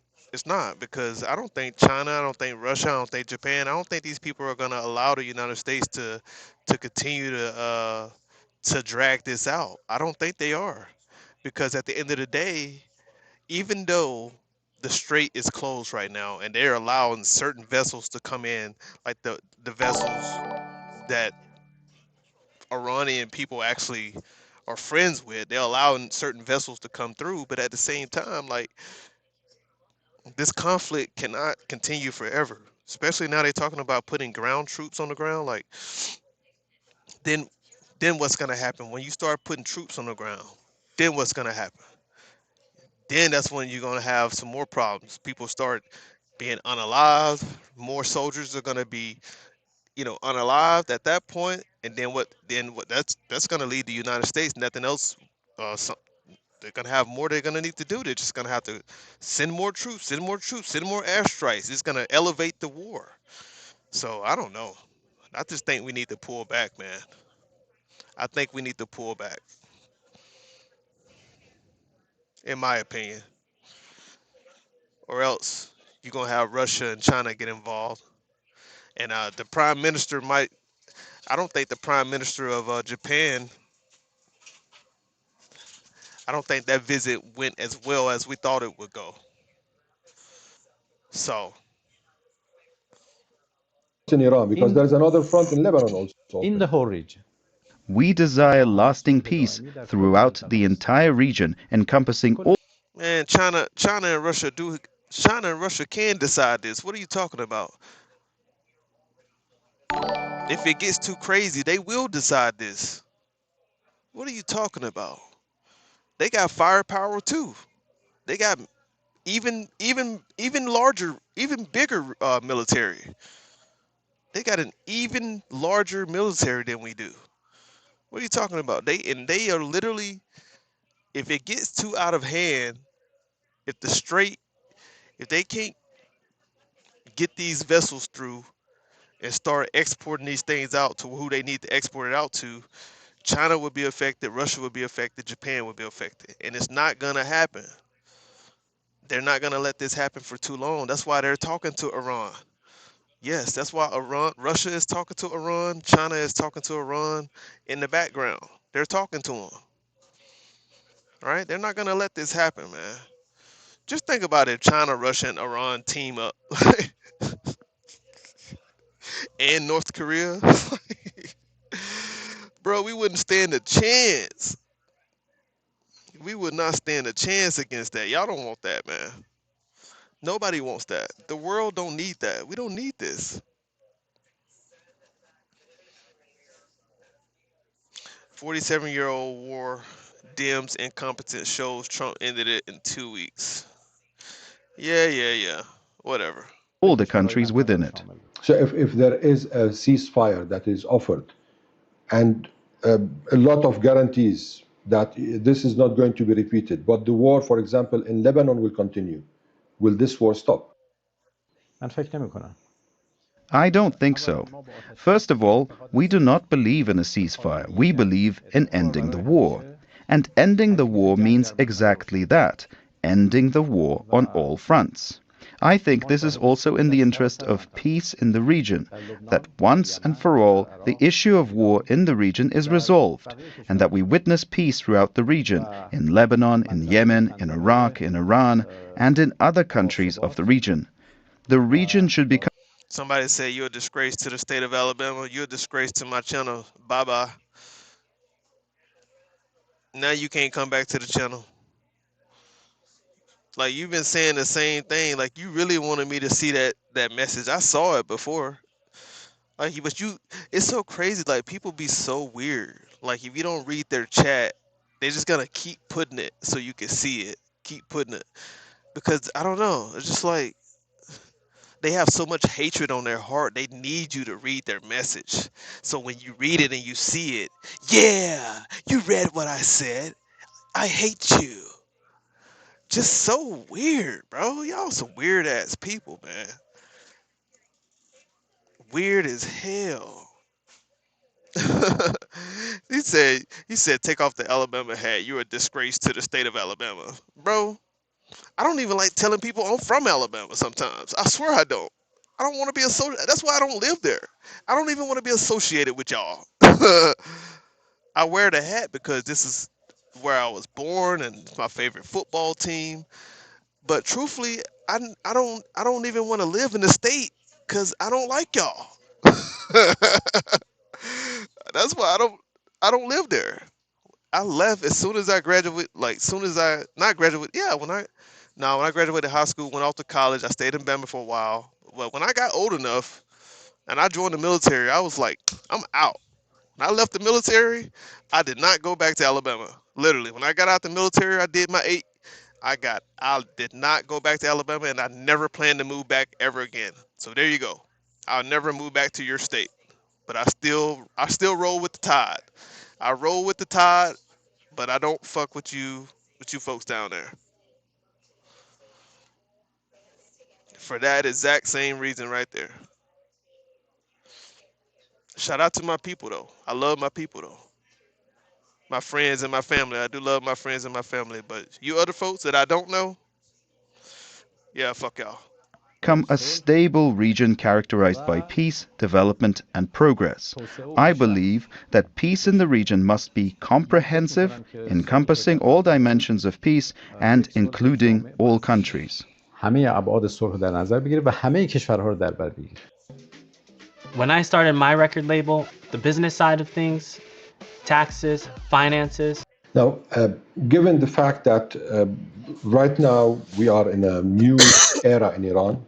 Exactly, Jennifer. Jennifer said you can't help where you're born. That's facts. That's funny. I grew up in Tennessee, boring, just playing Try Good Woods and River from kayaking. Oh, yeah. Alabama is one of the worst in healthcare and education. That's facts.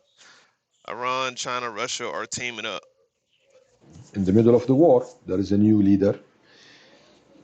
Of course, there'll be new policies, new projection of strategies. And also, we know that the late leader, Ayatollah Khamenei, had a fatwa with respect to the nuclear weapons. Does this fatwa continue with the new leadership, or the new leader could change it? Mainly the nuclear policy of Iran, the nuclear doctrine of Iran, will it change? دکترین هسته ایران یک دکترین صلح‌آمیز بوده.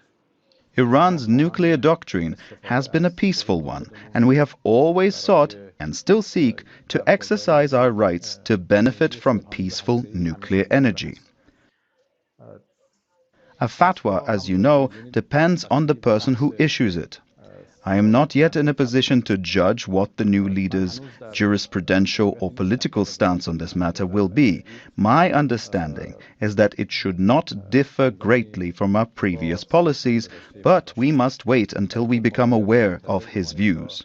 There have been a lot of questions with respect to the new leader, especially that when he addressed the world and Iran mainly, he addressed them through a statement, but no one saw him. Can you tell us more about his situation? Because there were reports from the Iranian television that he was injured in the attack. تا اونجا که من اطلاع دارم ظاهرا جراحات سطحی وجود داشته. As far as I am aware, there were only superficial injuries. How does a vet feel about allies see the U.S. as untrustworthy? Look, man, all I gotta say is allies don't always have to help you. They're allies because they're looking out for you in case somebody is a threat, like a serious major threat to your country, and you need the allies' help. That's what they're there for. But they're not there for you if you're gonna start a war. Like, no, come on, allies. These European nations, these people who are not helping us right now, they're worried about their people, they're worried about their economy, they're worried about what they have going on in their respective countries. Like, it is what it is, man. They don't see it as an imminent threat. That's why they're not helping out. They don't see it as a real threat. I'm a vet. It pisses me off. Our allies always tuck their tail, but we fought for them countless times. This is not a real threat. That's what y'all don't understand. This is not an imminent threat. The world knows it. It's you slow Americans who don't know it. And they told you right in your face. Tulsi Gabbard told you in your face. Joe Kent just told you. Now what happened when he came out and told you? Now they have to go on a smear campaign, right? Because he spilled the beans. He spilled the beans. And so now the right got to go on a smear campaign to make it seem like he's leaking classified information. And then you heard them yesterday what they said. They said yesterday, oh, this investigation happened before he resigned. No, it didn't. No, it didn't. They had to literally say that. They had to say that to make it look like Joe Kent was untrustworthy anyway. They had to say that the investigation started before he resigned to make him look even worse. When in reality, there was no investigation on Joe Kent prior to him resigning. It wasn't. He just came out and said what he said. And he spilled the beans. Literally. So I don't know why it's pissing you off that the allies are not helping us out. It's because the allies are more concerned about their citizens first. And they're not going to get involved in our wars that we started with Israel. They're not going to do it. And that's okay. They're still the allies. If somebody drop bombs on America, they're going to come help us out. But if we're going to go drop bombs on other countries, they're not going to help us out because they don't see where the threat is. We started it. That's common sense. That's just like my neighbor going to another neighborhood and starting shit and like, hey, can you come help me out? No. I'm finna cut my grass and take care of my people. You went over there to their neighborhood and started messing with them. They didn't come over here and mess with us. Nah, you go handle that yourself. I'm gonna stay here and clean up my house. I'm gonna stay here and cut my grass and wash my car. and take care of my people and feed my family. That's what I'm gonna do. You go over there and mess with them people.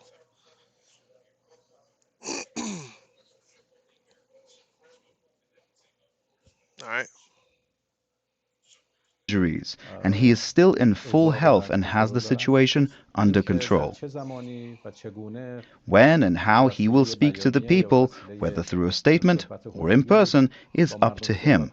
But the information What are you talking about? He didn't have to present it, bro. It was already said. He was the director of counterterrorism. It was already said by the director of national intelligence, right? He was just assessing. He was giving his opinion, right? But it's so crazy because when they do it, it's okay, but when he do it, it's a problem. When the administration come out and say, matter of fact, watch this. Watch this. Watch this. Watch this. Watch this. Watch this. Watch this. Watch this. Watch this. It's so crazy because y'all never give the president any flack when he come out and give us all of his opinions, right? 'Cause he quit to say, "Oh well, that's my opinion. I believe this. I believe that they were." Literally, he just said the other day, "I believe if we wouldn't have made this strike, I believe in my opinion." This is what the president just said. He said, "I believe in my opinion." In 2 weeks they would have had a nuclear weapon, in his opinion, right? But you didn't ask for any evidence for that. You didn't ask how did he come to that conclusion. You didn't ask for that. But when it comes to Joe Kent, in his opinion, now you want to ask, now you want to say, well, where's the evidence? Why didn't he present the evidence? It's so crazy because it's like y'all, and I say this all the time, this is what I learned about a lot of you guys. You guys, um you literally will justify, you won't hold the president accountable for anything, but you justify everything. I'm gonna say that again. You won't hold the president accountable for anything, but you justify everything. That's you guys. That's you guys. I don't get that. You don't hold him accountable for nothing. But watch this though. Let me see if I can find that video real quick when he said, in my opinion, I believe, damn, what video was that?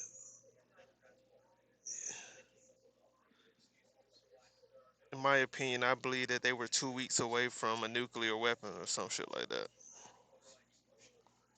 Anyways, I would have to go dig it up. I would have to go dig it up. How about working on your ghettos? Man, I'm proud of who I am, man. I ain't got to work on nothing.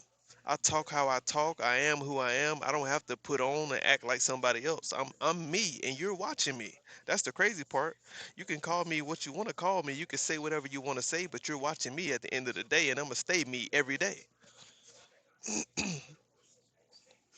You dig? Straight up and down. All right. So I think the prime minister is almost done. Yeah, he got about about 3.5 more minutes. I have, which I know to be accurate, is that he is in complete health. Based on this, Mr. Trump is saying that he doesn't know with who to talk in Iran. There's no leadership that he knows of. I am astonished. We have a president, we have a foreign minister, we have the leader. All the pillars of the system are in their proper place, and it is perfectly clear who one should be speaking with. Now, let's talk a bit about the possibility of talks, negotiations, coming down the line. That because I watch so much, bro. Like literally, I watch a lot of news, man. Both sides, left, right, center. I watch a lot of stuff every day, bro. I can't provide you all of the stuff. I do my research, man. I can't always do the homework for you. Sorry. I know you want me to do all the homework for you, but no. Go do your own research. Ladder. There are attempts already going on. Anyone trying to reach out to you? That's the sound of an American oil company hard at work. Want to be a part of it? Listen up. Hello, my name is Adam Ferrari, and I'm the CEO of... کشورهای زیادی هست. They say they want me to be open to all views. That's crazy. as they're not open to they're only open to one view, but they want me to be open to all views. That's crazy, y'all. As they criticize me, they telling me I need to be open to all views, but they only have one view. Mind هستن blowing. از دوستان ما Mind که blowing. ایده هایی رو مطرح میکنن. There are many countries, our friends, that have proposed ideas and expressed readiness to play a role in achieving peace. We thank all of our friends who are making efforts in this regard. Our position is the same as what I have stated here, and we have also conveyed it to our friends. We do not accept a ceasefire. However, if there is an idea for ending the war that meets our conditions so that the war ends permanently across the entire region and the damages suffered by Iran are compensated, we will certainly listen to it. ما حتما میشنویم این ایده ها. There are also analysis that maybe one of the countries that could be able to create a situation or an atmosphere or environment for a settlement could be China. How accurate is that? Given that Iran wants a country with a weight in the world. به نظرم کشورهای زیادی هستن که میتونن نقش رو ایفا بکنن. In my view, several countries can play this role. China is one of them. China played a positive and successful role in mediating between Iran and Saudi Arabia, and I believe that both remain committed to the agreement reached through China's mediation. That's because the Democrats had a lot to deal with during the COVID period. We don't know how the Republicans would have handled that the whole 4 years during that time. But Joe Biden he was declining, his mental was declining during that time. And it's like, bro, COVID was hard. It was really hard. Everybody was pissed off because of the mandates and all this type of stuff, man. But at the end of the day, man, like everybody was trying to do what they could to help everybody out. At least from what I saw when I was being in Texas, man. I can remember when COVID started, when I was in Texas, when Donald Trump was the president at the time, when it first started, 2019, and then Joe Biden took over, and bro, it was tough, man.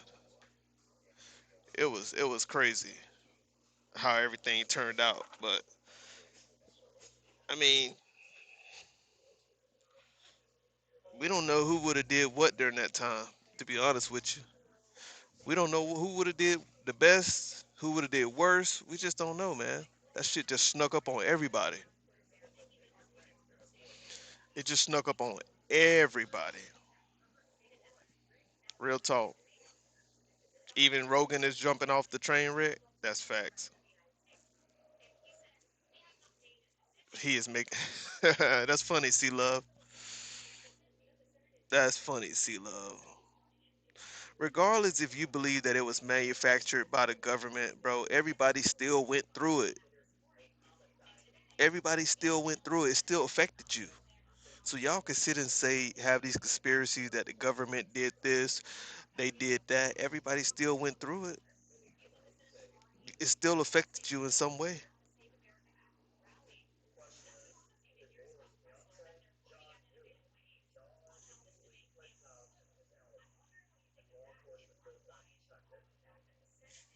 If you got the jab, put a one in the chat. If you got the jab. Ay, ay, ay, ay.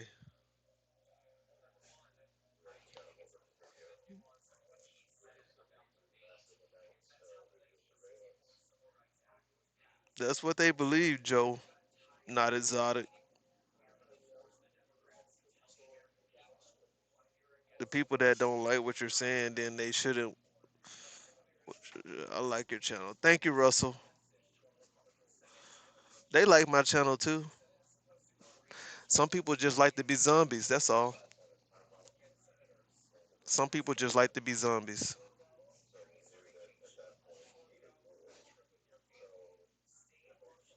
That's facts, Dennis. That's facts. Master said I haven't gotten a shot and still won't get it. I never got it either.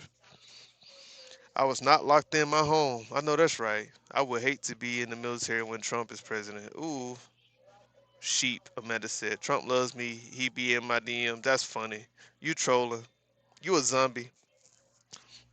I am working 2 jobs and still broke in America. Sorry, but I was doing better with the soft Democrat in charge. Damn. That's because, honestly, in my opinion, the Republican Party is not about making things affordable for American people. They're about uh, making the big companies more money.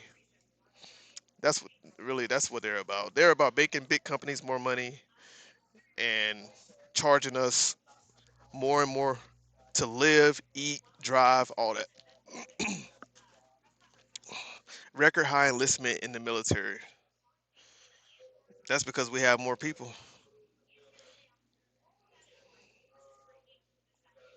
That's just like when Trump said, we have more people working than ever before than in U.S. history. That's because we have more people.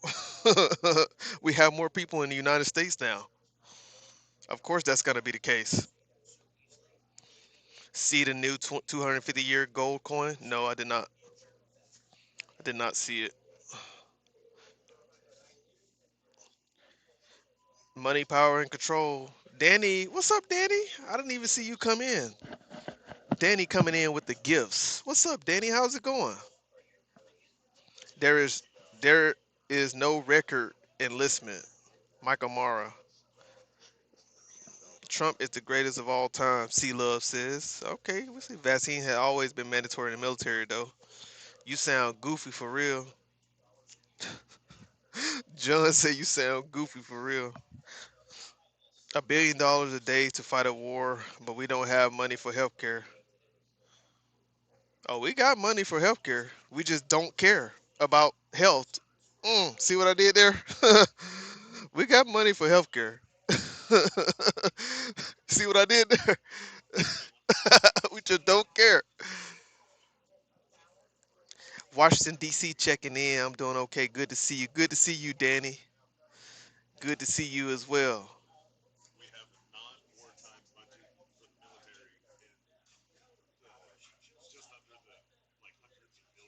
Hmm. Mm. Yeah, trillions. Yeah,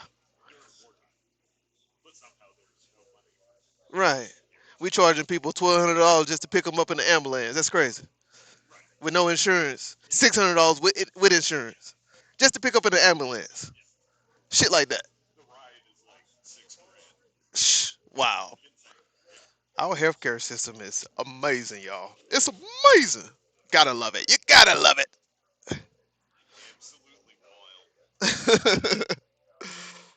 It's crazy, y'all. It's crazy. Danny, thank you for the gifts, Danny. Danny always coming in showing love. Oh no, you're good, bro. Man, I've been live for how long? I've been live since no 4 hours. Yeah, I'm off today, so we just live, just talking.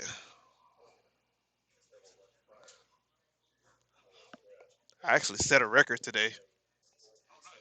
Pretty cool. But yeah.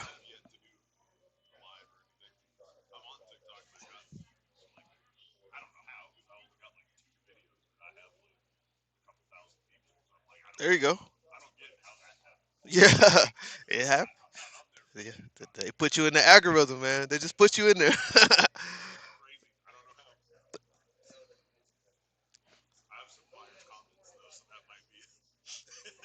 Somebody said we have the best health care, just the most expensive. Oh my gosh. Okay. That explains why so many Americans are moving to European countries just for healthcare, right? Because they have good healthcare and it's affordable at the same time. So we supposedly have the best healthcare. It's just expensive. But why are so many Americans moving overseas because of the healthcare? It don't make sense.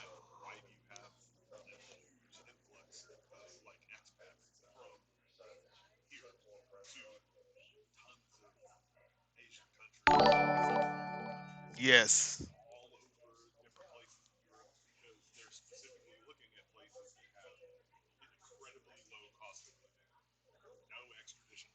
Mm-hmm.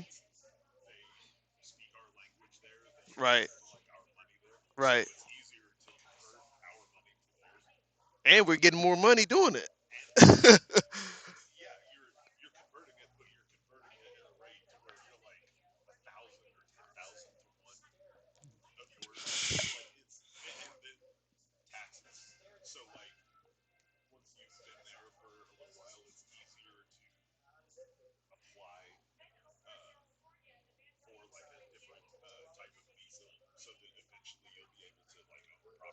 Okay.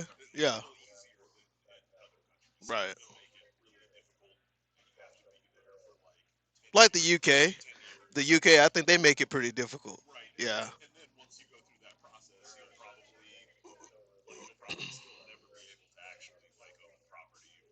Mm,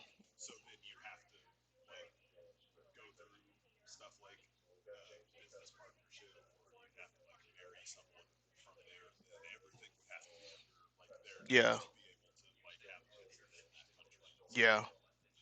Yeah, I heard it, right. Yeah. Gotcha. That makes sense. Yeah.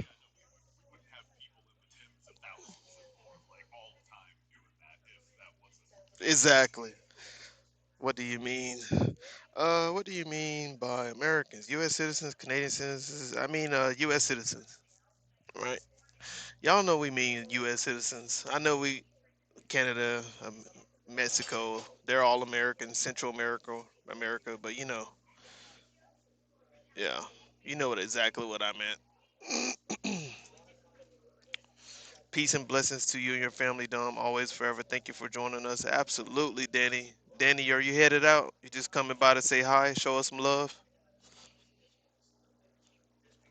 American tourism is the lowest since COVID. Damn. We do have universal health care in the United States. Minors whose family are poor get free health care.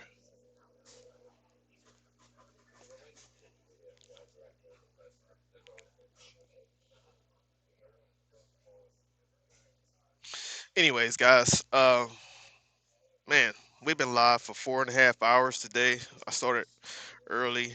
Um, you guys have really showed me a lot of love today. We're almost at 400 likes. You get me up to 400 likes, I will go ahead and depart out of here, guys. So I can go ahead and get me some rest for today. I told y'all I worked last night. I'm off for the rest of the weekend. But I worked last night and made it to Texas, made it back to Dallas from Little Rock, Arkansas. I had to go to Little Rock, Arkansas last night or yesterday. And so I made it back to Texas this morning, early this morning. And so we do not have universal. That's facts. Trump gave me the money to send this tip. Thank you. See love. What is THB? I'm slow. I don't know what that is. I liked and sub. Thank you, Diane. Thank you for that love. THB. I don't know. I can't think right now. I told y'all I worked last night. Somebody said if I didn't file for your benefits, I couldn't afford my upcoming surgery. For VA benefits, okay. If I didn't file for VA benefits, I couldn't afford my upcoming surgery. That's crazy. Surgery would be hella expensive. I'm Spanish. I pay 500 euros monthly, and that covers health care for me and my family, unemployment checks, retirement checks, and a few more things. Wow. It just ignores the free health care we have in the United States and move on. Man, that ain't no health care free in the United States. What are you talking about? What health care is free? We got free health care in the United States that you know of? Somebody said health care is free for poor children.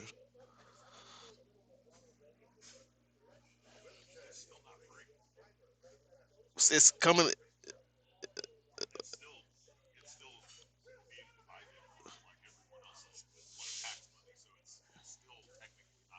Yeah.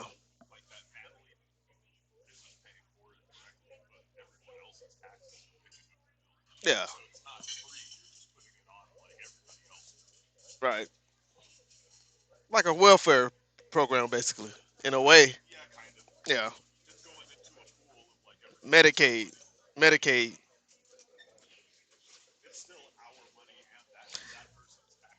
Yeah. Didn't you? Your check stub show Medicare Medicaid on it when you look at your breakdown. Yeah, I paid like $200 yesterday for Medicaid.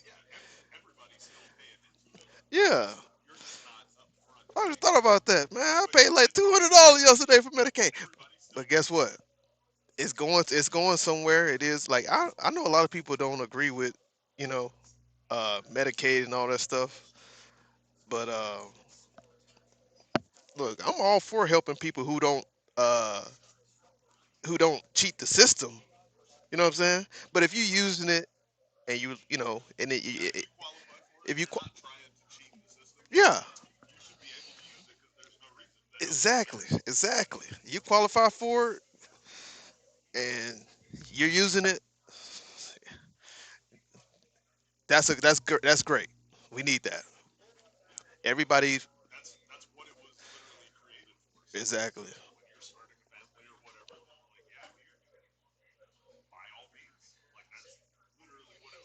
Hmm. Hardship situation, yeah. Yeah. Fucking yeah.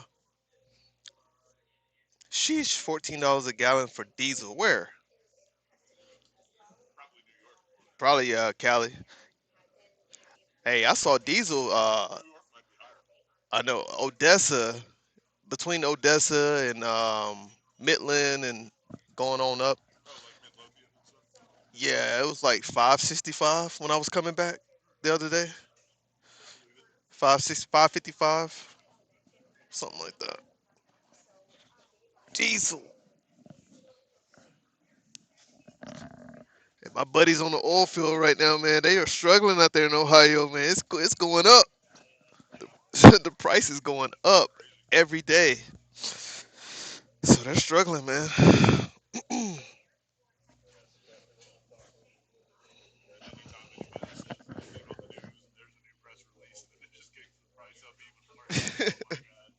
Yep. California is nine something for diesel. UK $14 a gallon for grade diesel. Good metal help. Good metal hope predictions, right? Uh, your guy Trump did that for his war and joy, blah blah blah. High grade. Yep. Truckers were already on the edge of losing their companies, and now this is the nail in the coffin. Yeah, we've been here before, y'all. We've been here. We were just here not too long ago. Damn, but it is affecting the global economy too right now. It's crazy though. Big time.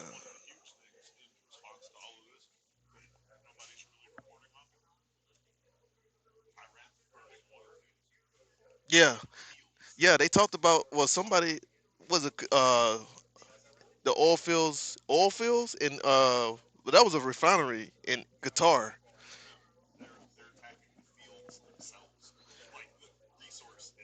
The fields. In what region though?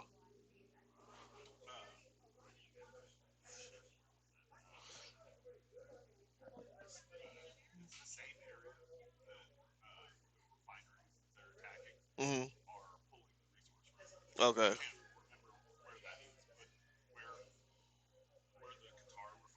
Hmm.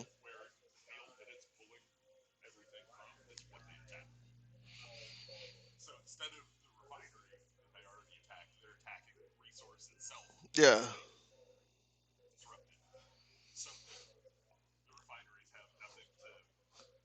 Look, they fighting a different kind of war, man. They know they can't win this war. They're gonna fight it differently. They fighting a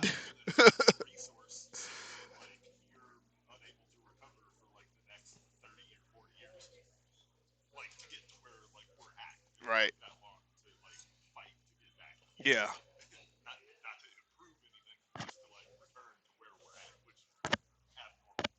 Exactly.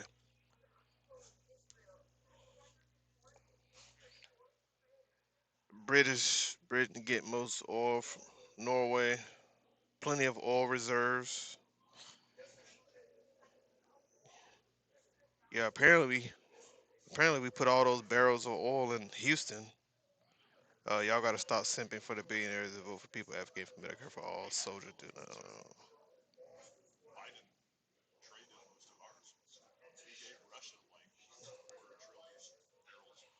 That's crazy. The U.S. has an 8 million barrel deficit a day that comes from other countries.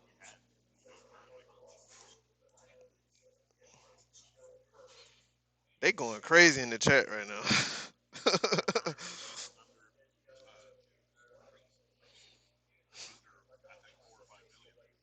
They, that's my live right there. They going wild. They talking about everything.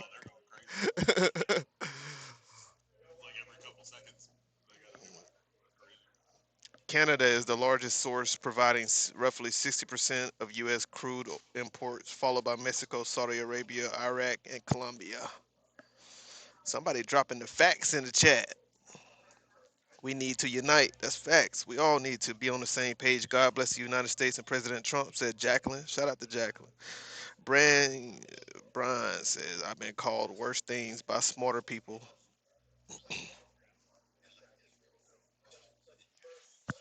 Yep. I hear y'all. Thank y'all for the 400 likes. I'm about to get up out of here, though. I've been live for a while. The rich are getting richer because of oil. Nope, just God bless America, not Trump.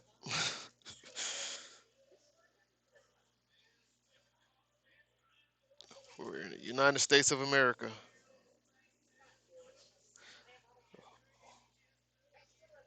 We are in the United States of America. Yeah, y'all don't see Mexico helping. We're all paying for all of this. That's right.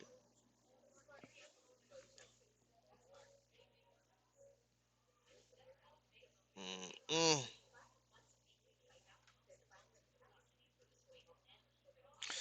I didn't even get to finish up the video. Hold on, let me finish up the video before we get out of here, y'all. Let me finish up the video before we get out of here. China Is there a wildfire in Nebraska right now? I heard there was a wildfire in Nebraska right now. They're not reporting on it. There's no reporting on it. No. I just heard it on social media. I didn't know if it was true or not because I usually work the Midwest delivering for Costco, the Midwest. But they needed me up here to help out, so I'm up here now. But so I usually go to like Lincoln and Omaha and stuff like that. But it's been a while since I've been over there. Oh yeah, yeah. Oh, okay.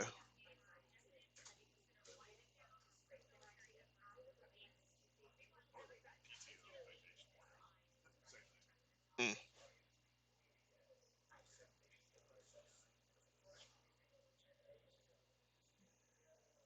Play another chunk of the video. Okay, I'll play the video. Here we go. certainly has strong capacities, and alongside it, other countries also have such potential. I repeat, any idea that meets our demands and fulfills our conditions, we will listen to it. و شروط ما رو محقق بکنه ما به اون گوش خواهیم کرد. We've been seeing several messaging going on, at least through the military, through the foreign ministry, Mr. Larry. Somebody says a lot of wildfires this summer to clear land for data centers.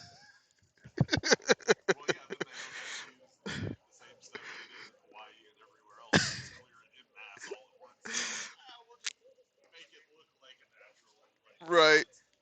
Johnny a couple of days ago in his statement.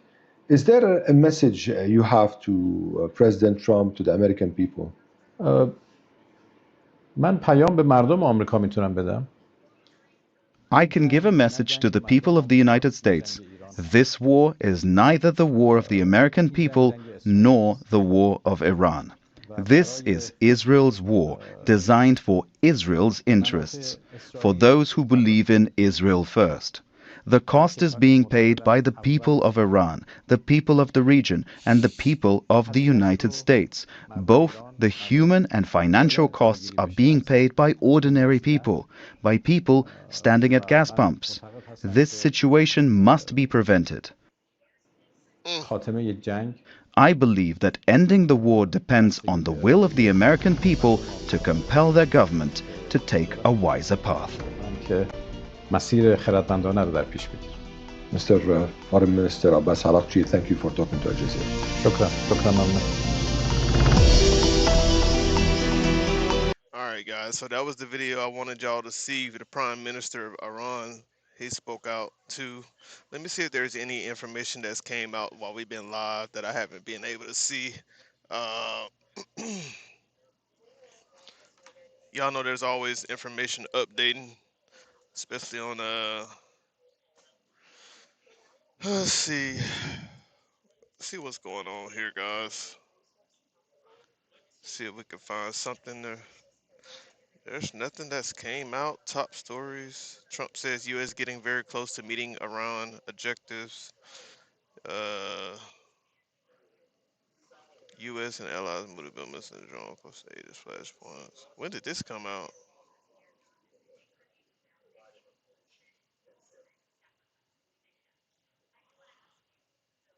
The Pentagon. I think the Pentagon just put out something. Let me see what they're talking about. When did this come out? Did the Pentagon just put out this message? No, that was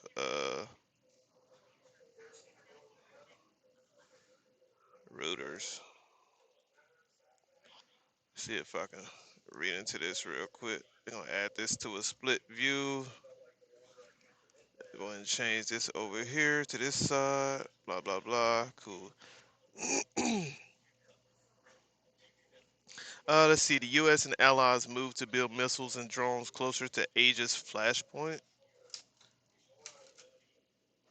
So, March 20th, a U.S.-led defense manufacturing partnership agreed to launch a new missile motor production program with Japan. So that's why the Japanese prime minister was in the U.S.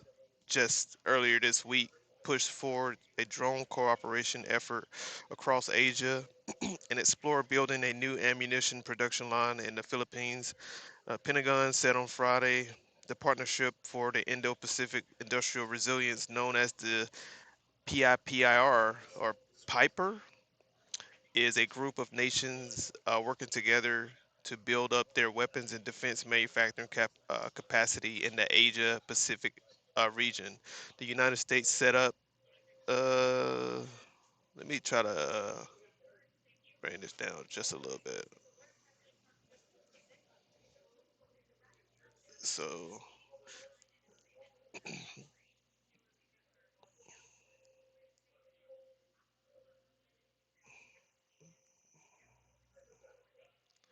let's see.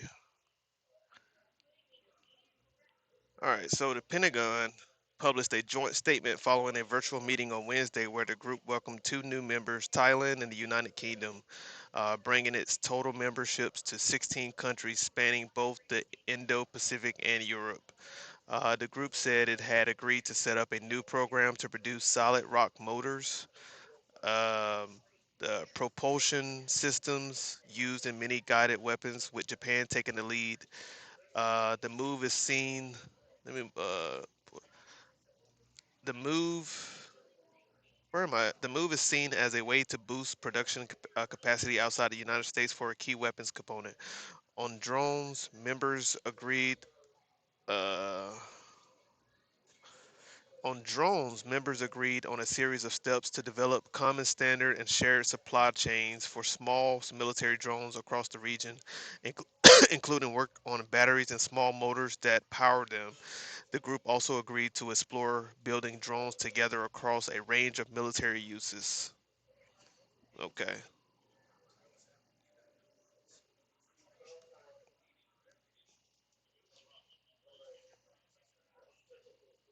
So let's see.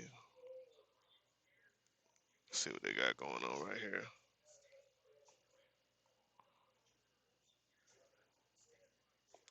Is that thing not gonna play? I'm not gonna wait all day if it's not gonna play. Anyways.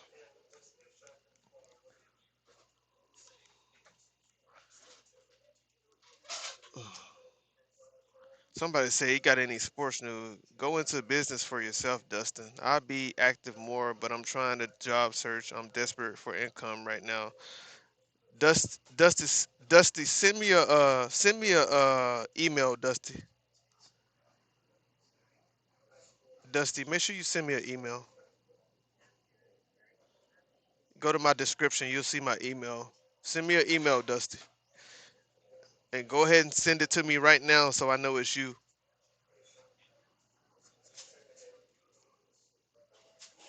All right. Send me an email, Dusty, so I know it's you.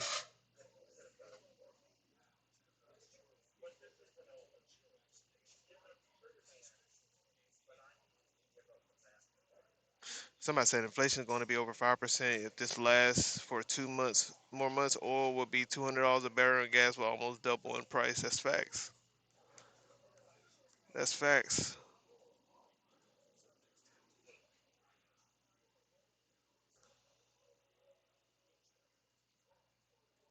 Not, not the mayor is back. Not the mayor is back, y'all. Steak, sausage, bacon, country ham, potatoes, onions, eggs, all of it. This is my meat lover's breakfast. It's rich. Queen. Mainly to Director Ratcliffe, but any of you can answer this. One of the most perplexing debates that I've been subject to in my time here is this debate over Dusty, did you send me an email? what warrants are and when they're needed. In the 250-year history of this country, and going back to the very origins of law enforcement, we have always had a warrant requirement on the collection of evidence. We have never had a warrant requirement on the querying of already lawfully collected data, which is why we don't require police officers to get warrants when they run license plates, querying off of already lawfully collected DOT data. It's why we don't require police officers to get a warrant to enter the evidence locker in their police precincts, which contains already lawfully collected data. It would literally shut down the system. And that's not a warrant requirement, that's a secondary warrant requirement. That's a warrant requirement on steroids. So, Director Ratcliffe, or any of you, I know you've been subject to these questions as well. Is it just a confusion over the difference between the collection of evidence versus the querying of our already lawfully collected data? Is it a lack of understanding of what incidental collection is, which is a fundamental precept of law enforcement? But if we have a warrant requirement on steroids for now the querying of already lawfully collected data, just by the numbers, that would require an expansion of the federal judiciary by a factor of 100. It would literally shut down our law enforcement apparatus at perhaps the most dangerous time in our nation's history. So, Director Ratcliffe, or any of you, if you could just walk me through your analysis there. Well, I'll start, Congressman. Thanks for the question. Again, thanks for highlighting this important issue. And as has been pointed out,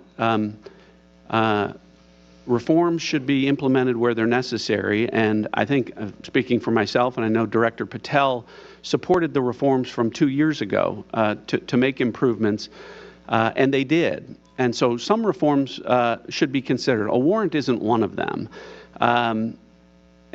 And with respect to the reforms that have been implemented, we're talking about, when we talk about Fourth Amendment rights and privacy. Good morning. Good morning to everybody. Grand Risings. What's up, Yaya? What's up, Paul? What's going on, Joe? Mini drones over sensitive military installation in Louisiana. Mini drones over sensitive military installations in Louisiana. Concerns. We're at a 99.9% compliance rate with respect to that. So I would start by saying, why are you trying to fix what's not broken with something that I can tell you from? Dusty, send me an email, Dusty. Remember, my email is in my description. So send me an email so we can get into that and we could talk about, you know, the job situation and stuff. Send me an email. We could talk about the job situation and all that stuff. Because I know you've been trying to find a job for a minute, man. So we need to try to get you. You email me. Thank you. Thank you. Thank you. Thank you. Okay. I'll be sure to check it as soon as I can. And we'll be sure to check as soon as I can. George, thank you for subscribing to the channel, George. Thank you for subscribing to the channel. Thank you. From this seat, the fix would not work. And I go back to my comment before. DNIs, CIA directors, FBI directors, the people that have been in all of these chairs before on a bipartisan basis agree that a warrant won't work and don't advocate for it. I can't check it right now, Dusty. Again, Congressman, you're correct. This is lawfully collected information. And we have, these things come at you very fast, and you have to make decisions very quickly, and sometimes in a matter of hours. You have to act on the information that you have lawfully, that has been lawfully collected to interdict drug shipments or terrorist activities, and a warrant requiring you to go to the court to seek probable cause for information that has already been lawfully collected only prevents that from happening. I don't understand. I understand that it's well-meaning for people that are proposing it, but again, I would defer to the people who sit in these chairs and make these decisions who would tell you that it doesn't work. Anybody else want to comment on the warrant requirement? So, Congressman, I'd love to comment. Thanks for the question. I do just want to add a couple of points. Agree with everything Director Radcliffe said. Not only is this already collected data on foreign personnel outside of the United States, but the data that is being queried has also already been analyzed to ensure that it contains foreign intelligence value, which I think is a very important part of this. And then when we query a U.S. person term, we're not querying for U.S. person information. We're querying for foreign intelligence that has already been evaluated at least once to contain foreign intelligence in the database that's being accessed. And then the final piece that I think is important is that both the FISC and the Department of Justice have established robust legal and compliance rules that we adhere to and that is audited by DOJ for every query that we make. Thank you. I yield back. Dr. Baer. This is the world's smartest wallet. Watch this. Barra. Thank you, Mr. Chairman. Appreciate that, Lieutenant General. Lieutenant General giving his briefing in there. What's going on? No quarrel for the losers. World War III. Tomahawk Jesus ain't gonna stop this senseless war. Snap out of it. We have to do it. That's facts. We have to do it. Free will. Human beings got to do it. That's a fact.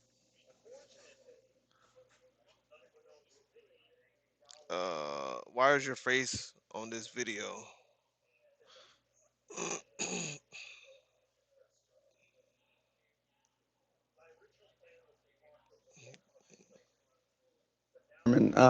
Director Gabbard, we've known each other for a long time. We were both elected to Congress in 2012 and served together for a while. I may not have always agreed with your positions, but I respected the consistency of some of your positions. Director Gabbard, following the January 3rd, 2020 drone strike that killed Qasem Soleimani, you gave a speech on the House floor 6 days later, on January 9th, 2020. In this speech that is firmly in the congressional record and available for anyone to view, you stated, quote, President Trump has committed an illegal and unconstitutional act of war, pushing our nation headlong into a war with Iran without any authorization from Congress. A war that would be so costly and devastating, it would make our wars in Iraq and Afghanistan look like a picnic. On February 28, 2026, the Trump administration, under which you are the president's principal intelligence advisor, launched an illegal and unconstitutional act of war, pushing our nation headlong into a war with Iran without any authorization from Congress. This war has already been costly and devastating. 13 American service members have lost their lives, including Chief Warrant Officer Robert Marsden from my home of Sacramento, California. And approximately 200 service members have been wounded. The Pentagon reported that the first 6 days of Operation Epic Fury cost $11.3 billion. That averages almost $2 billion per day. That was the first 6 days, and now we're in the 19th day of this war.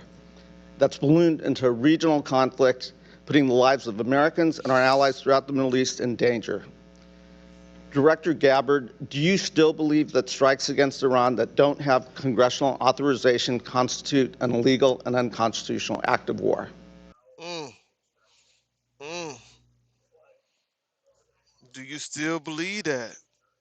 Do you still, how would she answer this question, y'all? Do you still believe that, Director Gabbard? Let's see how she answers this question. Middle East in danger. Director Gabbard, do you still believe that strikes against Iran that don't have congressional authorization constitute an illegal and unconstitutional act of war? Congressman, thank you for the question. The cost of war weighs very heavily upon me and my colleagues here, especially for those of us who have experienced and seen the cost of war firsthand. Okay. My own personal and political views, as I mentioned earlier, I was asked and required by Congress and by the President in this role as the Director of National Intelligence to check those views at the door to ensure that the intelligence assessments are not colored by my personal views. Director And that's Gabbard, exactly what I am do you responsible still to believe deliver. that war with Iran would be so costly and devastating that it would make our wars in Iraq and Afghanistan look like a picnic? Once again, in this role, it is essential that I do not allow any of my personal views on any issues to color or bias the intelligence reporting that we deliver to you and to the President. Director Gabbard, in this hearing 1 year ago, You might not like the way she's answering the question, y'all, but she dodging the hell out of them questions on another level, dog. You might not like the way she answering the questions, but she dodging. She's a professional dodgeball player. I'm telling you, man. Elect the clown. I asked some questions, and I'll paraphrase my exact question. It's like, we should keep politics out of this, even if the president disagrees with a directive, if it goes against his personal wishes, if he's considering an order that potentially is unconstitutional or illegal or compromises our security, I want your word that you will always provide and give the honest advice to the president, even if it will make him angry. I asked you that question. I'm going to read your answer. And to your specific question, the answer is yes. I will inform the president of that accurate, timely, unbiased intelligence reporting, whether it is something that agrees with an assumption or a view or an objective or not. That's my responsibility to him and to the American people. Director Gabbard, there is no imminent threat of nuclear breakout. Did you deliver that assessment to the president? I have delivered the intelligence community's assessments to the President. There was no imminent nuclear threat to the United States. There was no. Did y'all just hear how she answered that, though? She said, I have delivered the IC.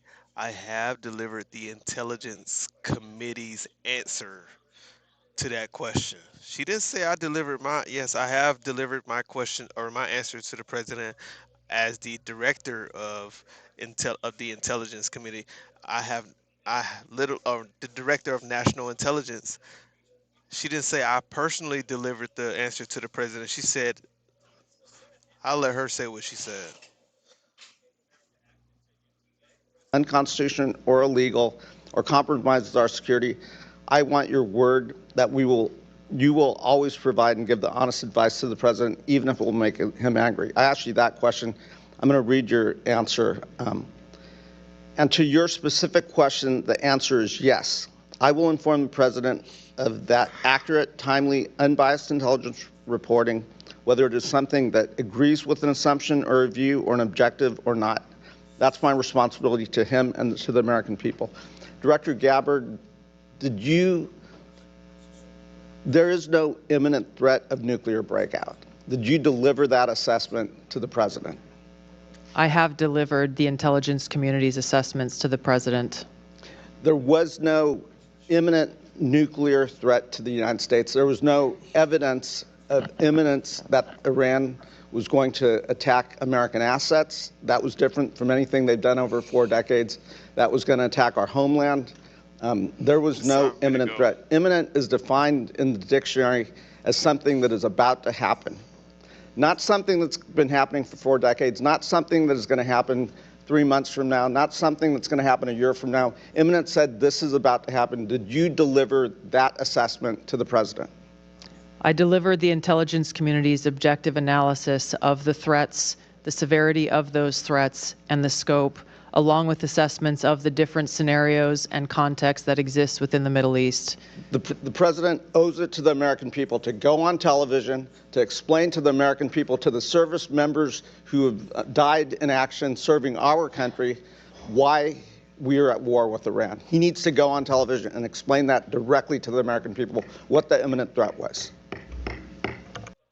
Whoa. What's that? I just built a budgeting.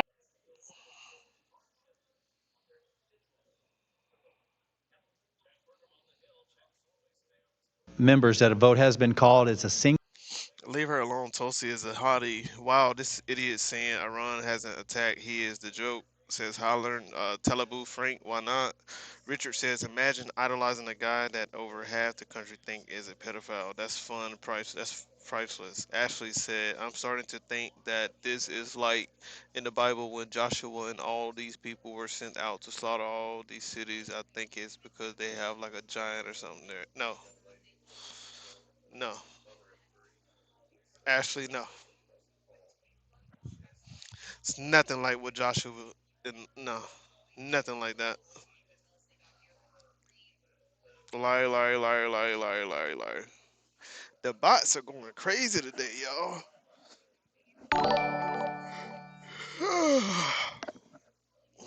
Man. It's time for me to get me go grab me some of that sweet tea. They got some of that sweet tea over there.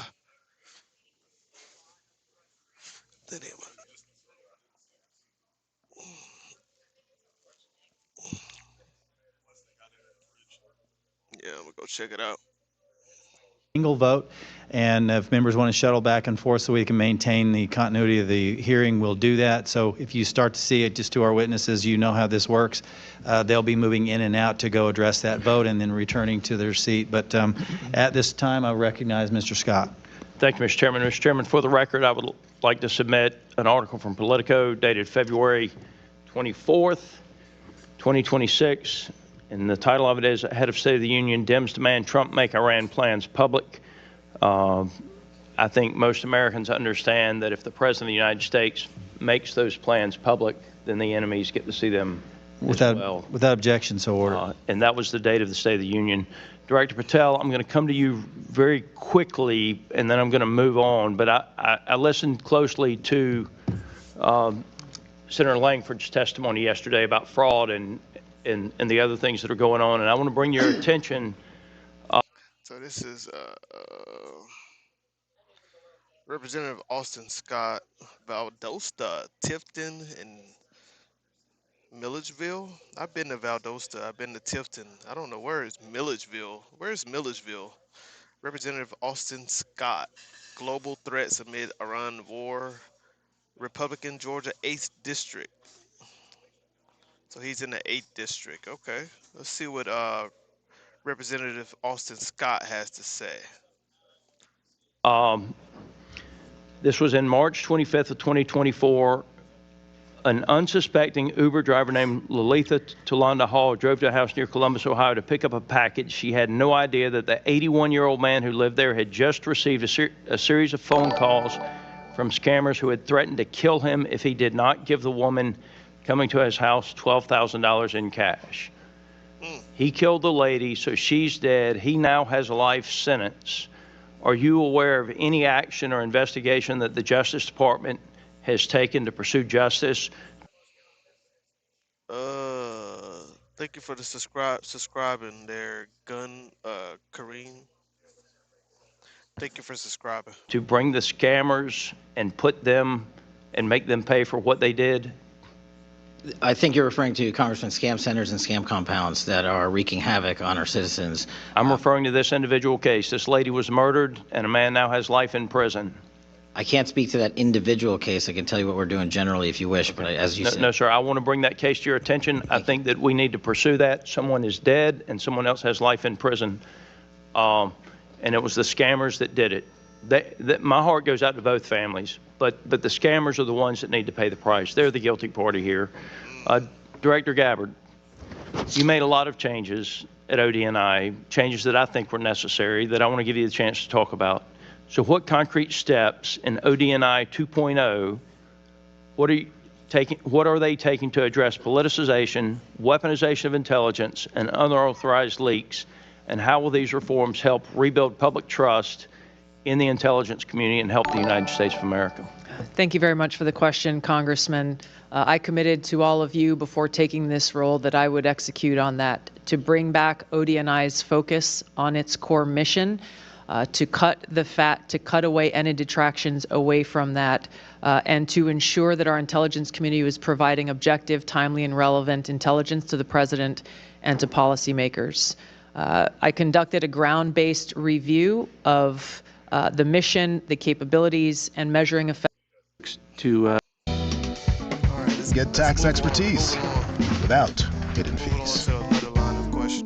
Switch to a to extract insights from the vast amounts of open source data that are there that we then share with analysts. Because I really want to get into the John Ossoff side, but we're going to get into, I think he's toward the end of the questioning.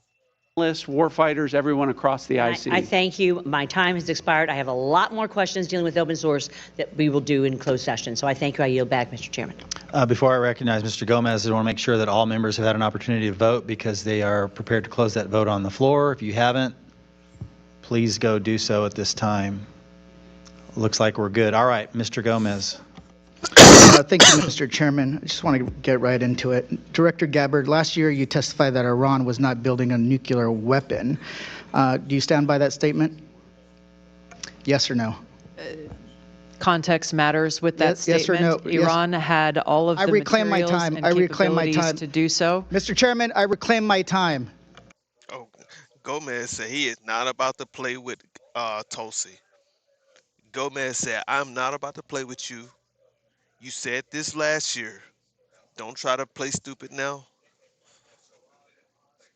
Don't try to redact now. You said it last year.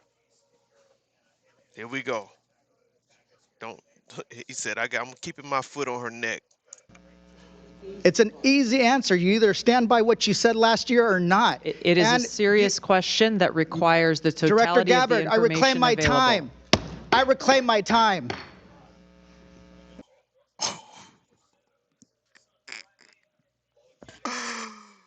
Yo, Mr. Gomez is lit right now. He said, no. Look at her face. She's like, no, he's not talking to me like this. Did you, when President Trump was asked about your... I will give Tulsi some credit, though. I will give Tulsi, we got to give her some credit, right? She's a lot more poised than Pam Bundy was. She's a lot more poised than Krusty Gnomes. Like, you can see, like, you even look at her face, like she's not bothered by the questions, or like she don't look to be upset or anything. Like, she's handling this really well. You got to give it to her. She's handling this really well. Somebody said, bro, quit fucking pausing. Let me see you try to type in the chat again, Rihanna, whatever your name is. You don't tell me what the fuck to do on my channel. Testimony, he said you were wrong. Were you lying or not? I stand by the intelligence community's complete assessment. Director Ratcliffe, when it came to the director's testimony, she said that Iran was not building a nuclear weapon last spring in Congress, and so the Supreme Leader has not authorized the nuclear weapons program. Do you agree with what she said or not? Yes or no? The director's right here. She can speak for herself. Oh, so I thought this was an intelligence community briefing. Let's move on. Trump also said he didn't care what you thought or said. Should he care about what you have to say when it comes to intelligence? I continue to provide the president with the intelligence community's assessments on all matters. So let me just kind of get this straight. The department, you said that Iran was not building a nuclear weapon last year. President Trump said he didn't care what you thought, and you were wrong. They engaged in Operation Midnight Hammer. He then says it was obliterated. We hear later reports that in open source reporting that it was only set back by a few months. Then at the beginning of this war, he said that they were weeks away. I just want to kind of get a sense of, were they weeks away of achieving a nuclear weapon? Yes or no? Congressman, this is a serious matter, and you've made some very serious mischaracterizations yes here. Yes or no? Were they weeks and so away? It would be yes a disservice to you and the American people to answer this question with a mere yes or no. Reclaiming my time. Were they weeks away or not? The American people need to know if this was an imminent threat or not. If they're weeks away or not. If they're months away or not. None of this dodging. Were they an imminent threat? Yesterday you said that only the president, the only person who can determine what is an imminent threat is the president of the United States. Do you stand by that statement? Yes, I do. Uh-oh. Do you stand by that statement? Do you stand by that statement? Uh-oh. Director Ratcliffe, do you agree with that assessment? That the president is the only person that can determine if something is an imminent threat or not? The president's commander-in-chief gets to make a decision about what's an imminent threat. The intelligence community, well, the intelligence. Reclaim my time. The intelligence reclaim my time. Intelligence community has provided a body of intelligence that supports the reason why the decision is that if the president can determine and ignore what you're doing, why do you guys even have a job? Why do you even advise them? So you're saying tomorrow the president of the United States can say China is an imminent threat, and then he can take his own. No matter what the intelligence says, he can take his own action. So that's what you're basically saying. Okay, let's go on. Director Gabbard, you said that North Korea has intercontinental. I ain't gonna lie though, he didn't want to hear the answer from Ratcliffe though. You gotta hear the answer, man. You can't ask him a question and then don't want to hear the answer, Jimmy. Come on, Jimmy. Come on, Jimmy. You gotta at least let him answer the question. They be reclaiming the time. Like, remember, I reclaim my time. We're almost at 500 likes, guys. Get the likes up to 500. Here we go. Here we go. Continental ballistic missiles that can reach the homeland. Yet, the Defense Department said that Iran was at least 10 years away from achieving an intercontinental ballistic missile that can reach the homeland. Which one is a more serious threat, North Korea or Iran?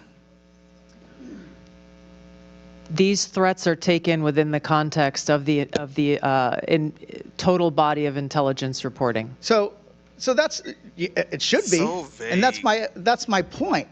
So vague. It's not just about having the capability of building a. They said the same thing about Vietnam War. No, it's gonna take 2 weeks. Look how many years it took.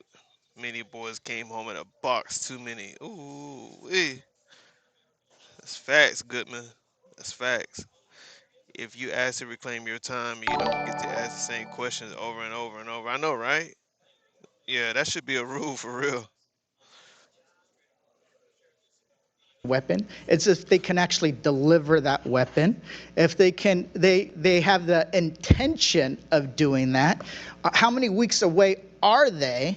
Jeremy Gray, thank you for subscribing. Thank you, Jeremy. We haven't heard that there were weeks away. We haven't heard that there were months away. But that's what we're waiting for. Imminent, to me, means is that they're mobilizing troops. They're moving things into position, artillery. They're getting ready. Eric, man, Eric, you crazy, bro. Ready to attack. But everything that we've heard is that this is not the case. Gentleman's time has expired. Mr. Klein. Websites your competitors don't want you to know, part 2. All you do is go to this website, and it lets you find out exactly how much. Thank you, Mr. Chairman. Thank you all for being here and for the work you do. It's a marvel that just 1 year of strong leadership from the White House has shifted the conversation in this room from that of appeasement and passivity from the Biden administration to that of American strength brought about by the doctrine in Venezuela and Operation Epic Fury in Iran. And it's not lost on me that as we sit here, we have one side of the dais talking a big game on threats, and yet they're unwilling to even fund our Department of Homeland Security. I want to thank President Trump's leadership in each of your efforts. Because of your efforts, Americans are safer today with 2 less despots to deal with. Nevertheless, there remains work to be done. While Venezuela and Iran are in decline, aggression from adversarial nations like China and Russia and near constant threats of terrorism and cyber warfare continue to persist. The Chinese Communist Party in particular remains a top adversary that routinely deals in bad faith, and this was highlighted most recently by White House Office Director of National Drug Control Policy Sarah Carter when she delivered recent remarks in Vienna saying, quote, "We know that China's weak export controls and lax enforcement allow its chemical industry to foster friendly."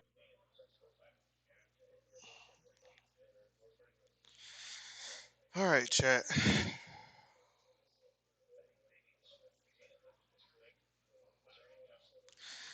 All right, chat. Y'all want me to keep going, put a 1, and y'all want me to cut it, put a 2. Y'all want me to keep going, put a 1. Y'all want me to cut it, put a 2. I am getting kind of tired. I was gonna try to get up to 500 likes, but it is what it is. We'll come back at another time if we need to. Joseph, thank you for the gifts, man. How many French lost Vietnam for that? To be honest, I don't think any of these people in Congress have a lick of common sense. Check, man. Other nation leaders see it all. Shout out to Aaron Powell, man. What's up, Aaron? Guys, I'm tired. Amanda, 1. Y'all want me to keep going? Dennis said 1. Thank you for subscribing to the channel. Tulsi is over, girl. She can even run for HOA president. That's crazy. Bless up, man. Bless up to everybody, man. Thank y'all for subscribing to the channel. I appreciate each and every one of y'all. Everybody who became members today, thank you so much for becoming members to my channel. If you subscribe to my channel, thank you so much. I'm going to get some rest, and I'm off for the rest of the weekend, but I'll come back later on and talk about whatever it is that we need to talk about. But much love to you all. And look, man, whether you're on the left or the right, it don't matter to me. You're an American citizen or not, it don't matter to me. Everybody's welcome here. I love everybody. I love all human beings. Except for if you do some foul shit, some very, we ain't gotta say it. You know what it is. You do some crazy shit, you hurt people and all that other stuff. No, I don't love you. But if you're a decent human being, I love you. Each and every one of you. I love decent human beings. All right. So take it easy, guys. See you guys later. And one more person hit the like button. We'll be at 450 likes. Thank you, guys, man. Much love to you all. God